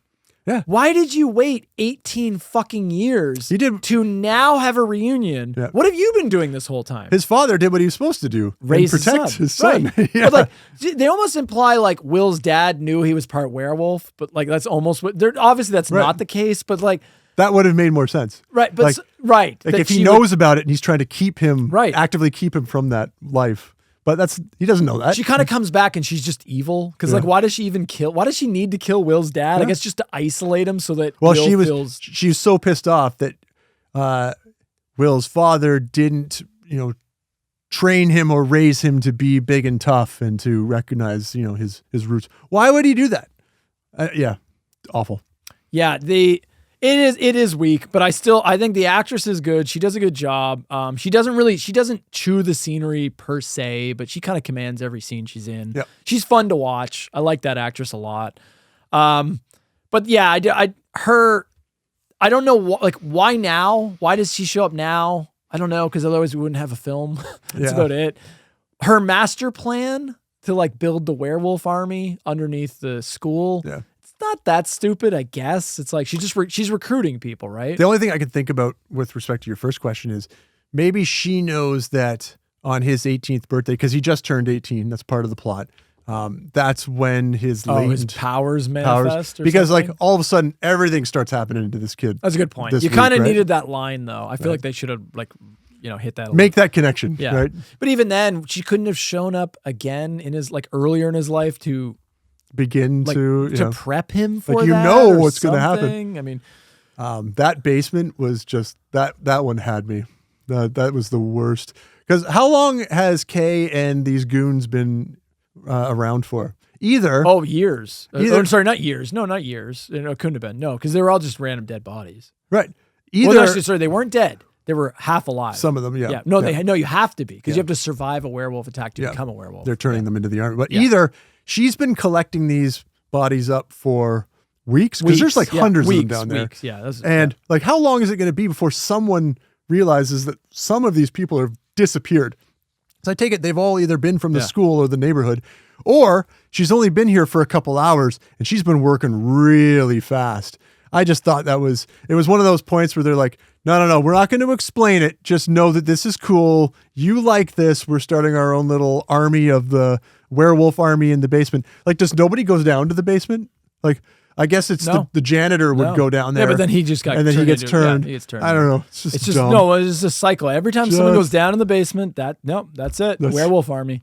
Werewolf army, buddy. No one ever comes out of the basement. Okay, what? Mark, the entire time you were in high school, did you ever go into the basement? No. Me neither. Yeah. Well. So it's not that much of a stretch, is it? I mean, I also remember I went into class one day and there were 30 kids in the class, and the next day there were 7 kids in the class, and we just never asked any questions. Right. And I never, ever heard from those other 23 kids again. Werewolf army. Yeah. Werewolf army. I do like, and they hinted this. None of the other movies do a very good job of hinting at this. There's a bigger world at play here. So the opening of this movie is Kay gets turned by this random guy, this bald guy. Were you surprised that guy never comes back? I was. I was expecting, I'm like, whoa. They don't explain who this guy is. It's just some random guy with a shaved head who's got like the tattoo of a full moon on the back of his head. And he says some line where he's like, the real evolution is coming. Like, yeah. So he was recruiting for he's trying to create more werewolves. The implication I got was that Kay has now been involved in this huge group of werewolves that is a part of the larger, like, overall world colony of werewolves. And so she's aware, because she keeps saying these lines about, like, there's so much more you need to learn, all this shit, right? She's probably talking about, like, Sturba and all that crap. But, like, you know what I mean? There's a bigger world of werewolves. Yeah. Even if you win this battle, you lose the war. There are thousands of other armies out there just like ours. So why resist? There's nothing you can do. We never get to see that, but I do appreciate the fact that they leave that thread out there. Because, like, if this had been successful, you can go anywhere. Because the idea is, these colonies are all over. Yeah. Like, yeah, I also like the idea that you can imagine that this type of situation that's happening with Will and his mother It's probably happening all over the world. Yeah, that's what I'm saying. I'm kind of like the fact that bald guy never shows up. Yeah. We don't know who he is. Yeah. Don't know. Could have been anybody. Doesn't- Could have been Ted Smith from fucking New Moon Rising, buddy. Cut your hair. Right. She could have shaved his head off and New Evolution's beginning. Ted's not a good guy anymore. Yeah. Like, who knows? I only have some extra shit. Mark, anything else you want to talk about? Nah, just there's a lot of dumb stuff. That party drives me nuts. What? The warehouse scene? Yeah. That's cool. Yeah, like they're popping like Molly or something. It's the kind of thing that 33-year-old Hollywood producers think high school kids would be doing when no high school kid is actually doing that. We used to have like parties at like fields and shit like that. You never went to an industrial warehouse. Well, I also grew up in the country. You never like started macking with some girl and then popped up in a sewer with like security. I definitely did something like that. I was chased by some creature. You were not cool enough. You were chased by some creature. I called her my date. Whoa. Now that I think about it, he had really big hands. At the time, I used to call her my girlfriend. Whoa. No, my friends and I in high school, we used to actually hang out in the cornfields. Yeah. And there was this one really cool kid that we used to listen to him, and he had his buddy who had like red hair or some shit. I don't quite remember. It was a really cool time. We had some good parties back then. You'd walk behind the rows and things were all good, right? Yeah, that's right. Fuck. Yes. Mark? Yeah, the whole Kay bringing home the dad. That was so stupid. Stupid. Well, she kills him just so that she can be like, now you don't have anyone. You have to come to me, Will. Like, that was the idea. That was the interpretation I got. It's like, she's cutting off. Yeah, I didn't say it was great. Will, at one point, so all I have left is notes about stupid shit. Yep. Will kills a werewolf with a silver trophy. That's not how that works. Firstly, I don't think that the trophies are the actual metal that they are. So, like, if you win a gold trophy, it's not actual gold. You haven't just inherited like 3 pounds of gold. Right, exactly. Yeah. It's not, you didn't just make like $100,000 off of a trophy. It's plastic with silver paint. Correct. Yeah. So that was fucking stupid. Awesome. The ending. So Sashin is like, he's trying to do this pirate broadcast. So that's the only reason to have him at the school is he has set this up. And then once Will realizes the movie is a pseudo remake to the first one. This is one of the only elements that sticks around. It's pretty much just a full reboot and its own thing. They do the Karen ending. So Will is like, you know what? He denounces his werewolfness and says fuck you to his mom, and then now he's like, we need to warn people. So him and Eliana they use the pirate broadcast that Sashin had already set up already, yeah. And it's supposed to be Will transforming. However, there is a major flaw here. In the scene where they're doing the broadcast and Will's going to transform, do you remember what happens? So they start filming, and then something happens. No. Kay and the fucking droogies show up and interrupt the broadcast. And the one guy's like holding up Sashin's head. Yeah. Okay. Will never transformed. They didn't even start the broadcast. But then at the end of the movie, when it shows the credits, they copy the credits of part 1 and they show the live broadcast. But this time, now, in the broadcast, it shows Will transforming into a werewolf. Something they never showed in the previous scene because that got interrupted. Yeah. Like, literally, Kay shows up, and then Will walks over, and he's in human form. So are you telling me he instantly turned back? Was he? Were they filming it at that They were point? filming, Were they? Okay. and then they cut the feed. They just like unplugged the feed. Oh, I don't remember that. So is the idea that Will turned into a werewolf, and then instantly turned back to human when they cut the feed? Yeah. Like, it's a little, I don't know when they had time, because like the broadcast they're showing, it's like, it was not that long. The timing doesn't add up. It doesn't add up, no. So but then they do copy the first movie, which is kind of clever, and they're showing people's reactions to like the live feed, and so you get that's the credits, is like people being like, do you think that shit's real? See, I always just figured that they didn't start sending the broadcast until after all the werewolf wrestling was done.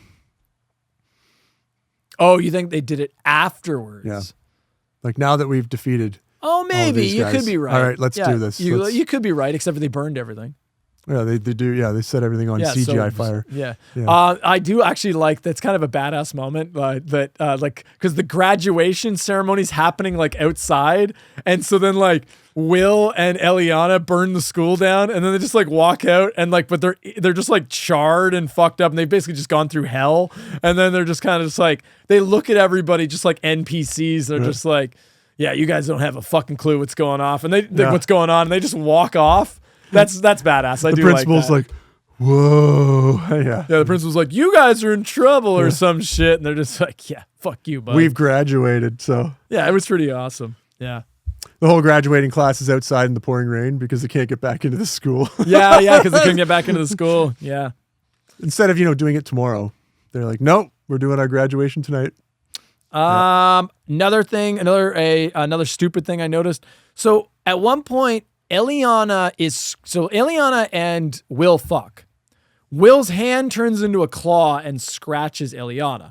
So I guess that technically counts as a werewolf attack. I guess. There's no rules against it. Really. I don't know. Yeah. The way I interpret it was that's what turned her because Eliana does become a werewolf. Yep. Eliana is then slammed. At one point, she's slammed against the wall. And I guess that the slam almost kills her, but it's by another werewolf. This is after she's already gotten clawed from Will. Yeah. Then she turns into and then so then Will takes her into an elevator shaft because they're running from the werewolves. The doors close and they're in the elevator, and rather than just hit the fucking button and move the elevator, they stay there. And so the werewolf's like pounding on the door, trying to get in. And it's like, the werewolf almost gets through that fucking door. And it's like, Will, just hit the fucking button and move the goddamn elevator. But no, his priority is trying to resuscitate Eliana. Do you remember his stupid plan? He rips open the box and tears a wire out of the wall and then zaps Eliana like a makeshift defibrillator. Because, that's how that would work. Yep. Yeah, that whole thing is really stupid. Let's talk about the werewolves in this movie. Most of them look like shit. Most of them, we're in a CGI era. This is like the first time we get CGI. That's what I was going to say. Yeah. It doesn't matter how good they are. They're not going to stack up to, yeah. I'm going to push back. The CGI shots are terrible. I actually think they had some really good looking suits. Yeah. It's a shame they didn't have the balls to show them and photograph them properly. Yeah. Because when you look at like the brief shots of the heads and the arms and everything, they look good. They look like Howling level props, like costumes. They just didn't shoot them properly. And they relied too much on the CGI. And so the big finale, like the big climax in this movie is Kay in werewolf form has to fight her son Will, also in werewolf form. And Will just gets his ass kicked. It's terrible though, because it's all shaky cam and quick cuts. And it's a garbage fight scene. Yep. And it looks like shit. But it could have looked really cool because the costumes were actually pretty good. If they had decided not to just go and do the whole thing inside a computer. Yeah, it's just unfortunate. Yeah. And then the twist ending, or not twist ending, but then Eliana shows up in lichen form in a werewolf and she fucking rips Kay's heart out. That was pretty cool. Yep.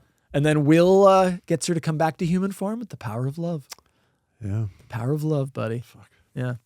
Something that you haven't felt in years, apparently. That's right. That cold, that dried up fucking beat inside that chest plate. Ugh. Yeah, exactly. Yeah. Yeah. I'm just soulless and dead inside. Yeah, exactly. Yeah. Yeah. That husk. This movie's clunky as fuck. Yep. It's not great, but I think with a higher budget, better script, it could have worked. It's a whole new world. The future begins here. You people have no fucking idea. I think this could have worked. It was a breath of fresh air. It's not a good enough reboot or remake, but it could have. I think if you are a Howling fan, you probably saw this and didn't like it. Yeah. You were like, because the opportunity to kickstart these franchises again doesn't come around very often, right? So sometimes like this is what you have and you're hoping that this is going to be enough to kind of resurrect the franchise.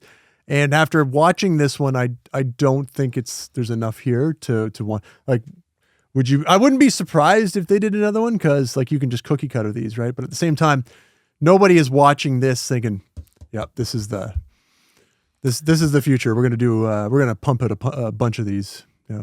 I don't have anything left to say about Howling Reborn, unless you do. There's a final credit. No werewolves were harmed in the making of this motion picture. Thought that was it's kind of clever. Yeah. Yeah. See, like there's some good things in this one. It's not necessarily a bright spot, but it's not a complete dud. Yeah. That's all I got. Yeah. Well, I don't have anything else. Yep. Yeah, I don't have anything else. Mark, let's get to our ranking, and then we have a question to answer. Yep. Mark, excuse, what is your from worst to best ranking of the Howling franchise? Starting it off at number 8, I have Howling New Moon Rising. Then at number 7, Howling IV, The Original Nightmare. At number 6, The Howling Reborn. At number 5, Howling III, The Marsupials. At number 4, I have Howling V, Rebirth. Number 3, I have Howling VI, The Freaks. At number 2, I have the original The Howling from 1981. And then at number 1, Howling II, Your Sister is a Werewolf. Ridiculous. Now on to the true ranking. Right, the correct one. The correct ranking. At number 8, I have The Howling New Moon Rising. Number 7, I have Howling III, The Marsupials. Number 6, I have The Howling IV, Original Nightmare. Number 5, I have Howling Reborn. Number 4, I have Howling V, Rebirth. Number 3, Howling VI, The Freaks. Number 2, The Howling II. And number 1, the original from 1981, The Howling. Yep. This is, I think, I probably gave this away, 5 hours ago. I think this is the worst franchise we've watched to date. Oh, I think you've said it a few times. Yeah. It's just not, none of these are really good, fun movies. All of them are terrible werewolf movies. The tone is all over the place. I didn't have fun with a lot of, I struggled to get through this. Yeah. To date, this is one of the hardest ones. I struggled to watch these movies. They're just not good or fun. I expected These fucking movies much suck. more from this franchise. And because you remember, you said, I know. I opened the box and I was you were excited. Yeah. Dude, so was I. Yeah. So was I. I'd only ever seen the original, and I thought, even if it's derivative of the original, it's probably still going to have some cool effects, some cool kills, Yep. Some wild ideas. There's like none of that. There's not anything kind of crazy. Like there's a few little bright spots, like we got like vampire versus a werewolf in part 6 and, the castle setting of 5. And there's little things. But overall, this series is fucking crap. Yeah. These movies are not super fun. They're very poorly made, a lot of them. I feel like if you are a werewolf fan and this is Don't your marquee watch this. franchise, Yeah. you have been shortchanged heavily. Oh, big time. Yeah. You don't get a lot of werewolves. Like the first movie blows all of its load at the ending with all the effects.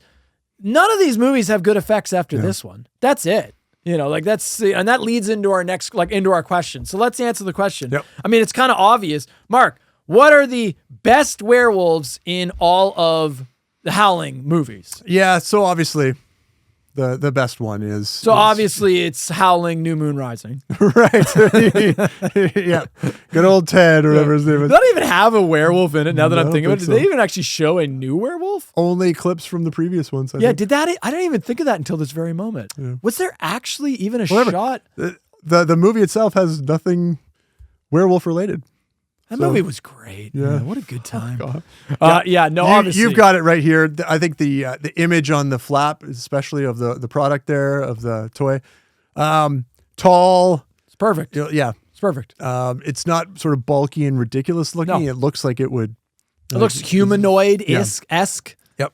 The original Howling has, in my opinion, the absolute perfect werewolf design. Yeah. I think the design is perfect. I think the effects are amazing. And I think the transformation sequence is debatably the best of all time. It's rare that you get it right the first time, but then equally rare to not recognize that they got it right the first time and carry that through. I can't believe that they never even tried to sort of emulate. Yeah, they just keep fucking it up after that. A couple honorable mentions. Yep. I will say There are moments where the other ones also have cool suits and or like slight little cool shots. So like part 4 at the ending, there's a couple cool little shots. Yeah. Part 5 and 6 is crap, but part 5 has. I was gonna say I do like this image, but you like you said you don't really see it in the movie. But it is a pretty that image is more closely tied to Howling 5 than anything that you might remember from the movie itself. Even Howling Reborn, I think the costumes look good. Yeah. But none of them have good transformation sequences again. That's kind of done. Except for I liked the one in 4. I know you didn't like it, but 1, it just kind of nails everything. And it exactly like you said, how do you not just try to do that? Just keep that. If the bar is here, you don't need to take the bar and just throw it away and then just try to do something new. It's like, even if you're going to do a little derivative or you don't have quite the money to pull it off, at least attempt. Yeah. But like the second one immediately shits the bed. And then every single one of these feels the need to reinvent what a werewolf looks like in this franchise. Right. And that ties into what I feel is the worst of them. The worst werewolf design in the entire Howling franchise is the thylacines from Howling III, the Marsupials. Yeah. Fuck these designs. They look goofy. They don't read as werewolf. I don't know what the fuck they were thinking, much like the tone of the movie. They're a mess. I think they don't look scary. They don't read werewolf. They just read cartoonish. They're crap. Yeah. My worst is from the same movie. It was the nun pigs. Yes. Yeah, exactly. So those are thylacines. Yeah. So 3. Yeah. Crap. Yep. How do you fuck this up?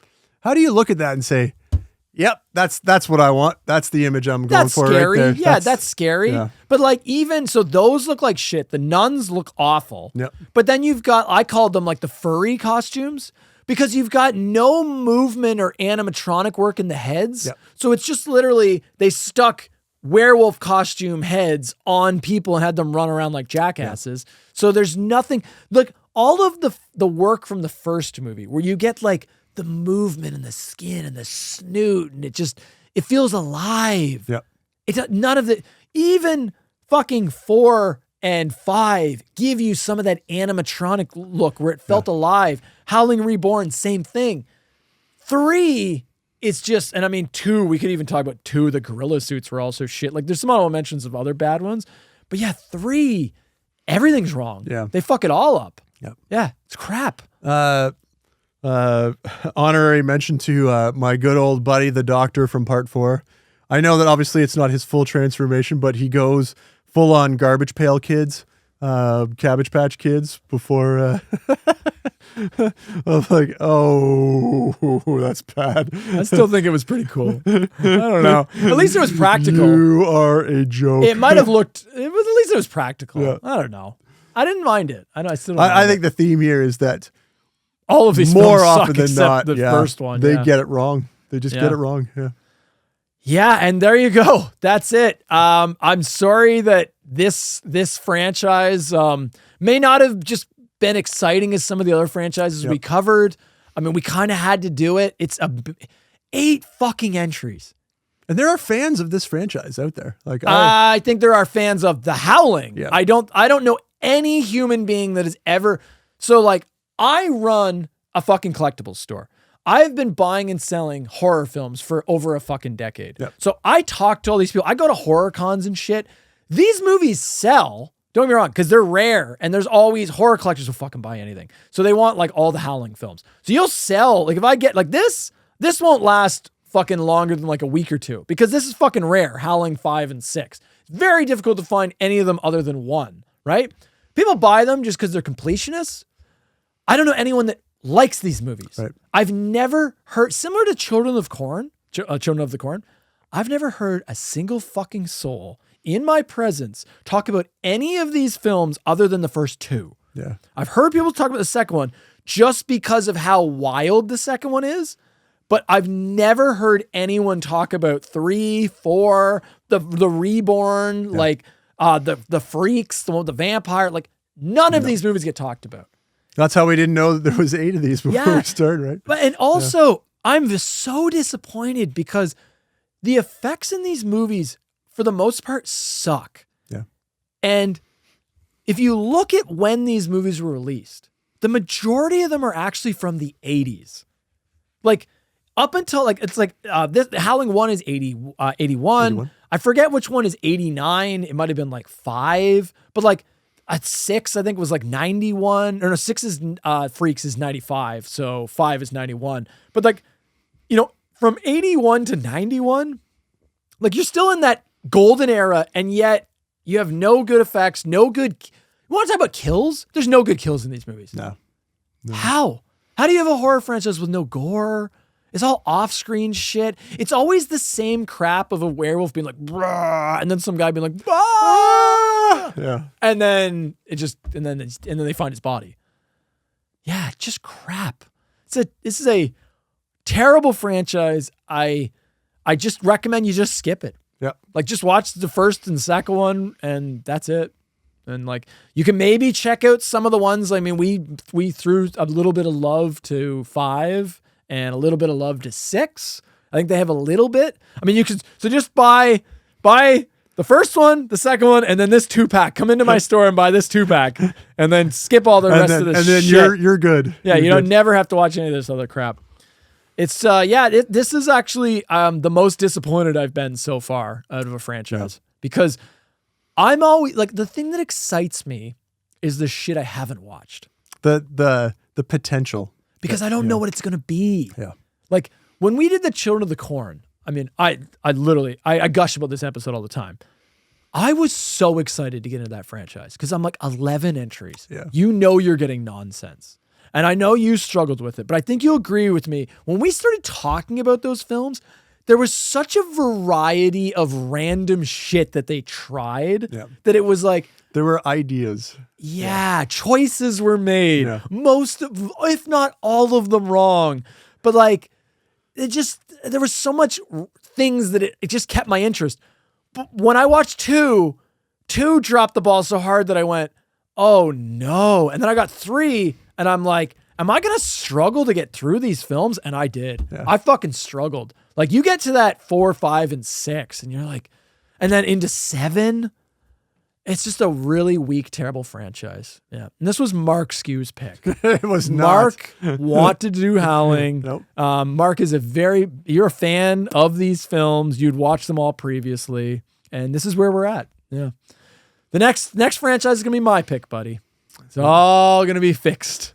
Or not. No, I kid. The next pick is Mark's pick.